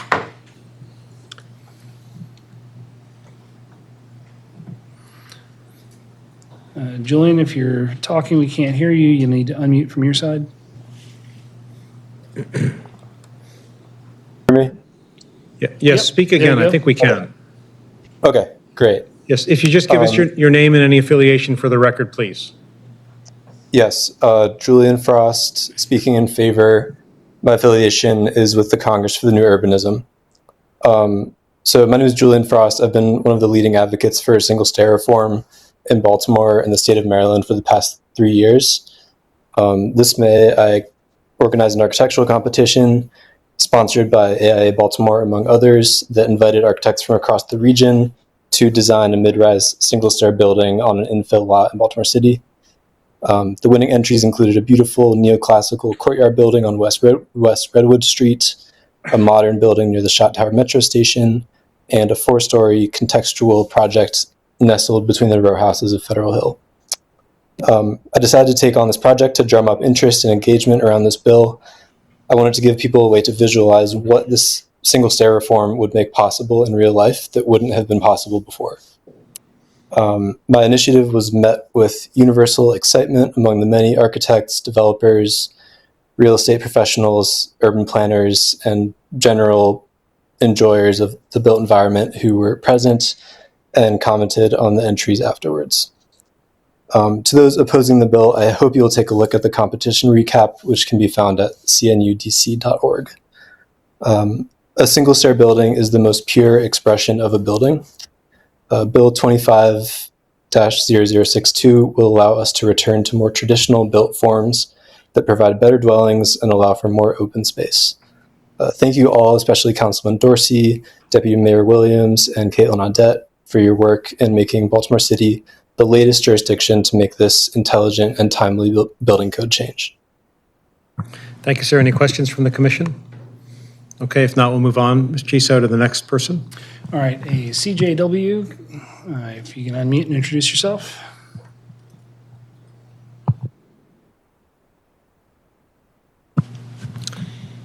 CJW. Hello. There you are. Please go ahead. Just introduce yourself for the record, please. Yes, my name is Carson Ward. I'm a part of the Reservoir Hill Association, and I'm speaking in opposition. And also, just for the record, I know someone had mentioned development in Utah Place and Reservoir Hill, and I just want it to be very clear that that will be met with much resistance.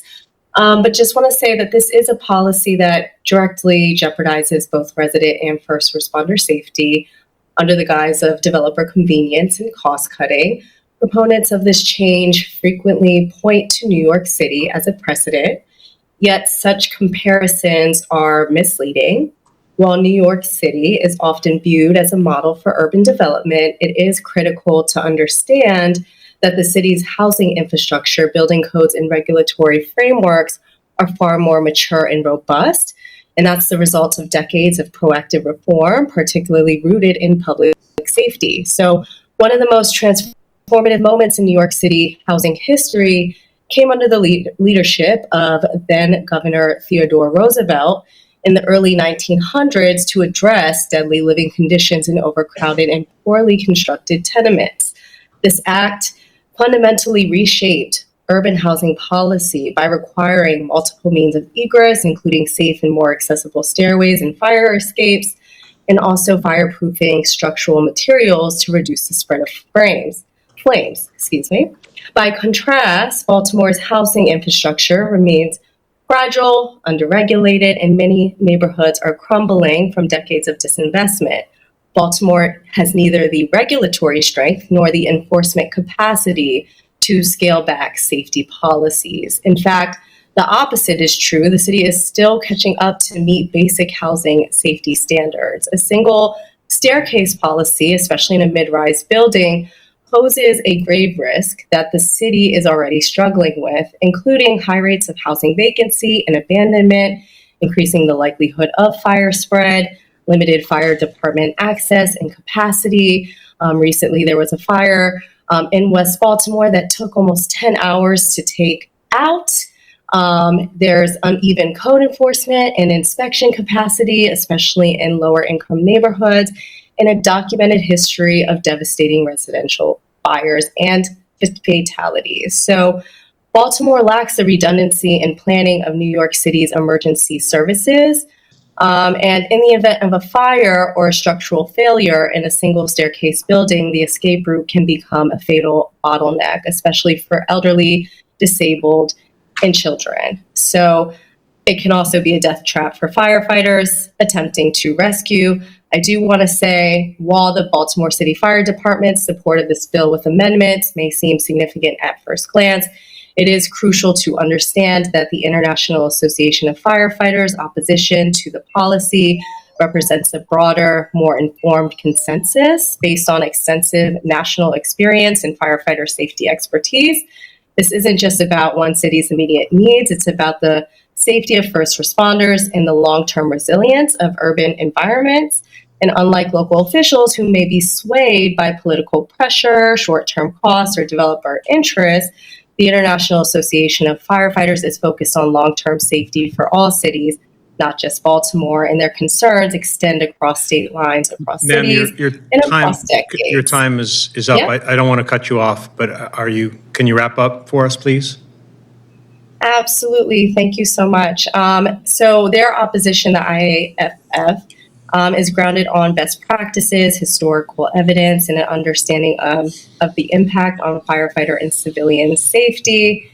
And I do just want to say that this push seems like it's not about urban innovation, it's about profit margins and a way for developers to reduce construction costs, maximize unit count, and increase rental income, all while transferring the burden of the risk to residents and first responders without any safety nets, including just any, Ma'am, from New York. I've got to ask you to stop. Yeah.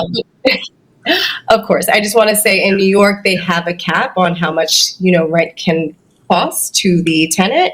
And we don't have that here. So we would need those extra protections if you're going to push something like that. Thank you, ma'am, very much. Appreciate your testimony. Questions for the witness? Okay. Ms. Chiso, next, please. Okay, Keandra Pryor. Hi, can you hear me? Yes, ma'am. My name is Keandra Pryor. I am the president of the Reservoir Hill Association. I live in Reservoir Hill, have been living there going on 8 years, and I live on Utah Place, so I can speak very clearly about how our housing is structured.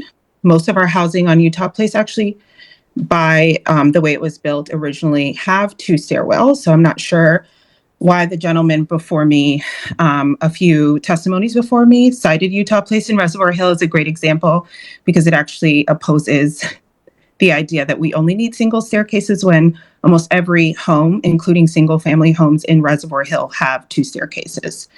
That being said, I just really urge the members of the Planning Commission to really review the research that's being cited by proponents of this change. The only robust study of single staircase safety is from the Pew Charitable Trust, which only studied modern buildings that were built after 1968.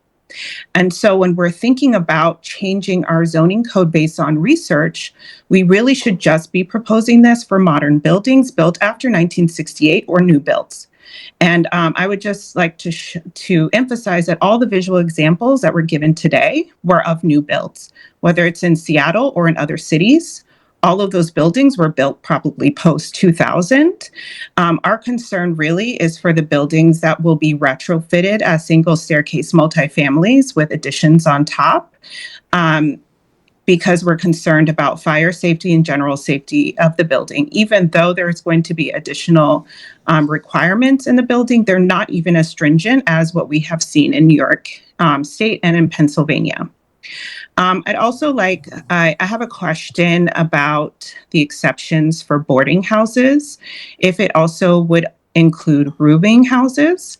And because our neighborhood, specifically in Reservoir Hill, is kind of a location where many folks that are in sober living conversions, they really invest a lot of money in sober living housing. I'm really concerned about my neighbors who are getting those services. Oftentimes, there are more than 11 or even up to 20 people per floor in those living situations. And I am concerned about people that are going to be placed in those situations for the possible fire hazard that could cause to those people. And since we don't, because we were sued because of ADA concerns about our zoning code and people resisting sober living in their communities, I just want to highlight that this is not about discriminating against people who require ADA support, but really thinking about their personal safety. We personally have seen around 20 people or more per floor. It's not dwelling units because sober living arrangements don't require dwelling units, but there's quite a few people trying to escape fire. So just putting that out there along with Carson's testimony about how other firefighters view this. I'm just really concerned that this is more of a political stance that our fire department has taken rather than a safety stance. And I really urge you to really think about the safety and the longevity of our city, where we see that code enforcement is not enforced, no matter what DHCD says. We volunteer to make sure. I'll wrap up. This will be my last statement. Thank you very much. Yes, as a individual, and many people who volunteer for community associations can attest, we are the backbone of code enforcement. We call in for code enforcement. We're the ones reporting to 311. We know that the city severely lacks code enforcement. And so although they are saying that they have the ability and the capability to enforce the code, we're the ones getting calls from neighbors, right? So I think there should be further investigation into that, no matter what stance you take, as to how the city can be better supported in that capacity. Thank you. Thanks. Thank you, ma'am. Thank you very, very much. Any questions? I have a question. Both this speaker and Ms. Ward before mentioned there's more robust regulation for buildings in New York. Can you point to the regulations you're talking about that are more restrictive? Yes, I'm happy to speak on that. So Councilman Dorsey, when he presented in the previous hearing, shared it with us also, is that in New York City, all buildings that have the ability to be built with single staircases have to be constructed out of concrete and steel. That is not a requirement in this city, right? Also in Seattle and Portland, for you to have a single staircase, it has to be completely constructed of non-combustible material. The doorways have to vacuum seal. There have to be skylights in many cities. So there's a lot of additional regulations that will not be included in our code. And this is just based on me reading the research that was provided by proponents. This is not me doing alternative research. And I think that there's a lot of pick and choosing of our key examples rather than really looking into the recommendations from the cities that we're quoting or using as examples. Okay. Thank you. All right. Mr. Tiso, is anybody still wishing? At least three more. Chris Gwinnett coming your way. You should be able to unmute now. Hello, this is Chris Gwinnett. I am a board member of the Hamden Community Council on the zoning committee of the same. But and a volunteer for Vault Pop. But I must be clear that my testimony is my own, and I am not representing any of these right now. And I want to say that I fully support the single stair bill. I really appreciate the effort that has gone into this and to trying to break down the barriers to building more housing in Baltimore. And just to address some of the other testimony I've heard about existing buildings, Europe has built single stair structures like this for decades, for more than a century. It's perfectly manageable. And I want to say that a lot of our city, like a lot of our most popular neighborhoods, like Mount Vernon, have these structures in them that are 5, 6 stories, only accessible by one single staircase up and down the building. Given the attractiveness of these neighborhoods, I believe it's an incredibly good decision to enable that kind of development once again. Thank you very much. Thank you, sir. Any questions? Mr. Tiso, next, please. All right, Jennifer Coons.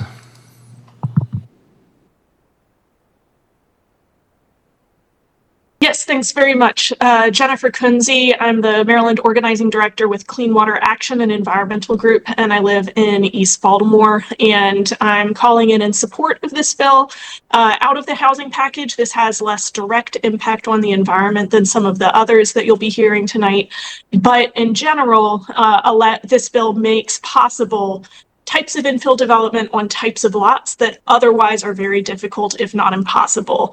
And developing infill development, making it possible for more people to live in the city rather than more sprawl development, especially, for example, building in the watershed of our drinking water reservoirs in the county, which is going to be a hot button topic up there, and could have direct impact on the safety of our water quality. Building these types of infill development, making more of these lots possible to build more units on has a very positive impact on the environment. So I encourage your support. Thank you, ma'am. Any questions from the commission? Mr. Tiso. All right, Jed Weeks. Thank you, Chair. Jed Weeks with Bakemore here. I just wanted to clarify, as mentioned, that the Pew study is one of the few robust and impartial studies of single stair. I heard the IAFF mentioned, and I'm just not sure if commissioners are familiar with that, but that's a labor union for firefighters that's charged, as labor unions are, with advocating for its members. And so they're not an impartial research center. It's their duty to advocate wholly in one direction for their membership, and that's what they're doing. So they're not looking to find a balance that improves access and affordability to housing without compromising life safety. They're just doing their duty as a union to advocate for their members. And so that's why it's so important to focus on the facts that these changes are not shown to impact life safety. They're only shown to add more needed housing and housing types. And that's why we support the legislation as Bakemore. Thanks. Thank you. Questions from the commission? Hearing none. Mr. Tiso. Liz Thornberry. How many? It's perfectly fine. She's last. Okay. Ms. Thornberry, please. Hi, thank you. I just wanted to speak in support of this bill from the perspective of disability access. One of the things that this bill does is to enable smaller lots to be constructed using a multifamily typology rather than a row home typology. And a row home typology, although there are many things to love about it, and it is certainly crucial to the neighborhood character of Baltimore, is a typology that's a big problem for people with mobility disabilities because they almost never have first floor bedrooms built in, whereas a multifamily typology not only enables, but in fact under federal regulations requires at least one disability access unit to be included. Ground floor units are required to have disability access. And so from my perspective, and I say this as someone who is the caretaker for someone with a significant disability, enabling small-scale multifamily housing is an important step towards increasing not just affordable housing overall, but specifically affordable housing that's accessible to people with mobility disabilities. Thank you. Thank you, ma'am.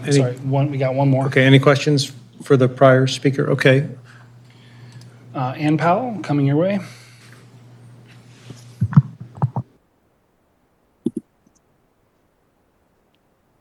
Ann, you'll have to unmute from your side.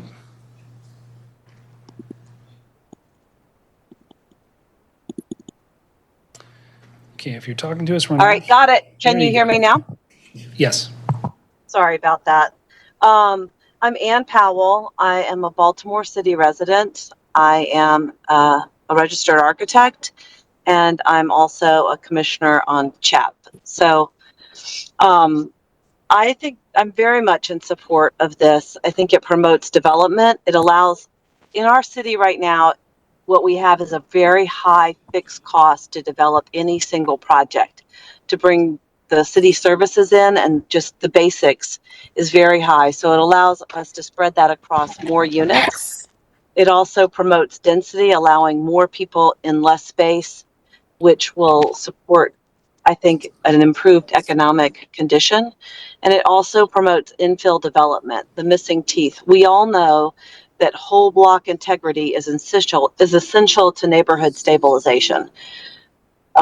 So those are my kind of main points that I thought should be elevated here at the end of testimony. I want to thank Councilman Dorsey and Caitlin Audette and also Deputy Mayor Williams. Thank you all very much for your consideration and support. Thank you, ma'am. Any questions from the commission? Okay. Mr. Tiso? Okay. All right. Well, I'm going to close the public testimony, seeing no one else online or in the room. And to, Unless you wanted the councilman. oh, I thought you were only answering questions. Well, now I have things to respond to. We don't need. I mean, come on, my name's been brought up. I got a few notes here. I want to clarify some things that were misstated, I think.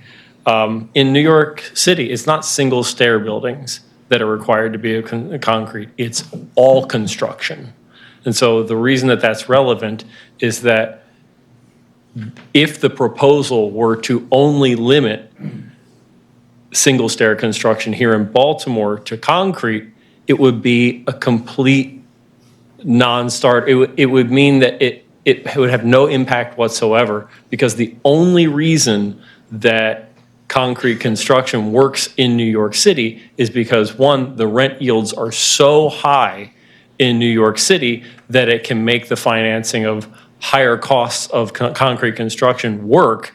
And because everything is of concrete construction, there's a different cost market for labor and materials in New York than anywhere else, because they're the only place that requires everything to be of concrete construction. And Seattle, on the other hand, is the extreme opposite. And actually, this bill is more restrictive. I heard it said that we were somehow less restrictive than Seattle, who has been less restrictive than this for more than a half a century without incident, without concern, without cause for concern. Seattle allows all 5 types of construction without specifying A or B in type 3, for example, and they allow up to 6 stories in all type of construction, whereas we are limiting to type 3A rather, which is the exterior and interior being having a fire rating to it. And we're limiting type 5 construction here to just 4 units. Seattle allows type 5 construction up to 6 units. So we're actually being more restrictive than there. So I think that we've struck a meaningful balance between New York and Seattle in that respect. Look, if code enforcement is an issue, which it is, then the answer is to improve and increase code enforcement, not prohibit everything that could possibly require code enforcement, and to do so in a manner that isolates any one single type of development would be illogical, right? The logical conclusion then would be to say, stop renovating vacant row homes in Baltimore. Stop permitting new building construction of detached homes. Stop permitting new building construction of double-loaded corridor buildings. Don't do anything more because we can't already keep up with code enforcement. No, the answer has to be improve code enforcement, not prohibit the kinds of things that we need as a city. And then this question of post 1968 versus pre, and the whole concept of existing versus new construction. Let me remind everybody, existing single stair buildings are already permissible, permitted, and happening here in Baltimore City under the IEBC. So even if I'm renovating an existing building and it's permitted in a system of existing construction, not new construction, I can already do this in those buildings. But for some reason I can't do it with brand new construction that has these fire ratings and systems baked in from the very outset rather than retrofitted in. Thank you. Thank you, Councilman. Any further questions for the councilman from the commission? Thank you, sir. Thanks. Okay, well, to move this discussion along, I'm going to make a motion that we adopt the staff report recommending approval and therefore vote in support of this ordinance. I will want to make this comment. I am not, because I think the question could be asked, recommending that we do it, adopting the potential amendments from the fire department, et cetera. And there's a very specific reason for that. And it is that, you know, this commission, and I think we wrestle with this, the commission has a broader scope than perhaps other certain single departments, but there's a limit to that. And I just don't feel comfortable without really getting deeply into the fire code in a way that I don't feel qualified to do, to figure out whether those amendments make sense, don't make sense. One of them looks like, to me, just, you know, tangentially, looks like it's already in the bill or in the, you know, the regarding sprinklers. And I just don't think it's appropriate, and I don't feel comfortable unpacking all of that. So what I think I may have made, although I'm sure other people wanted it, a request for the fire department. I wanted that because the fire department said, this is a terrible idea, and here's why. I think I would feel equally irresponsible just saying, Planning Commission thinks it's a great idea. But in fact, the fire department report says support with amendments. They've made a couple of amendments. It's the appropriate place to audio easily beyond max. You know. You can on Linux. You just can't on Windows. Yeah. Like. Sorry, you got it. So I think that it's just we should stick with in this case what the Planning Commission is capable of doing. Now I'm hearing myself. And I just, so anyway, that is my recommendation is that we do it without, and that I think the appropriate venue for the fire department's concerns to be worked out are in the city council. Our report, like the other 4 or 5 or 7 or whatever it is entities to whom the bill is referred, is going to the council, and I'm confident that the city council committee and the full body there will be able to take into account the fire department's recommendations. I just feel like it's too much for this commission to start vetting the fire department's recommendations. Then this may not be an issue for anybody. I wanted to raise it because I think it's a reasonable question about, you know, here the fire department has made these recommendations. So my motion, which I'd ask for a second, is to accept the staff report recommendation of approval to support the bill.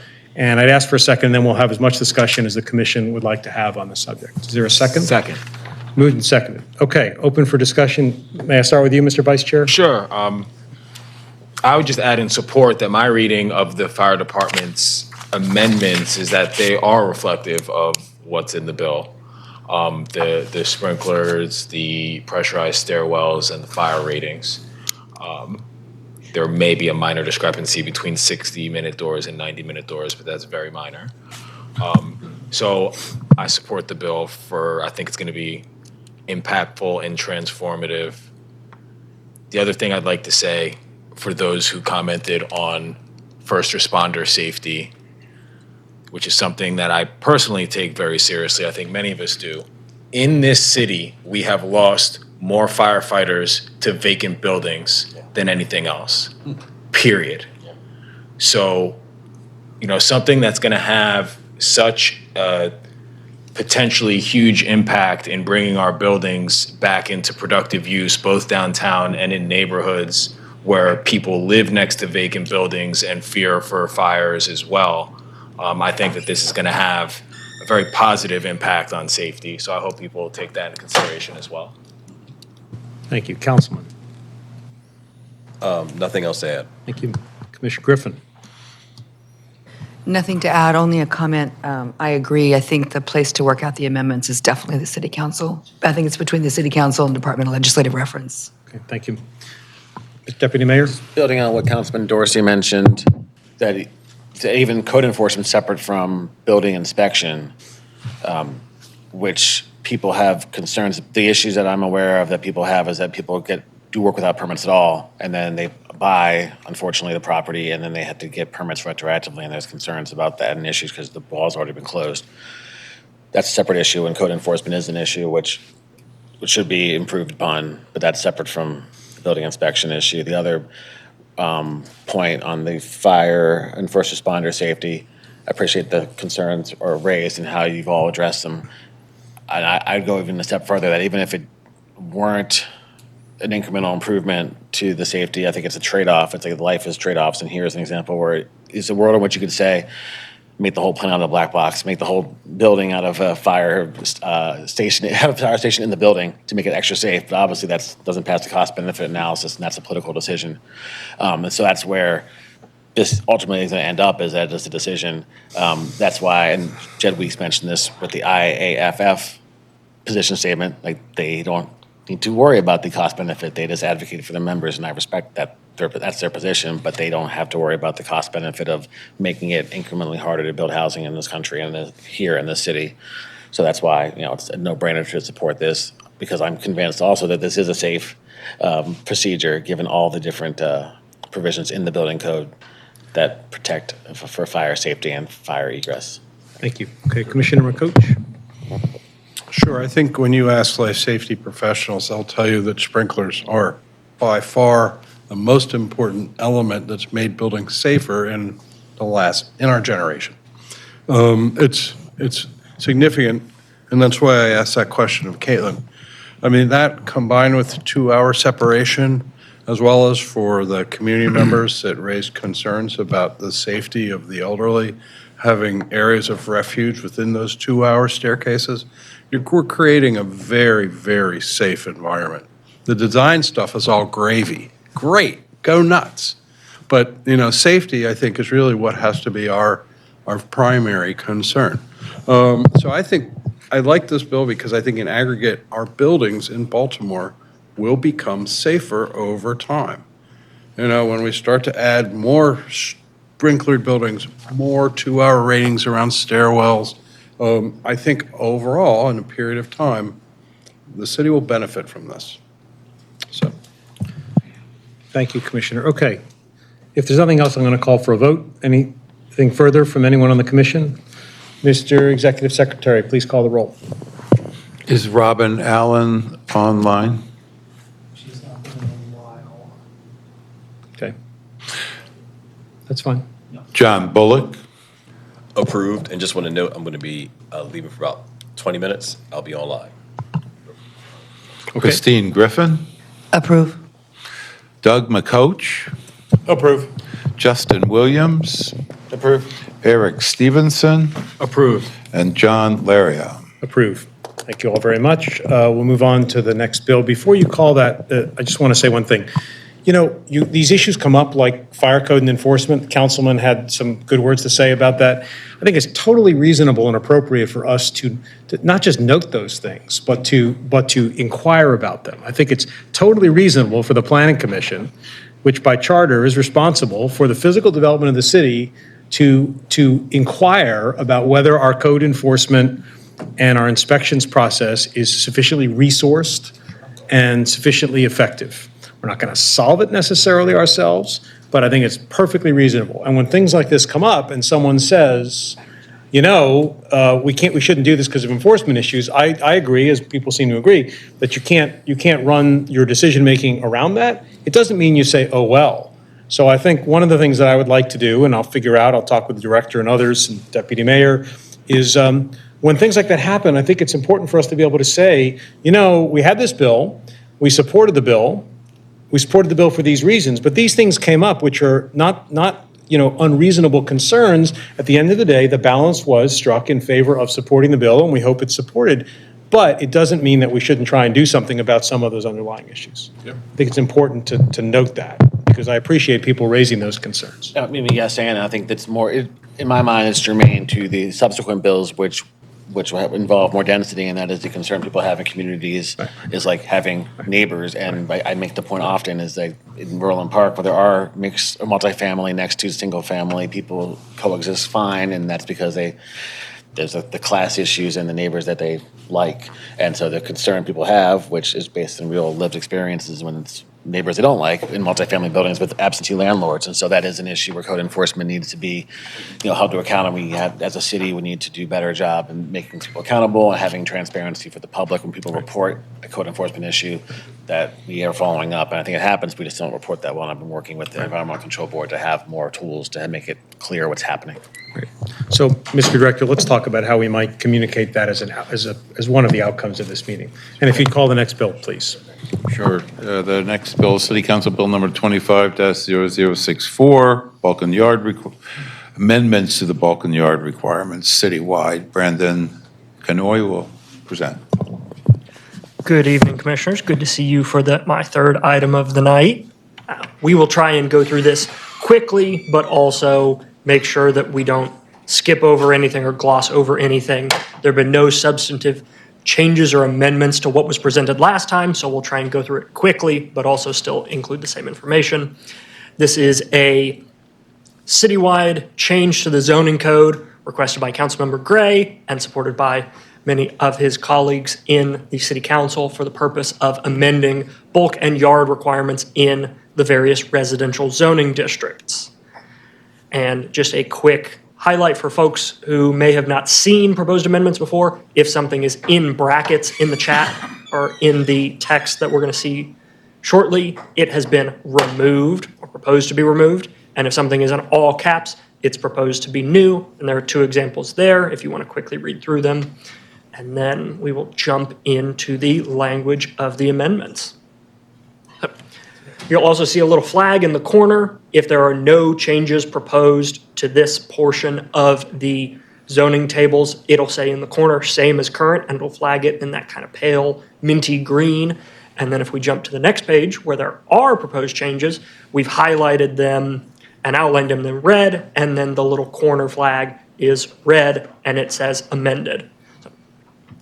Here in the low-density residential districts, the proposed change to maximum lot coverage, so this is just for the main structures, not for anything else, is increased by 10% across the board. So what was formerly 25% jumps to 35%, all the way up from 35 jumping to 45 in our R4 districts. Then the interior side yards in every district are requested to be reduced by 5 feet. So 20 reduce it to 15, 15 to 10, 10 to 5. And there are no 0-foot interior side yard. So this is any side yard you share with a neighbor, there's still a requirement to have something there. And then there is a change to the corner side yard. So this is obviously the corner lot on a street. There's a typo in there that's just a clerical error that we have flagged for correction. And there's another one on a successive slide. Then there are also footnotes that apply to this entire table. None of the footnotes for table 8-401, which is low-density residential, are proposed to change. Now we're jumping into medium and higher density residential and our row home districts. Right now, there's no proposed change to the minimum lot area for any of these uses, community managed open space gardens or farms, same for detached and semi-detached dwellings. Where the changes come into play here are a proposed reduction in the required square footage on a piece of property for multifamily dwellings in R5, 6, 7, and 8. This is not a requirement for a specific size of unit, but it's a requirement for how much land area you have to add an additional unit. So in R5, it's being reduced by 1,000 square feet.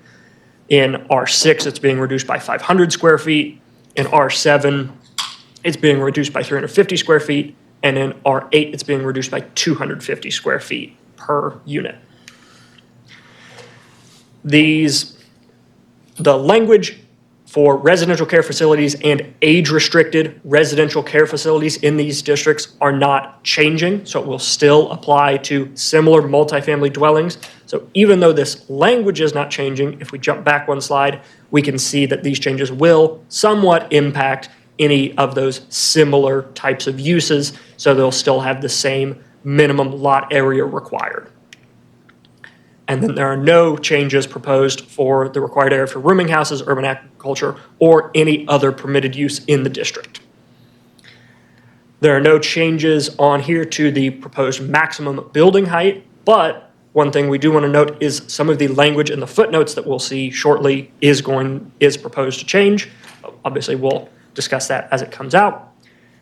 And then for maximum lot coverage for row houses and multifamily, the proposal is to increase that by 10% in R5, 15% in R6, 20% in R7, and increase by 20% for row houses in R8. And then also the language of that proposed, of the footnote that this applies to, does also have some minor changes there. There's no proposed change to the maximum impervious surface, and we'll get to a little explainer about that. And the lot coverage is what the building and any additional structures on the property cover, and then the impervious surface regulates what's left over after you put a property on, after you put a building or structure on there. So we'll look at a typical lot.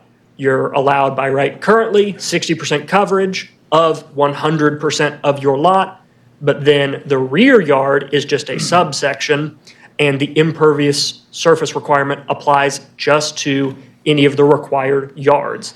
So even though it says 65%, it's not 65% of the lot, it's 65% of 40% of the lot. And then the proposed change would bump up the allowable coverage by right to 80% in some cases. Your rear yard is still 100% of your rear yard. However, the impervious surface area required is not changing. It's just going to be a smaller percentage. So instead of 65% of 40%, it's 65% of 20%, which when you add all the numbers together or multiply them as you will, the proposed change would reduce the required green area to be left over by 7%, not a whole 20% as you would look if you just subtracted 80 from 60 and vice versa. And that's just because the way Baltimore City currently calculates impervious surface and property coverage under the zoning code, the house is considered separate. For stormwater regulations, that's calculated a little differently, but just for the zoning and how much of your property you can cover, this is how we regulate it currently. Now we'll jump into the minimum front yards for any of these districts. For the medium and high density residential, no proposed changes there. And then same for the front yards for multifamily dwellings and other uses in these districts. One note is the minimum interior side yard is proposed to be reduced by 5 feet across the board in all of these districts. And that is for detached dwellings, semi-detached dwellings, and multifamily dwellings. And you'll also note there's a footnote 8 there that does have some new language, as footnote 8 is completely new in this. And then regulations on the corner side yard, generally reducing it by 10 feet anywhere it's applicable. There are some places, as you can see, where there's no corner side yard required, and we're not changing that. Then for row houses and multifamily in R8 districts, the proposed change is to reduce the required minimum rear yard by 8 feet for row houses and 13 feet for multifamily dwellings. And then we'll jump into the footnote changes. Footnote 1, which referred to the height, permissible height of certain structures, what is, as currently written, is a conditional use to go up to a maximum of 45 feet for a building. The proposed language here removes the conditional use and would just become permissible through staff review as opposed to review by the Board of Municipal and Zoning Appeals. Then for footnote 4, it's just clarifying the standard where 80% coverage applies versus 100% coverage. And then footnotes 8 and 9 are both new for a multifamily dwelling that's attached to another structure, so a semi-detached structure. It's clarifying where the interior side yard standard applies. Obviously, it doesn't apply to the part that's hooked up to another building. And then footnote 9 clarifying that if 100% lot coverage is allowed, there's not going to be a conflicting standard that also requires a rear yard, so you couldn't really cover 100%. This clarifies that you could. In general, this proposal is slated to align with general historic trends in the Board of Municipal and Zoning Appeals process. We've seen a lot of folks who try and come in and are looking to just increase their lot coverage by a certain amount to bring it up to modern living standards, modern expectations for what folks want to see in the market. And the threshold to get an approval by the Board of Municipal and Zoning Appeals requires developers and homeowners to show a practical difficulty. So if there is a reason why you couldn't follow our rules that wasn't created by the property owner, then that's the standard that's required. The proposed language in this amendment raises the bar before you have to come there. So it means that you're going to have to show an even greater practical difficulty before it's realistic that a board would grant any variances over and above the new higher threshold. And then the two main interpretations, I apologize, it looks like some of the formatting here bumped over, but on the housing access side, this proposal would allow for more effective reuse and redevelopment of existing structures as well as vacant lots. It also gives you greater flexibility on what you can do on a property before you have to come and get extra approval. That takes time, money, and resources. It allows for higher land utilization, so we can service more people with less infrastructure, which is a great goal to have, and it can help developers and current homeowners follow more modern expectations for housing size as families grow or as new developments come in. On the flip side, this would be a necessary trade-off between green area and development. This is something that every city wraps their head around, and it's just a trade-off how it's applied. And what this would do would reduce the green area required on individual properties by 7%, as we discussed on the math outline. This is most impactful in R7 and R8 districts, where the allowable lot coverage is higher and the required rear yard is smaller, which, if you've ever been in a small row house, sometimes it's really nice to have a little patch of green, but if it's not required for new projects, then it may not be provided. It's something that's nice to have, but it may reduce the desirability for folks who are coming in and looking to move to Baltimore, and it also reduces the net ability to manage stormwater through very passive means. One thing I do want to clarify during the presentation last time, we were talking about stormwater management. Most individual single-family dwellings are exempt from stormwater management standards if they're just a standalone single-family house. But if it's part of a larger development, then our other stormwater management standards apply. And the comparison for what we would be giving up and gaining in buildable area versus green space, this would be a total of up to, but no more than, about 13.8 million buildable square feet in R7 districts. However, that's distributed across something like 8 or 10% of the land area of the city. So realistically, it's only a couple hundred extra square feet per property, which can be the difference for certain species of plants to survive, but could also mean the difference between making your money back on a development and not. And then a gain of about 36 million buildable square feet in R8 with that same caveat. And then even though you'd be losing the about 14 million buildable square feet, gaining the 14 million buildable square feet, you would lose about 5 million square feet of green space in R7 districts and about 12.5 million in R8. Once again, distributed across multiple properties, something more like dozens of square feet that you'd be missing out on. In general, like we mentioned, it's just a trade-off between what we want to be able to build versus what we want to see unbuilt and maintained in more of a natural form. And it's something that, if approved, mainly impacts the areas which historically lack robust communal green space infrastructure, and instead sometimes only green space in the areas what you've got in your backyard. Right now, We currently have no affirmative requirement for green space. It's mostly what's left over, because right now we tell you how big you can build your house and how much of it, the remaining area you cover with like a parking pad or anything like that. Something that would be more of an affirmative requirement would be a green area ratio, which specifies, hey, you have to have X number of square feet of green space on your property. And there is an explainer that we put together with some help from the folks who worked on the green area ratio for Washington, D.C., and also a number of specific examples from the DC code in the little explainer we put together, which I'll run through here shortly. And this is something that we kind of included in the explainer, so I will quickly jump through that. Oh, that makes me a lot louder. What the DC version does is functionally it provides a menu of choices that developers can look at, and they can decide, well, I only have 200 square feet, and I can't really provide the 400 square feet I'm supposed to provide.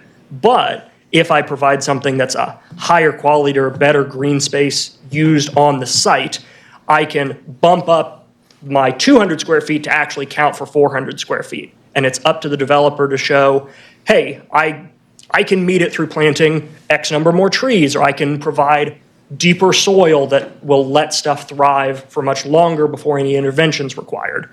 And most of the time that's in the function of a multiplier, which adds to their score so for them to reach the required square footage area on a piece of property. And the way that works is you can incentivize certain things by having a higher score for things you really want to see. So like preserving upper story, upper canopy trees can have a really high multiplier because you're like, we want to keep these, we want to make sure that folks are encouraged to maintain these wherever possible. But if somebody just wants to grade out a lot and put down some dirt, that provides a very low score because it's not the highest quality of green area provided. And then we did get a question from the commission asking us to compare the lot area requirements and changes for other cities. Best example we found that's comparable is Philadelphia's code, and the most comparable areas for us are R6 zoning, compares nicely with RSA4 from Philadelphia, both of which permit attached residential dwellings.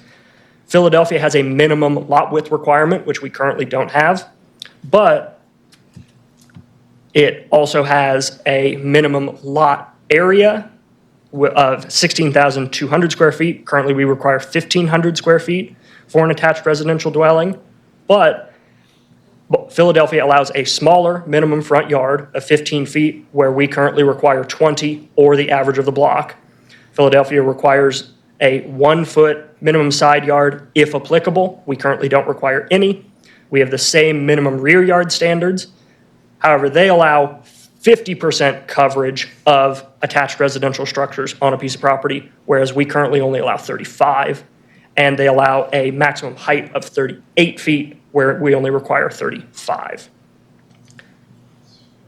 More directly applicable in the R7 districts, where we're going to see the greatest impact of these changes, is RSA-5 in Philadelphia. It does not allow fully attached residential. However, it allows substantially more density than current Baltimore City standards for attached residential. Philadelphia allows a minimum lot area of 960 square feet for semi-detached structures, where in Baltimore, we require a minimum lot area of 2,000 square feet for semi-detached.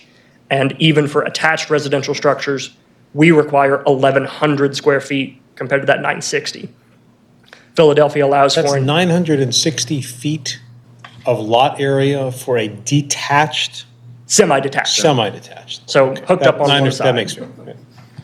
Okay. And then comparing that to Baltimore's minimum lot area standard is less than half, so it's basically twice as dense. There's a minimum front yard requirement of 8 feet. Baltimore requires 20 feet or 10 feet, depending on whether you're detached or a row home. There's a minimum side yard requirement of 8 feet in Philadelphia, where we currently require 10, and then 15 or 0, depending on what's applicable. Minimum rear yard of 9 feet, and then here we require a minimum of 25, and then they allow a max occupied area of 75 to 80%, where we only allow 35 for semi-detached and 50 for attached in residential in R7 district. And then they have the same maximum height of 38 feet versus our 35 feet. How do they address impervious areas? They do it similarly to how we do it currently, with the building being separate and then the impervious area. So there's already a smaller fraction that Philadelphia requires. And I think that's actually a perfect way to open up for questions. We do know there is a second clerical error that we have language regarding the amendment of, but it's just not listed on this slide. It's in table 8-401, I believe. So I'm sorry, this is the first of two clerical errors? Do you have or this is the second one? I'm sorry. This is the first one we brought up in the first meeting. The second one is not listed on here. It got brought up after the last meeting. And one of the members of the public. Will you tell us what it is? It is, too far.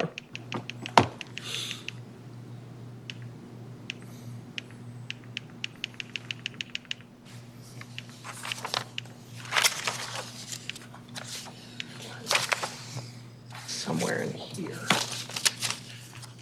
There it is, R2 for detached dwellings. Yeah. It says 5 feet 10, so it would be 5 foot 10 inches as opposed to 5 feet. What's that? The 10 is extraneous. Yeah, the 10 is extraneous. Okay, all right. Yeah. Okay, So we appreciate folks catching that. Yeah. So a couple of things quickly, threshold. One, just want to go back to clarify for folks who are listening to this. I think I want to tweak a little bit your comment about the variance standard. I understand what you're trying to say, but I want to be clear. Deputy Mayor can check me on this because I know he's a zoning aficionado. It is true, certainly, that if you change the law in this fashion, you would not have to go to the zoning board for things that today you have to go to the zoning board for. And I think you described it as sort of the higher threshold to go to the zoning board. I think that's probably a fair way of saying it. But I think you also said something that implied that somehow the standard was changing. And I don't. It's okay. I just want to be clear more for the record. It was not a big deal, but I just want to be clear. The standard for a variance is the standard for a variance. It's just simply a question of when do you need a variance? And you have to go higher before you, not higher, but denser, I guess, before you reach that. So first thing. Second, I really appreciate the green area ratio work. I think it's really worth discussing. I think it's probably too much for us to pack into this discussion, but I think we had asked about it because you and the director at the last meeting mentioned that some work was being done. So I think it's worth talking about that and seeing if that's something we might want to add as an augmentation. And then I don't want to, the vice chair did a much better job than I will at the last meeting regarding this whole question about green space. That slide with those numbers, 18 million, 27 million, it's a good math exercise, but at the end of the day, I'm not really sure what it teaches you in terms of, because you're it's over so many parcels, et cetera, et cetera. And then I do think, and this was really the point that you made at the last meeting, I think, green space is green space. Little postage stamp of green space in the backyard is not green space. It's an amenity for the homeowner. And I think at one point you said something about it could make it less desirable. And I guess my view of that is then people won't buy them. But that doesn't, someone has to figure out whether in the choice between something that's a little bit bigger, a little less, a little bit more dense, et cetera, and maybe a little less green space, at some point someone has to strike that balance. But I don't think it's fair for us to sort of say, is that more or less desirable? So those are just my couple of comments, but thank you. It's a very good presentation. It's complicated stuff, so for condensing it. So those are my couple of just comments quickly. Are there questions for Mr. Kanoy from the commission? Okay. I'm sorry, I have one. Go right ahead. Because of all of the talk about green space and storm mitigation, has our Sustainability Commission had an opinion on this?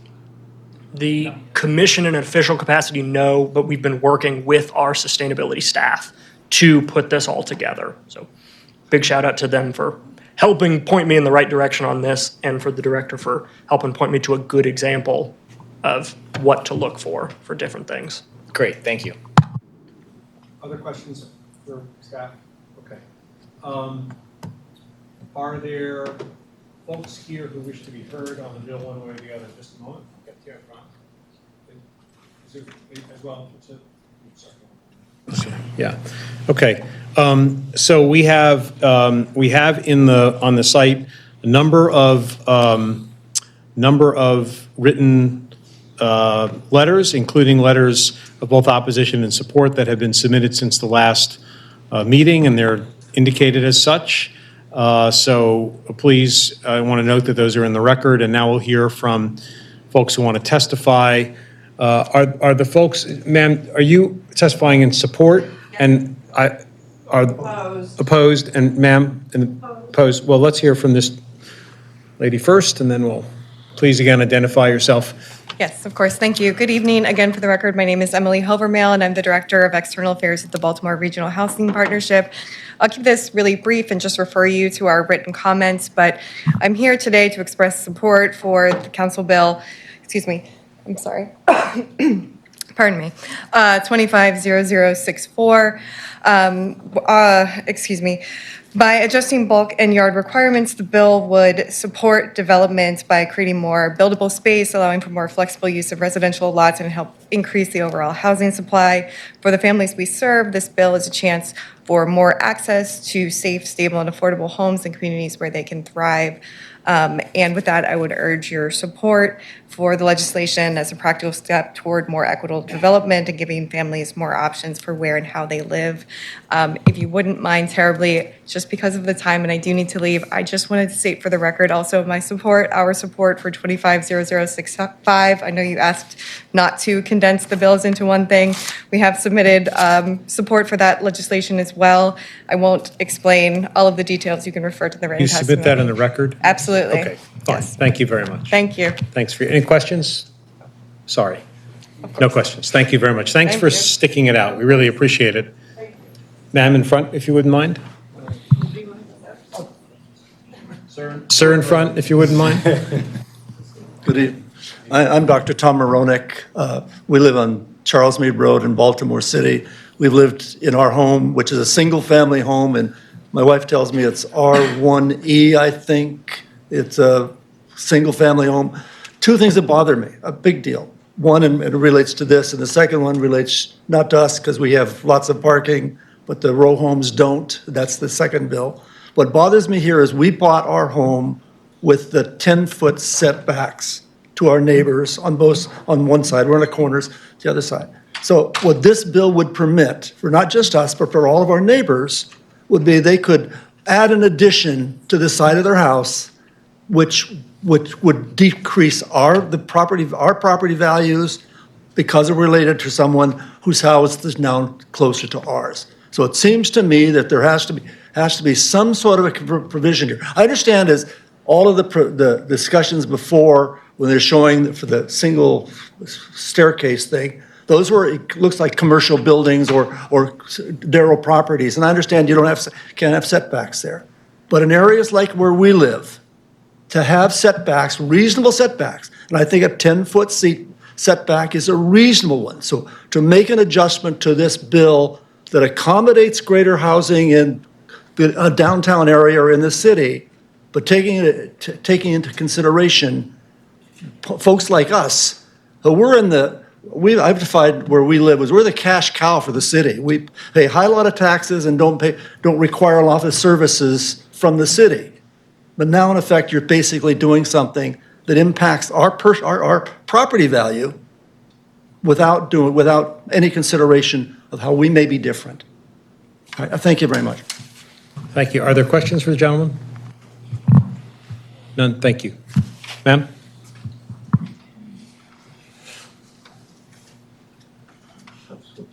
I'm sorry. Sorry, I thought. Go ahead, Matt. Go ahead. I thought you had designated the gentleman to speak, but if you both want to speak, please do. I'm sorry, Ms. Floyd.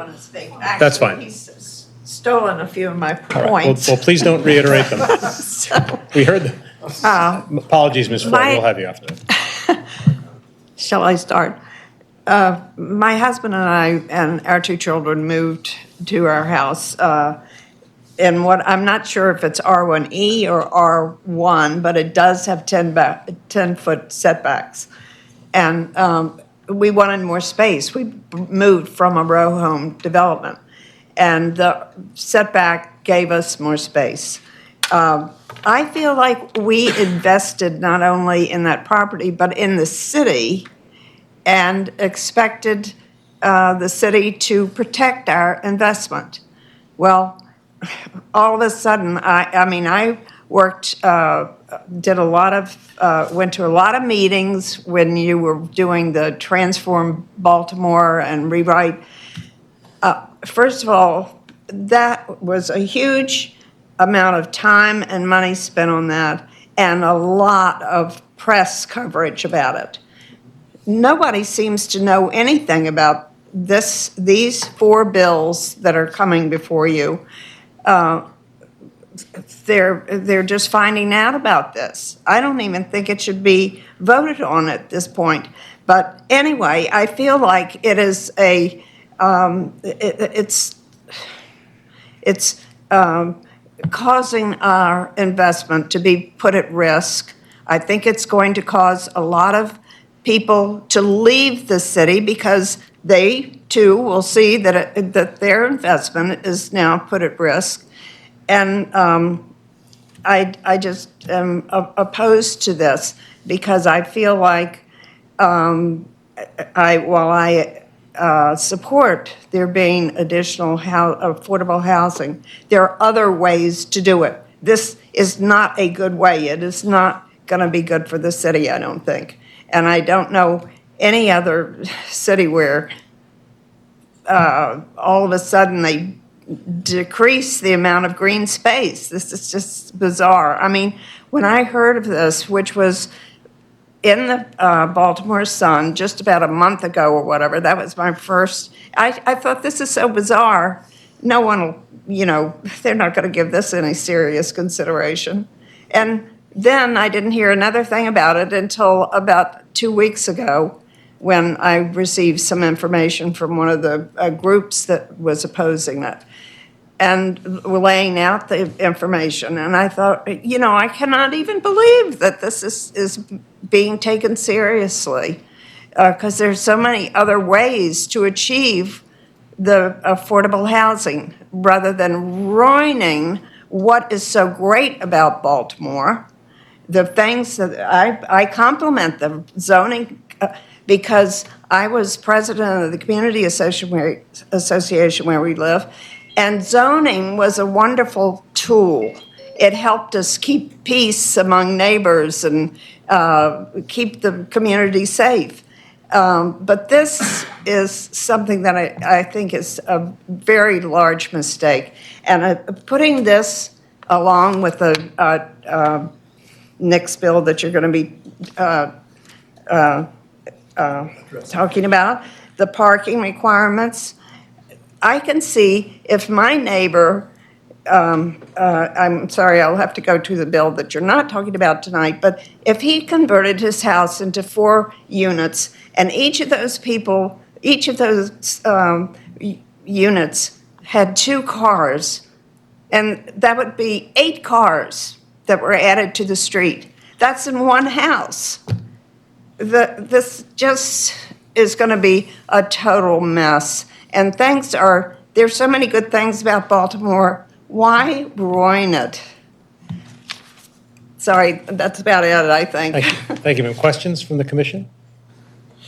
Okay, thank you, ma'am.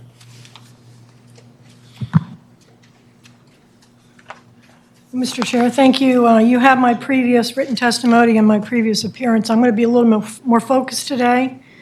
About a year ago, give or take, I sat in this room and I heard a woman beg this planning commission for help. I can only describe her as being distraught. her issue was that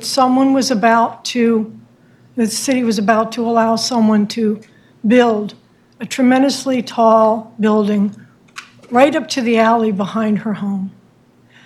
And she was explaining with great emotion, desperation, I would say, the impact of that on her home, her life, her health, all those things. And the Planning Commission members at the time said, ma'am, we appreciate your position and we understand, but we can't do anything because this is development by right. This bill is asking you to increase what can be done by right. And, you know, it didn't really get discussed last time, and it's difficult to understand this bill. So I made a model and I provided a PDF to the commissioners. I think you may have this. I hope you have it.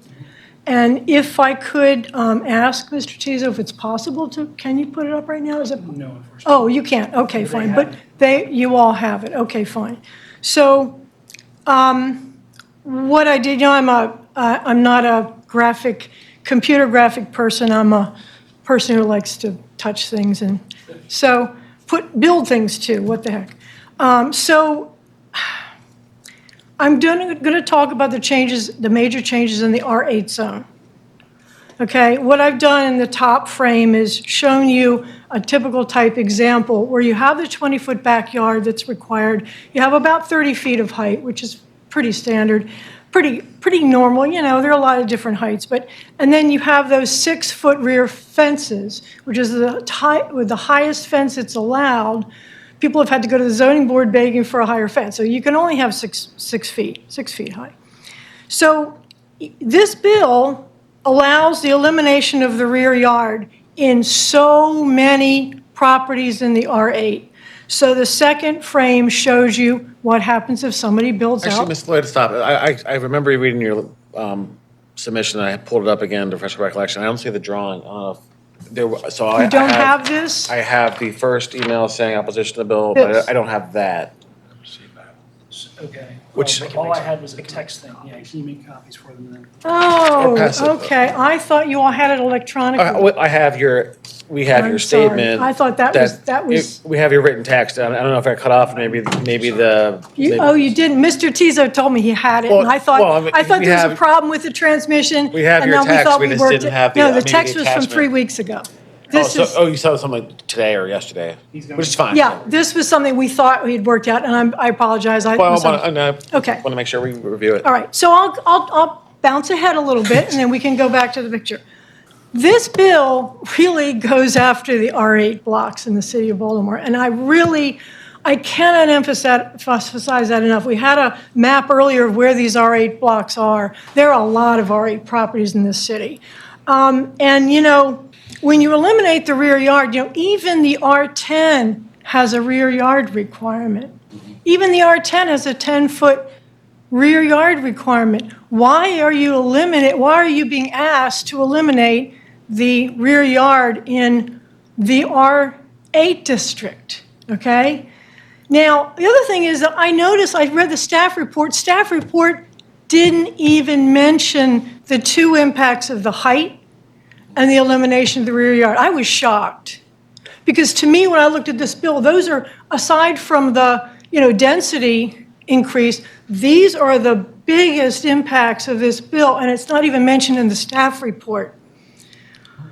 So when you see the PDF with the 4 frames, you're going to see a physical representation of what happens if someone mid-block uses this new by right power, authority, allowance, or whatever, permission, to just plunk down an addition covering the entire backyard. Then there's one that shows you what happens if they decide to use the 45 feet height allowance that you're now allowing by right in most R8 properties in the city. That's what this bill does. For the R8, it changes the row house height mid-block to 45 feet for almost so many, because it only depends on the street width. That's all, okay? So what I want to say today, and I know we're taking extra time, but maybe that's okay. I feel that planning in the city needs to respect and understand the difference between land that's for redevelopment and our existing row house blocks, which were developed according to plans that incorporated features designed for living with sunlight and air and privacy and space and good neighbor relations. Now, these are not old-fashioned, obsolete concepts. They are modern concepts. They're concepts we need to retain for a healthy city. So my conclusion is going to be the same as my conclusion last time, which is we need to start doing historic preservation zoning. The state code allows us to differentiate between what we want to zone to preserve and what we want to zone to build new. I have seen a brand new development in the R8 that goes all the way back to the alley. And it was planned that way because the open space is somewhere else. It's not in the back, it's on the side or something. So you can do these things for new development, but do not impose these things on the existing healthy row house blocks.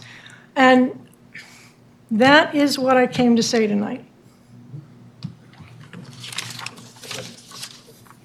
Any questions? I guess the question, thank you for this. I guess the question I have is, maybe this is to the staff, to Mr. Cano. I'm looking at, and maybe you can put it up there, but I'm looking at your PowerPoint on my screen. Can you go back to the charts, the rear yard chart for R8, which is what we're talking, yeah. So what is that saying is the R8 rear yard setback in the amended box? The amendment reduces it to 12 feet or 0 feet when 100% lot coverage is allowed. So if you're only allowed to go to 80% coverage, you're required to provide a 12-foot setback. So then the question, yeah, then. And no structure type. Yes, but so the next step is, but the 100% lot coverage is allowed when it's on an alley? Correct. And then we can jump to that language. That's Where, footnote 9. oh, yep. So it's kind of a two-step process, like I also had a question. So it's 9, so that's, which is when it's 100% lot coverage, and then so maybe it would help to show when it's 100% lot coverage. Right.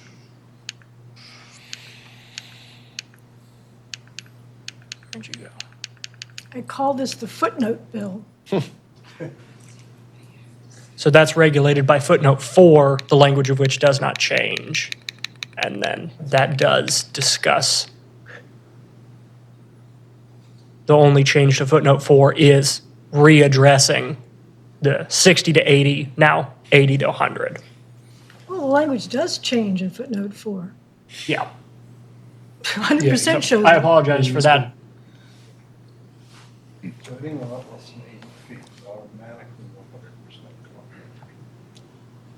I guess other piece for everyone's reference, which they can find the actual provision, is if a lot is less than 80 feet deep, then there's other setback.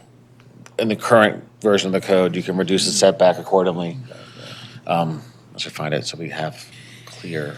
There are a lot of lots that are going to be eligible for that. I think there could be value in defining alley as well, because there are alleys of varying widths. There are vehicular alleys, and there are also, footway alleys, and, the vehicular alleys do more to mitigate, spacing than a 24-inch alley does. So There is a definition for alleys. I'm just pulling it But up. I don't think it. I don't think it. Yeah, I don't think it. So you raised the point you make. Is that yes? If it were up to even a 3-foot alley or 2-foot alley, it would still allow what Ms. Floyd thinks is the problem. 10-foot alleys. I apologize, I didn't have time to make 2 rows back to back. I had an alley, but I Very don't have the impressive. 2 rows. This is But you actually can- impressive. But this This is is by real, hand. but I want to say something. This is real sunlight. Yeah, I'm impressed. Very high sun midday, okay? Which you can probably tell, but it's real sunlight, so I didn't have to, play around with flashlights or anything like that. Okay. Is your issue the 100% or is your, I mean, I guess I'm just trying to understand whether the concern you're expressing is keep it the way it is, or, is there, what is the ultimate point that you're making? Is it that 100% is objectionable because of the drawing that you described? I mean, if it were 80% and not 100%, just for purpose of discussion. I can't go there because all I can focus on is this, which wasn't even dealt with in the staff report. Sorry, I cannot believe it. Well, you have to go there because I'm asking you. I need to understand. I'm just asking My you a question. point is, this is really bad, and this is really what is going to be allowed by the bill. I understand, So- but I'm asking you I'm trying to understand what the issue that you're highlighting is and what the sort of trigger point is. Is it the 100% lot coverage? Like, if it said 80%, I mean, what would happen then? Is it? I would have spent my time differently, sir, and I would be prepared to answer the question, but I'm not prepared because I didn't spend my time working on that. Well, Mr. Ms. Tiso. Floyd, I think you're being unfair. I'm asking you a question about what aspect of this is objectionable. If the answer is the bill is an objection, I said to you last time that these conversations are yes. helpful when you come in with some sort of like, here's the issue and here's an analysis.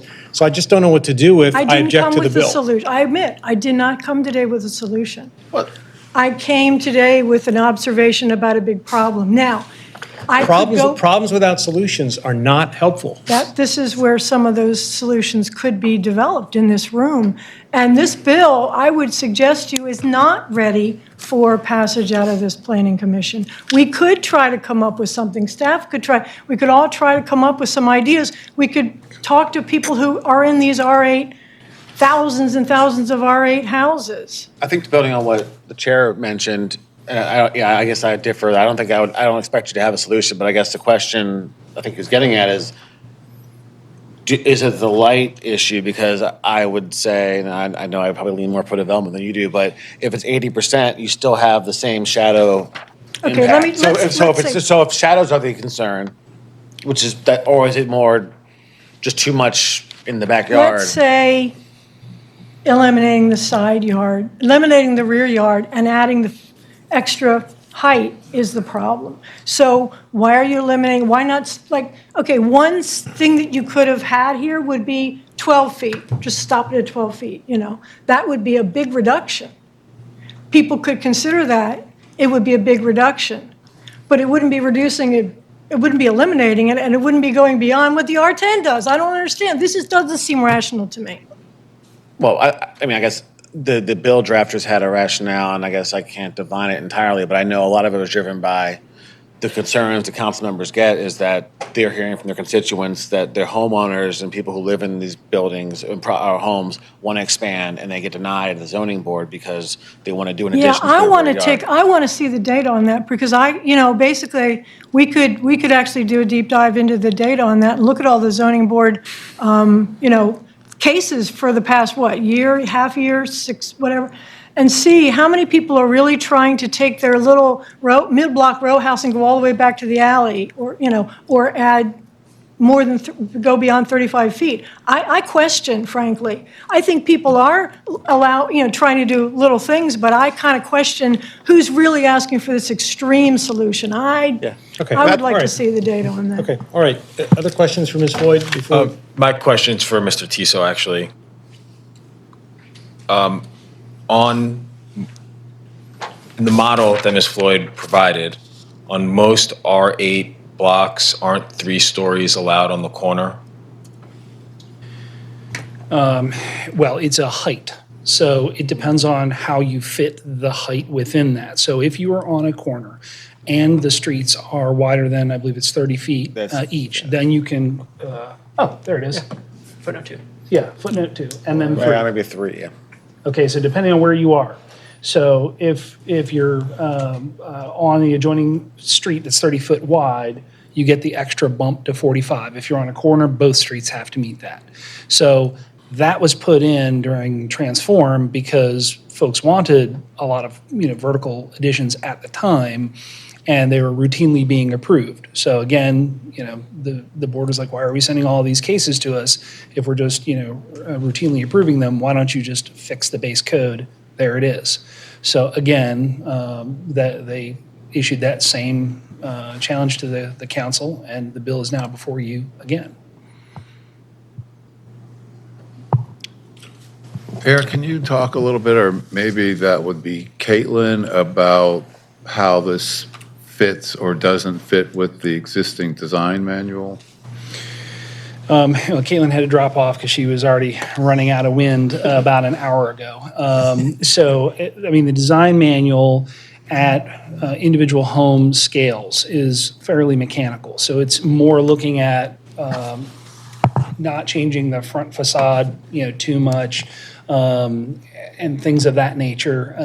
If there's going to be vertical addition, it should be either incorporated or set back.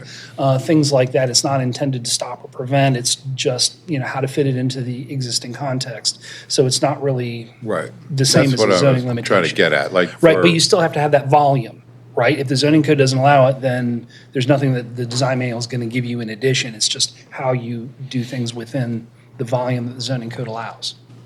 Right, what I'm asking is, the design manual would call for a setback on a third floor addition. Unless it's all the way forward and incorporates with the facade. So there's rules in there, and that's, the architecture is the one thing I'm not proficient in that my division does, and all the design planners are gone for today. But yeah, so there are some rules of how that has to be done to incorporate the design. I have comments or questions. Well, but I guess I'm sure people are online. I have nothing. Well, I don't know if you have anything for Ms. Floyd, but I appreciate the observation. Okay, so there's no one else in the room. Are there folks online who wish to testify?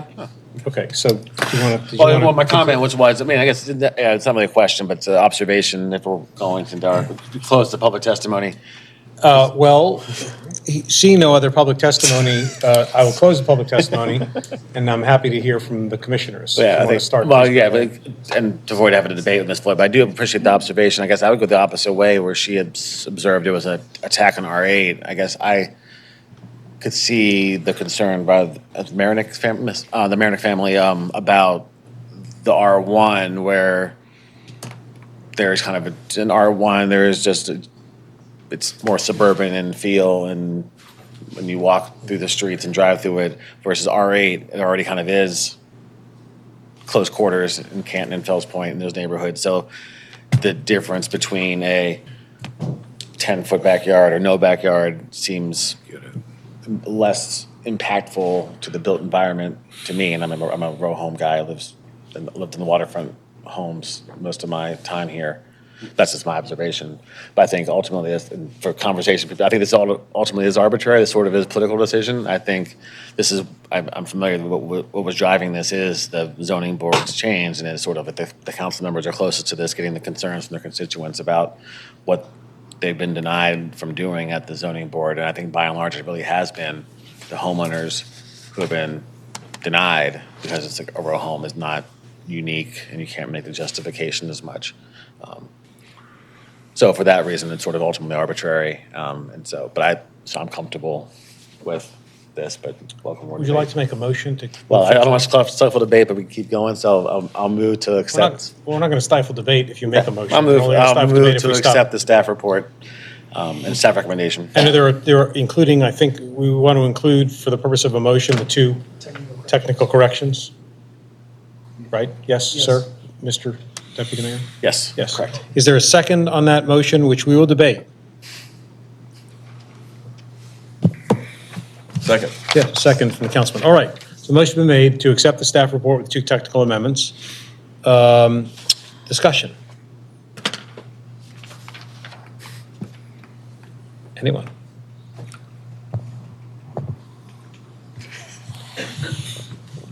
Should we, we can just go around, but if calling on you is not going to help if you have nothing to say. Mr. Vice Chair, do you want to say anything? Okay, Mr. Councilman. I'll just say I appreciate the robust conversation. I think my position is still where it's been, so thank you. Okay. Commissioner? You made the motion, so I have some comments. please. Okay.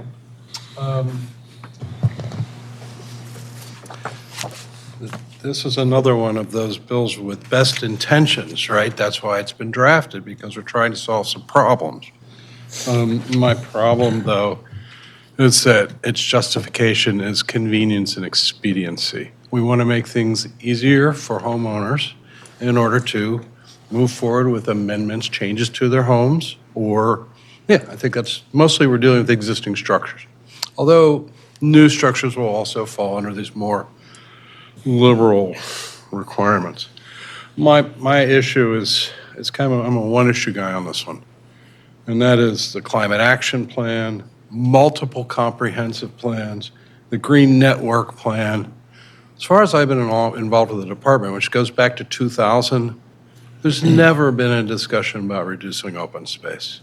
In fact, it's so contrary to every single policy this city's passed for 20 years. I can't believe that we're saying, well, we're going to do this because we want to help people out a little bit. Now, I have to say, I mean, I live in a community that has very strict mass and standards, bulk standards. And I can tell you, I've fought these side yard setback requirements, feeling very justified that they were too strict. I actually think leniency on some of these setbacks makes sense. But I just can't. The chart up there is a little bit disingenuous because of how Baltimore evaluates lot coverage. The building footprint is impervious. The allowable impervious area is impervious. Under this math, we're talking about 90%, 97% of a lot being covered with structures or paving. Great, 3%. That's great in a world where we have ever-increasing storms, we have flooding problems, we have infrastructure that's failing. So my own opinion is, I just don't think it's responsible. I think it's contrary to what we've been about in terms of the environment for 25 years here in the city. And so that's just, I would never be able to improve or to support the additional lot coverage.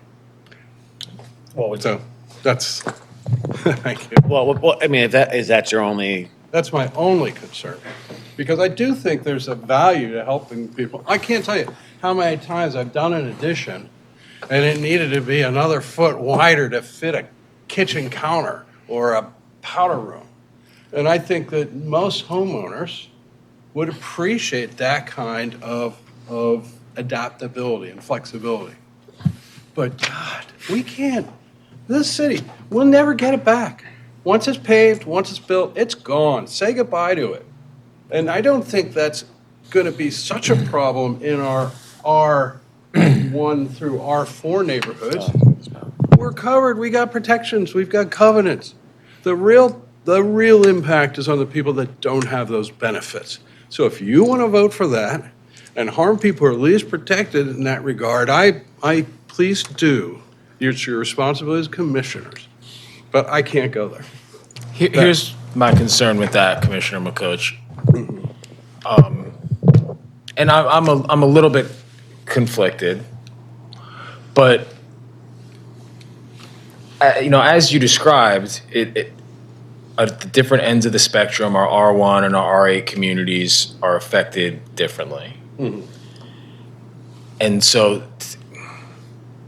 and it's true that our R8 neighborhoods, they're already built, they're already paved, they're already impervious.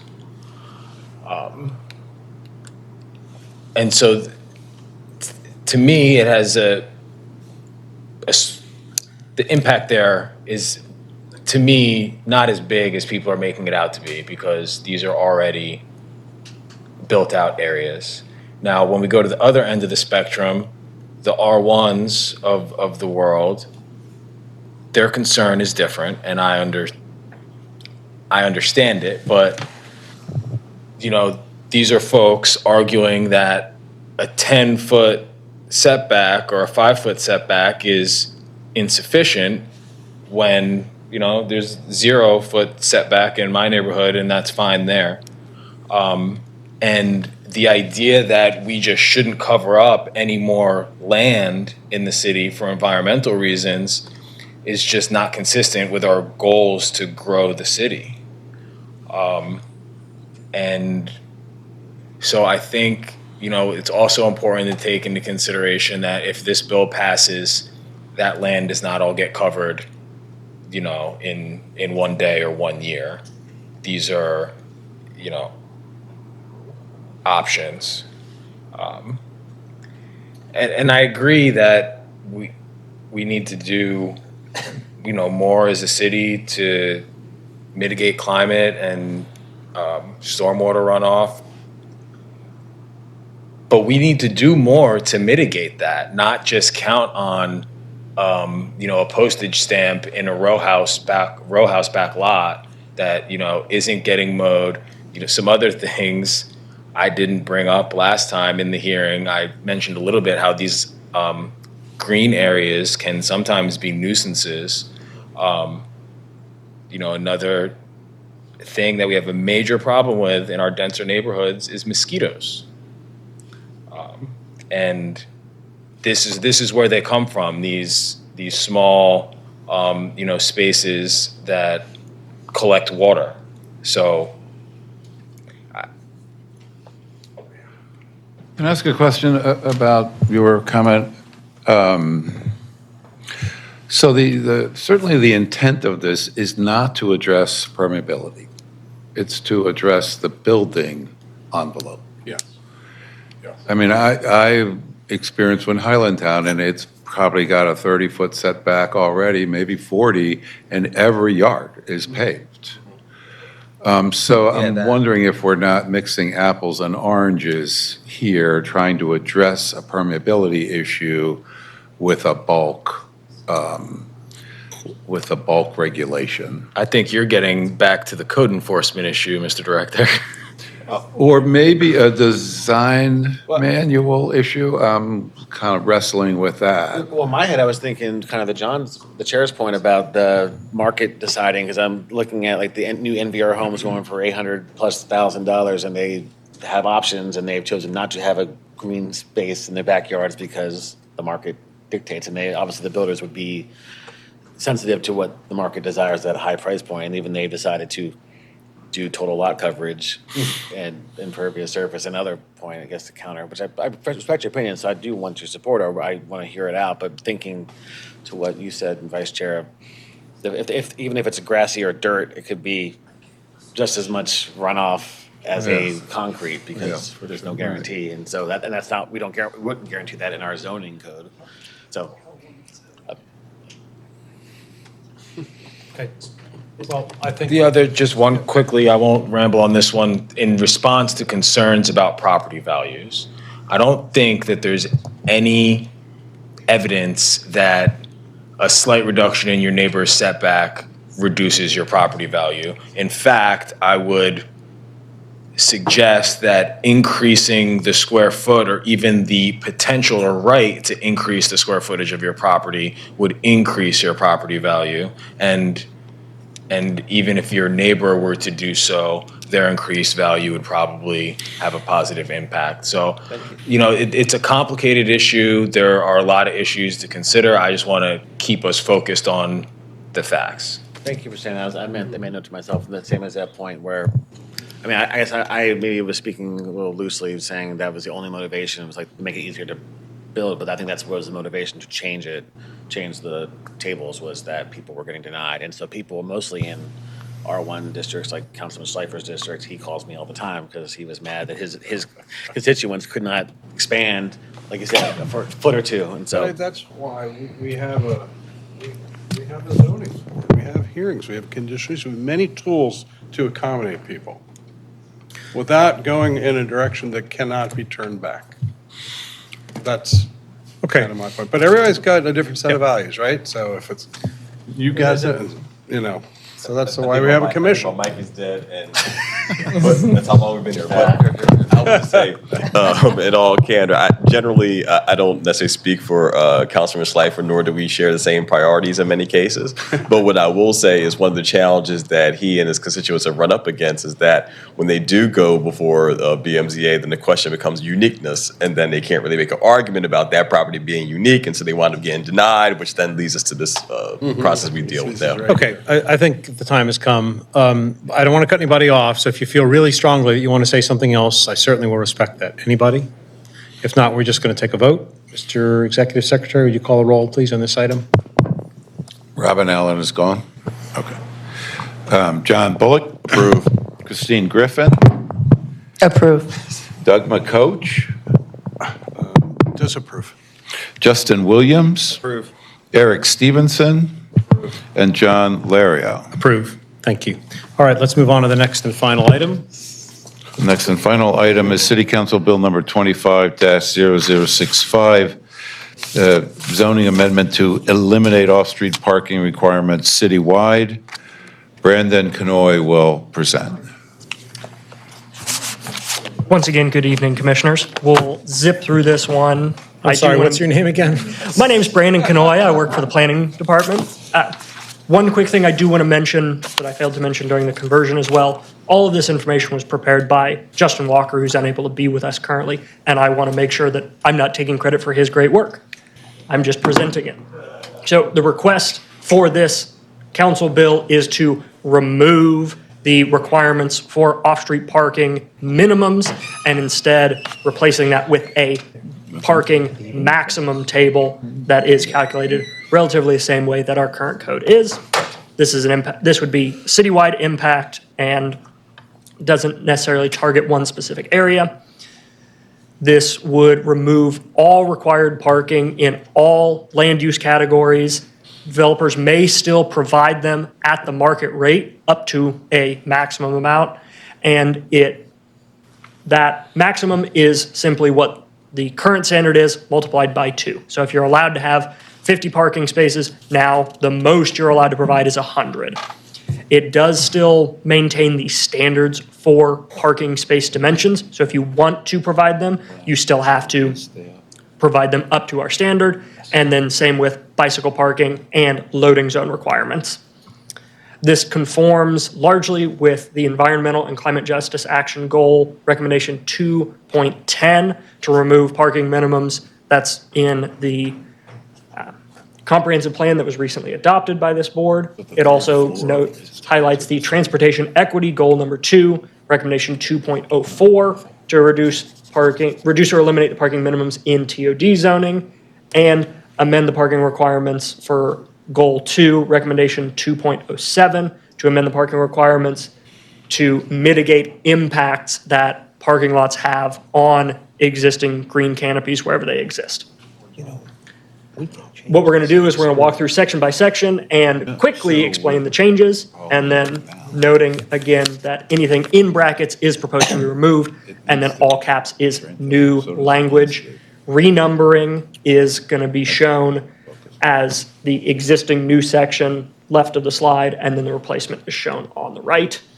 There's no change to this language here for describing what the language is, other than in section 1, noting that it removes the line areas with the appropriate number of spaces in proportion to the needs of the proposed use, and instead just simplifying it to provide accessible, attractive, secure, and well-maintained off-street parking and loading areas, and then going into the other sections. These areas are going to change quite substantially. So right now, the existing code, general applicability for existing off-street parking facilities, that is proposed to be removed, and section 16-201 will be replaced by cascading upwards. What's currently section 16-206 is just the prohibited uses of off-street parking and loading spaces. So instead of setting that you cannot remove parking spaces to go below the minimum currently, that's just being struck out because it would be no longer applicable. Same with damaging any damage sustained to a parking structure, and making sure that a non-conforming use could still provide up to that point. Instead, Now it's being replaced by computation of bicycle parking requirements and loading facilities requirements that are still in our city code.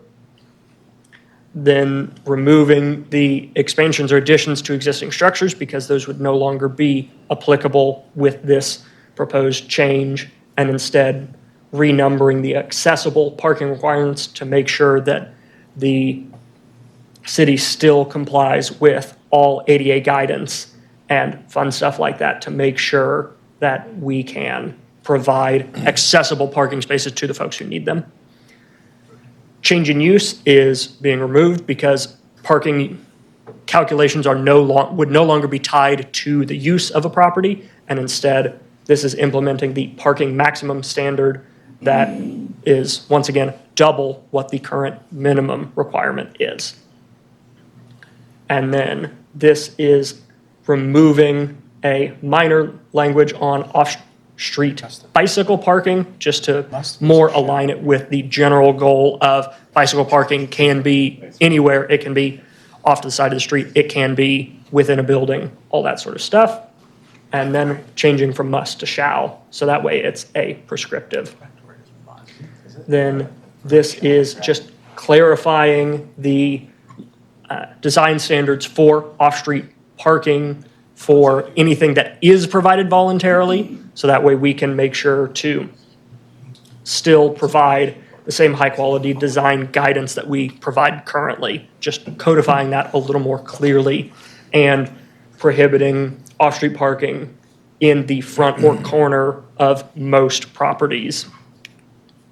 And access, just noting that all off-street parking facilities need to have vehicular access to a street as opposed to all required off-street parking. It's no longer compulsory to provide that parking, but if you do provide it, it has to have access on a street. And this is noting that the standard that governs this has now been moved to section 16-401, and 404 is still numbered for driveways. And then for drive-through stacking spaces, if a driveway is provided or a drive-through is provided, there are still a number of required stacking spaces for folks to line up, even though the rest of the parking area would no longer be required for things like a drive-through food or anything like that. On the existing side, what is proposed to be removed is just general standards for any sort of shared or collective parking, lane bank future parking, where a property owner could elect to set aside some land in case parking is needed. That's no longer required if they're providing below the minimum, because there is no minimum anymore. And then changing the standards for exemptions and reductions of requirements because those are no longer applicable. Same for compact substitution spaces and offsets for bicycle parking, because now only bicycle parking is required. And then this is changing the standard for the off-street parking minimums and instead recast it as parking maximums for each of these districts. So you could provide voluntarily up to this amount of parking spaces, but anything more than that would require additional action, seeking relief from the Zoning Board of Adjustment. The equity pieces that we looked at when reviewing this is that there is a burden on car-free households for anything being built or redeveloped, that they're still required to provide parking spaces, and then that is an additional cost that a homeowner or developer needs to maintain, even if they if they choose to not have a car. And so we want to make sure that that is something that's completely voluntary, as opposed to half the cost of the car being required for something that you don't even use. It also allows our sites to be much more flexible and follow market decisions for how much parking to provide. And especially if it's going to be somewhere in the nebulous middle where a lot of parking requirements really are, it allows folks to provide what they need because they're the experts on what kind of parking their uses require.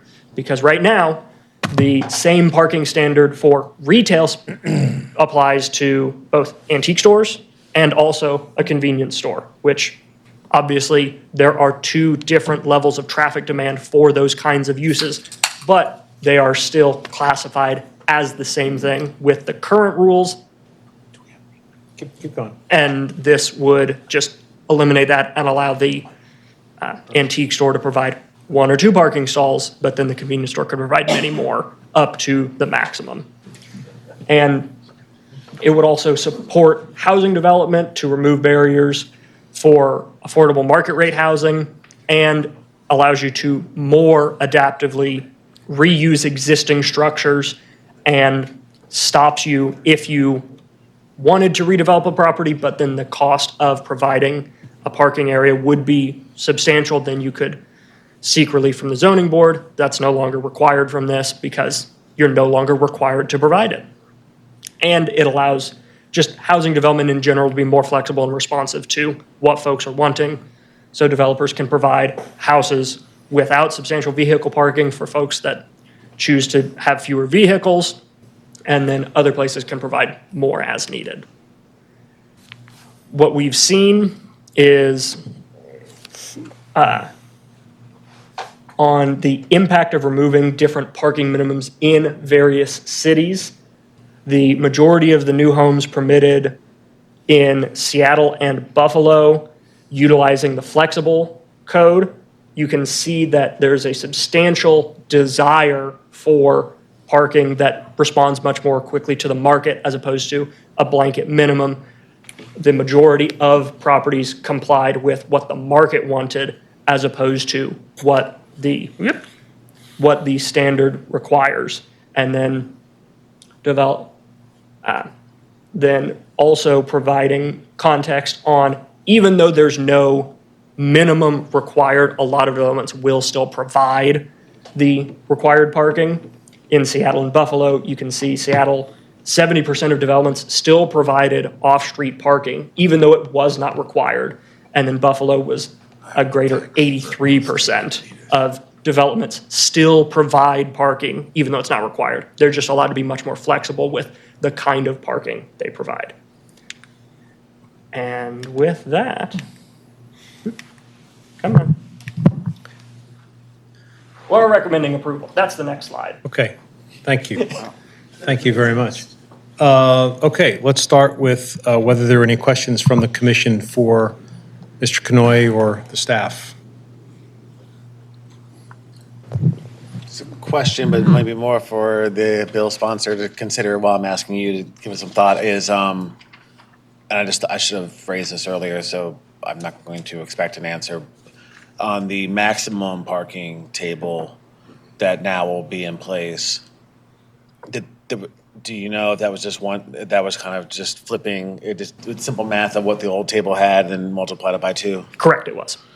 So the question is so the most calls I've gotten on this issue have been industrial, like warehouses and kind of offices that have tried to expand, and then they got stymied by having, they couldn't have the parking they needed because it was more than double, because some of it's kind of wonky based on like storage and space. And so my question for consideration, which I won't necessarily push today, but thinking through is if, in industrial zones, could we have a higher threshold or no threshold with the rationale that most of these places are going to have trucks and you don't necessarily want the same bike or pedestrian infrastructure because there'll be trucks are the primary thing we want to care about in industrial zones. So that's something to throw out there, but and I don't know if you have a reaction, but that's what I'm thinking about now. Yeah. Definitely something to consider, and we can look into it. Are there other questions for staff? Okay, let me just note before we turn to public testimony and award the Moronics, is it the Moronics? Moronic, I'm sorry, award the Moronics the longevity award for today's Planning Commission hearing. There are both support and opposition letters in the file from the last meeting. There are additional letters in support and opposition that have been added since. These are all available both to the commission and to the public. I just want to note once again that we've received a significant number of letters and they're all on the record, and I know that I've reviewed them. I'm sure other folks have done the same. So let me acknowledge those, and let me ask I'm thinking that perhaps you want to be heard since you're here, in which case you're more than welcome to come up, one or both of you, as you see fit. And I have to ask you to reintroduce yourself. Just for the record. I'm Dr. Thomas Moronic. I'm a college professor, retired, so you kind of understand that. Parking is not a problem that we have to deal with where we live.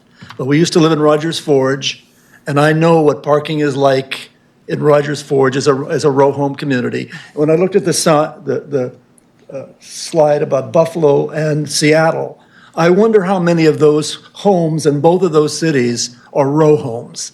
This is a row home community city, the city that, when Mr. Tsai, is that how you pronounce his name? Tiso, he had a Zoom session and we all listened to him. And I asked him, I said, what's the impact, the likely impact on row houses? He said, well, one of the places where we expect to see some changes will be single-family row houses being made into 2 units. Now, I hope none of you guys pass out your phone numbers when there's a snowstorm and people in Baltimore don't have a place to park. They don't have a place to park now in lots of the cities, particularly go in there in the evening, the streets are jammed.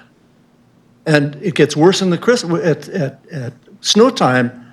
And if you double the number of residents in any of those homes, that just magnifies a problem that I think you've got here. So, and nobody's going to redo a row home and say, well, now I'm going to provide off-street parking. They're not. They're going to have 2 houses and no parking. So I suggest you to address this thing in terms of long-term impact on the row home community, which is what we are here in Baltimore. Thank you. Questions for the doctor? I was just asking if anybody had questions. Okay. Ma'am, are you also going to be testifying on this? Well, heck yeah. Might as well. Well, I'm still Nancy Moronic. I didn't expire while I was here today. I've already made my point, I think. I just think that it's going to be chaotic. And these changes aren't going to be so impactful maybe immediately. But guess what? Once they start taking root, there's no turning back. Once you've built on land that it was once green, or you're reduced setbacks, or you allow parking unrestricted, is going to be a very chaotic situation. Of course, a lot of the people that are voting for this may not be around to take the consequence of people's anger about it, but there are a lot of people who are going to have to live with a situation that is not good. So anyway, thank you for hearing me. Of course, and thank you both seriously for spending this much time with us and letting us hear your thoughts. Particularly, I might point out, particularly when you have several times said, this may not really affect us, but you're concerned about the larger issues for the city, which is really extraordinary. So thank you very much. We do appreciate it. Not a question, but a comment too, for the record. I do appreciate your comment from the last hearing, but it's more germane here that if there were a conversion with your neighbor, I'm assuming the street name, I've worked with Bologna Giddings, if there were a conversion that would have potential 8 or more cars, and that's something I hadn't necessarily contemplated, so I appreciate that. And so I'm saying in this part, this hearing on this bill, to reiterate that point you made. So thank you. Well, thank you for hearing us. Did you want, yeah, please come on up.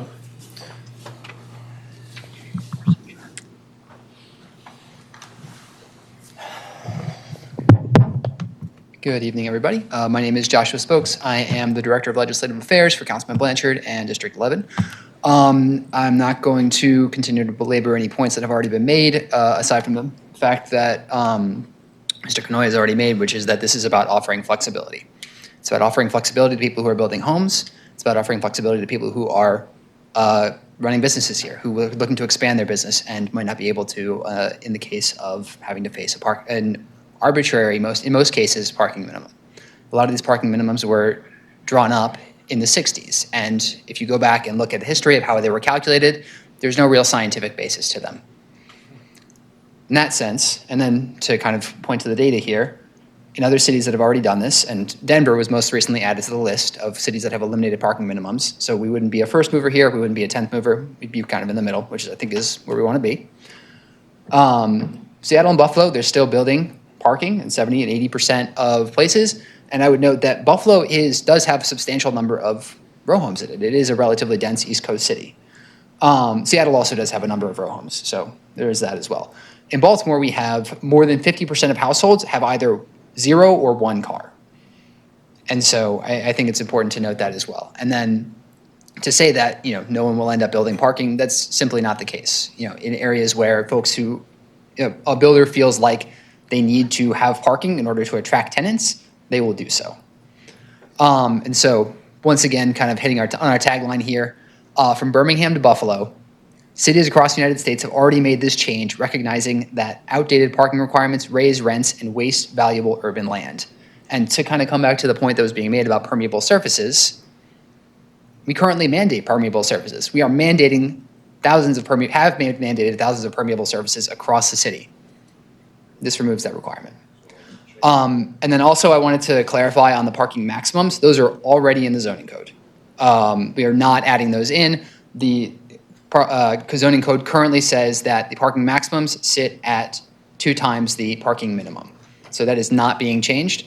If there are certain uses that, that need a higher parking maximum, like industrial areas, certainly that's something that Councilman Blanchard can discuss with you. I was saying for that one, just take it back Yeah. to the boss. I know it's not, I wasn't clear that it's existing law basically, but maybe it's something that is brought up now with this bill to make an amendment to add it, the committee, if the councilman supports that sort of thing. Understood. And if there's any questions, I'm happy to take them at this time. Are there questions for Mr. Spokes on behalf of the council sponsor? Give your number to the residents for who are mad on the snow days, but not really a question. Okay. Are there folks online, Austin, who wish to be heard? 5 people. 5 people. You can call them in any order you wish.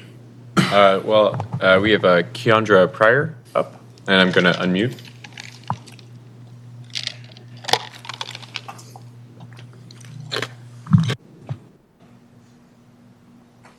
Hi, good evening. I just want to say I had my hand raised for the previous discussion as well, and I wasn't called on. And I just want to say, for someone who's been here, maybe not as long as the previous speakers, but since 2 p.m., it's very disappointing that it sounds like everything that we say is falling on deaf ears, and it was purposeful. There was no purpose in being here, but I just do want to thank very much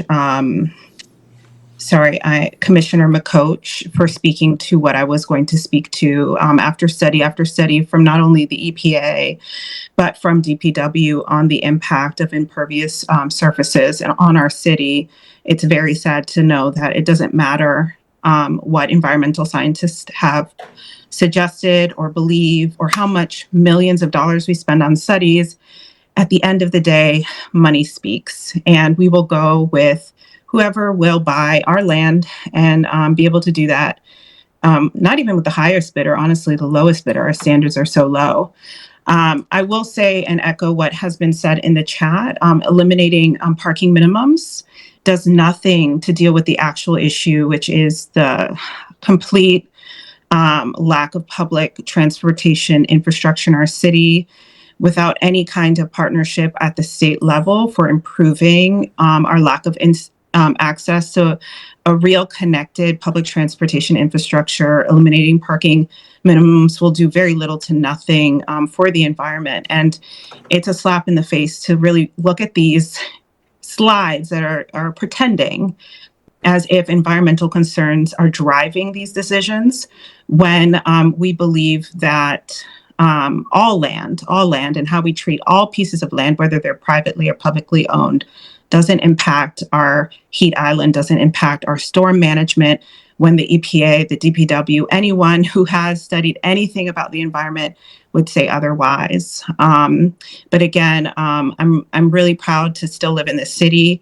I'm proud of someone like Commissioner McCoach who spoke against the herd. I'm sure there's plenty of pressure from the mayor since he has proposed all of these bills.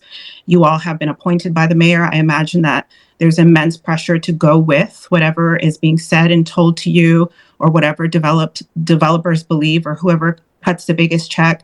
But I'm very proud for, even when it's just one person out of many who will speak from their heart, from their knowledge, from reality about what the world will be like in 10 years, 20 years, 30 years from now, if we do not take seriously how our individual actions will impact every single one of us. So really hope that we do reduce cars. This is not the way.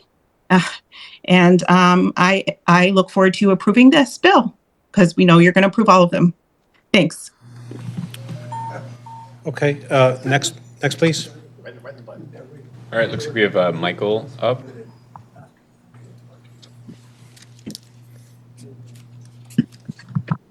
Yes, hello, thank you. My name is Michael Sapanik. I'm president of BaltPop, Baltimoreans for People-Oriented Places. And thank you very much for the opportunity.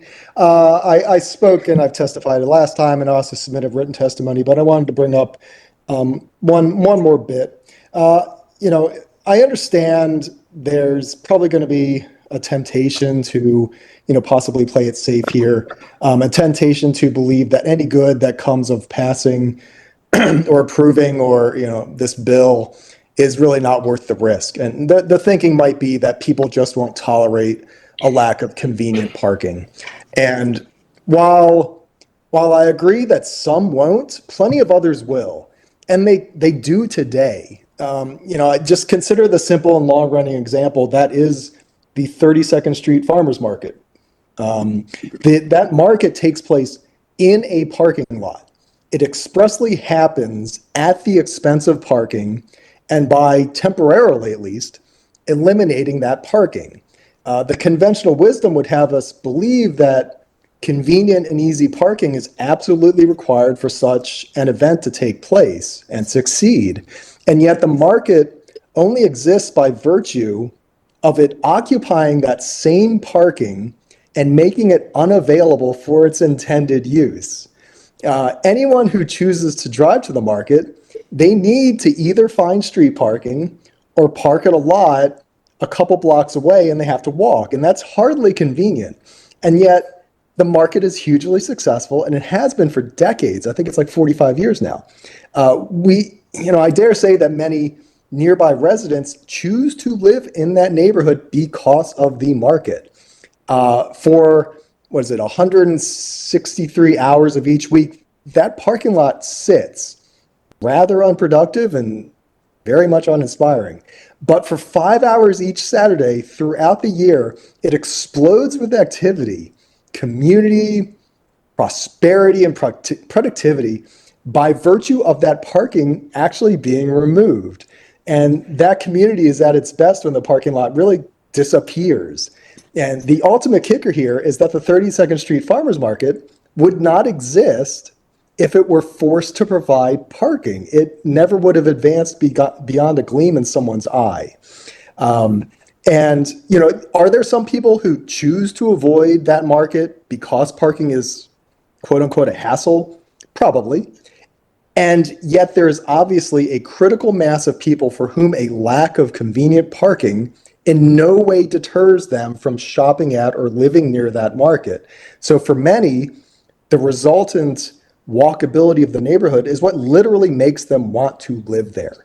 And I think it's very valuable just to keep that example in mind. Thank you very much. Thank you. Are there questions? Is he wearing his T-shirt? No, I think the more important question is whether he's had dinner. Yes, Austin, who's next, please?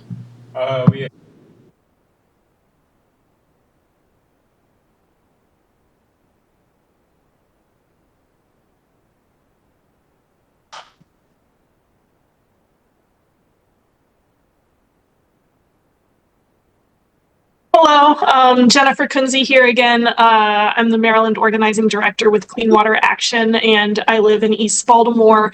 And here in strong support of this bill, this is really, really important for making progress on environmental issues as well as for equity in the city.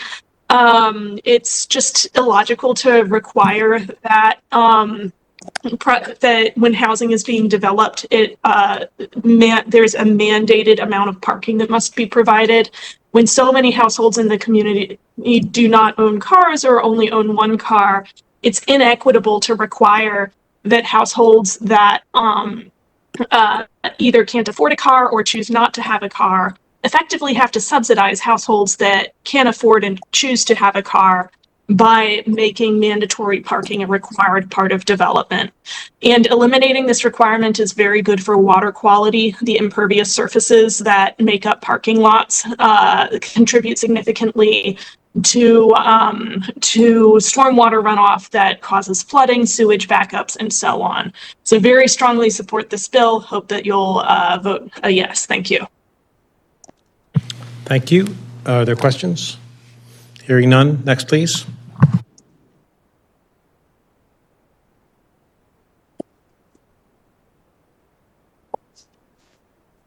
Hi, this is Elizabeth Thornberry. I live in Wyman Park and I do not own a car.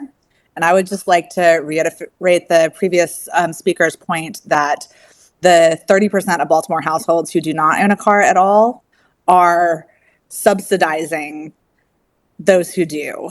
And that those households who don't are on average significantly poorer than households that do own a car. And so mandating parking is a subsidy of the wealthy by the poor. I don't think that as a city, that's a value that we have. And I look forward to moving closer to our values by ending the parking mandate. Thank you. Thank you, ma'am. Questions? Hearing none. Austin, next, please. And last but not least, we have a CJW. You can go ahead and unmute.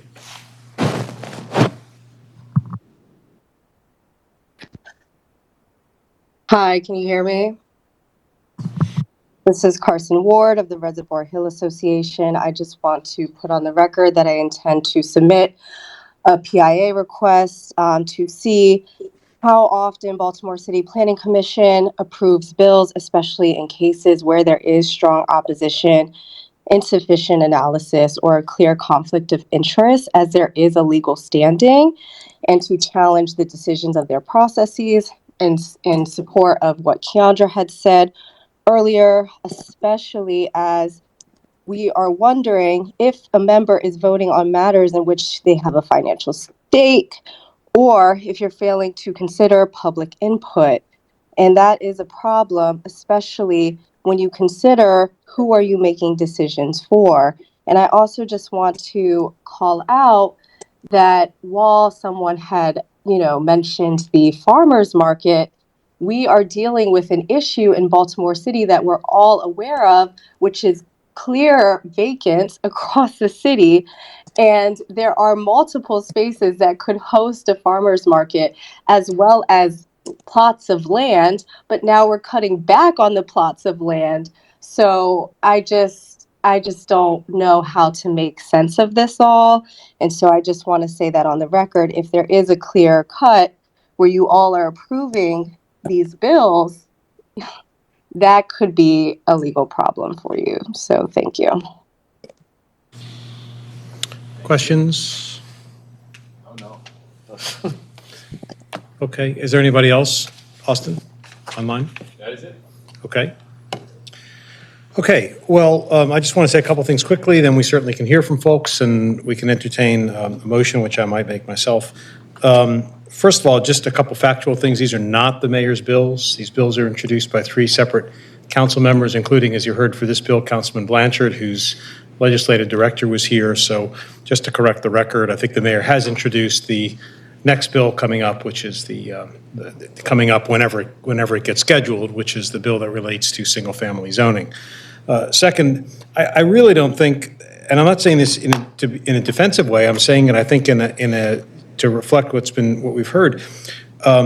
These are not, in my view, bills that are intended to,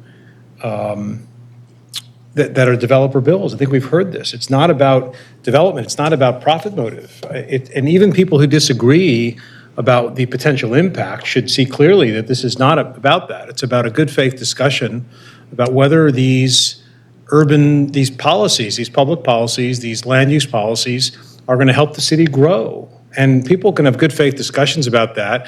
Part of the problem, I think, is that it doesn't affect everybody exactly the same. So if you feel particularly concerned about it because you feel like you live in a parking tight neighborhood, you might feel differently. And then you have folks like the Moronics who've been here who are genuinely concerned about things that aren't even going to affect them.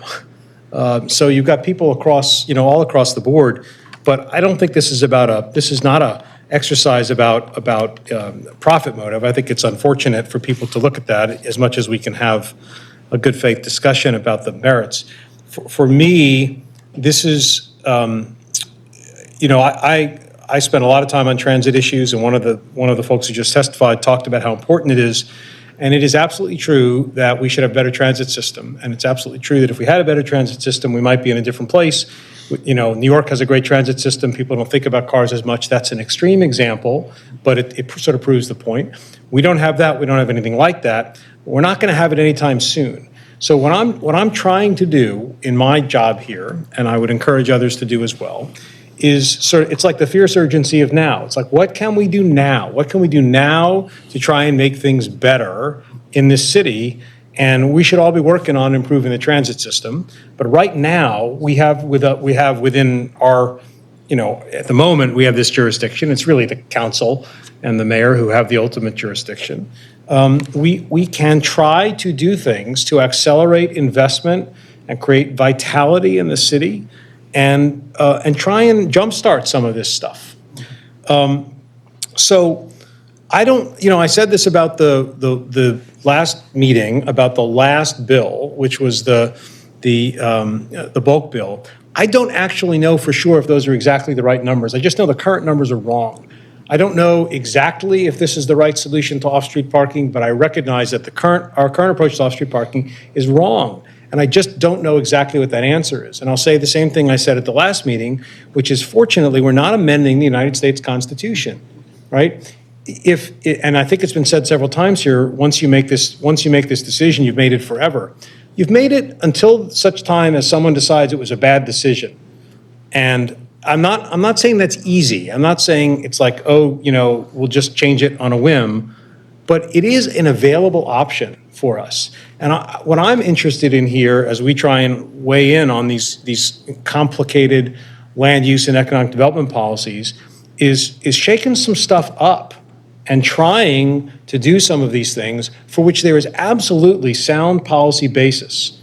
Is it going to bounce exactly the way we want it to? Is it going to work in Baltimore exactly the way it did in other places? I don't really know. But I am confident that we should be doing these things to try and make the city more vibrant and to try and change. It's not really change, it's frankly sustain a positive trajectory that we find ourselves on right now. So that's why I'm excited about these bills. I have some of the same concerns about whether there's potentially going to be an unforeseeable negative consequence.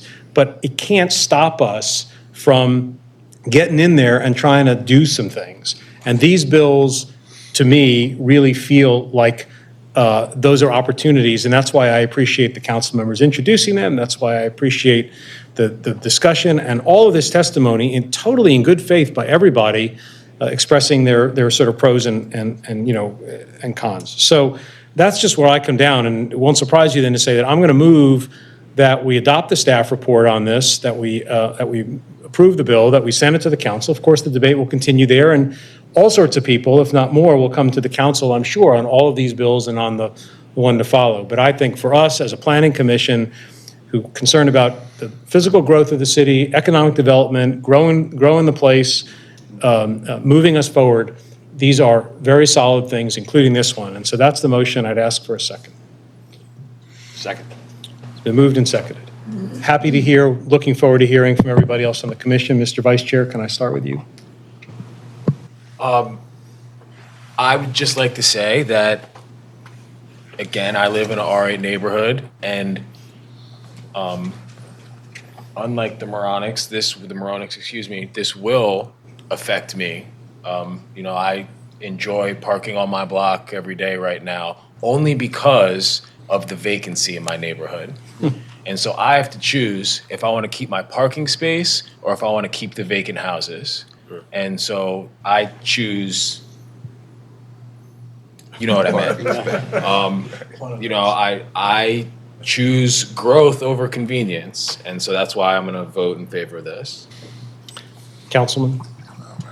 Not a whole lot to add, but I will say I think one of the things that's worth emphasizing is that we're focusing on new constructions and no one's parking is actually being taken away from them. So again, I'm approving. It's not new construction. Yeah, I also live in an R8, and I just feel like there are a lot of cars already parked on the street. The streets are packed, at least in my neighborhood. And I feel like density is important. It's important for the businesses. It's important for the restaurants. The more density we have, the more that neighborhood thrives. And for that reason, I think people will figure out their parking, or they won't have a car. They'll bicycle, they'll walk. It's a very walkable area. So I think they'll figure it out. I lived in Boston for a long time, and parking was much worse there, and people love living there. Thank you. The random comments that I was going to make me snarkier, but to the point that Dr. Moronic made about during snowstorms that there'll be calls to council members, but I can't remember the last snowstorm because which is maybe, I don't know if it's climate change related, but that's just a sign of the times of where things go. I do recognize the point they make, though, is that there will be conflicts, and this is where I think it is a RPP issue, and there might be need, and this is where I think it would be productive conversation and comment from the community on how to improve the residential parking permit system and how if there's ways to do things differently, more effectively. I think enforcement needs to be better, and we should hold ourselves, and this, to your point, Mr. Chair, before about holding other city agencies accountable. This is an area where we could and should do better, because there will be impacts on the edges on some neighborhoods, and people who had, like the Moronics mentioned, they invested on one set of understandings, and then there will be potentially a change in their day-to-day lives with parking. But I think, like everyone else said before, the trade-off's worth it, given that there's an imperative and a need to grow and keep our trajectory going. And just one more point on, actually 2 points, that I appreciate BRHP a lot coming to testify in favor of these in the housing advocates and environmental support also, which helps me to refute and defend the assertion about being ethically in the pocket of developers, and also make the point that developers who are powerful benefit from the status quo, that when it's harder to build things, it helps developers who are connected. This sort of legislation making it easier and moving the needle to make it easier to develop and make improvements to property actually make it harder for developers because they lose that benefit they have from being connected. So that's all that, and I would support this legislation. Thank you. Commissioner Coach? Sure. In 2008, when I left this department, I went down to DC. Took the train a lot, occasional drive. And while I was there, it was Harriet Tregoning. I'm sure you remember Chris. Who was a hell of a good planning director. And we used to laugh because Harriet had the war on cars. She was like ruthless. And part of her agenda, which I think was really successful, was her move to establishing maximum parking. And you would have thought the world was going to end in 2008, and it didn't. People figured it out. So I think, in a way, I'm intrigued by this because I don't think I've ever heard of anything that amenitized parking more than this legislation. If you have a garage, guess what? You probably have $20,000 more value in your property. If you have a lot without a parking space, you have an option. You don't have a mandate to provide parking. And I think that's good. It's good for individual choice. And I think that we have a robust street network that would, in most neighborhoods, not really, at least with the current densities, not really have a problem absorbing the parking. Yeah, there's going to be neighborhoods, row house neighborhoods, Canton, Bolton Hill, it's going to be tough. But again, using Boston or DC as an example, people will sort this out. And if it drives them to get on a bike or complain about transit, that's okay too. So it has my endorsement. Thanks very much. Okay, I think we're ready to vote. So I'm going to ask the Executive Secretary to call the roll, please. We have a motion? I made the motion, and it was seconded by John Bullock? Approved. Christine Griffin? Approve. Doug McCoach? Approved. Justin Williams? Approve. Eric Stevenson? And John Larry? Approve. That concludes the agenda. Does anybody have any new business? Mr. Executive Secretary, anything from you for us? Okay. No, thank you. Okay, well, I will take a motion to adjourn then from a commissioner. Who would like to make that motion? Motion to adjourn. It's been moved. Is there a second? Second. All those in favor, aye. Opposed, nay. We are adjourned. Thank you all very, very much.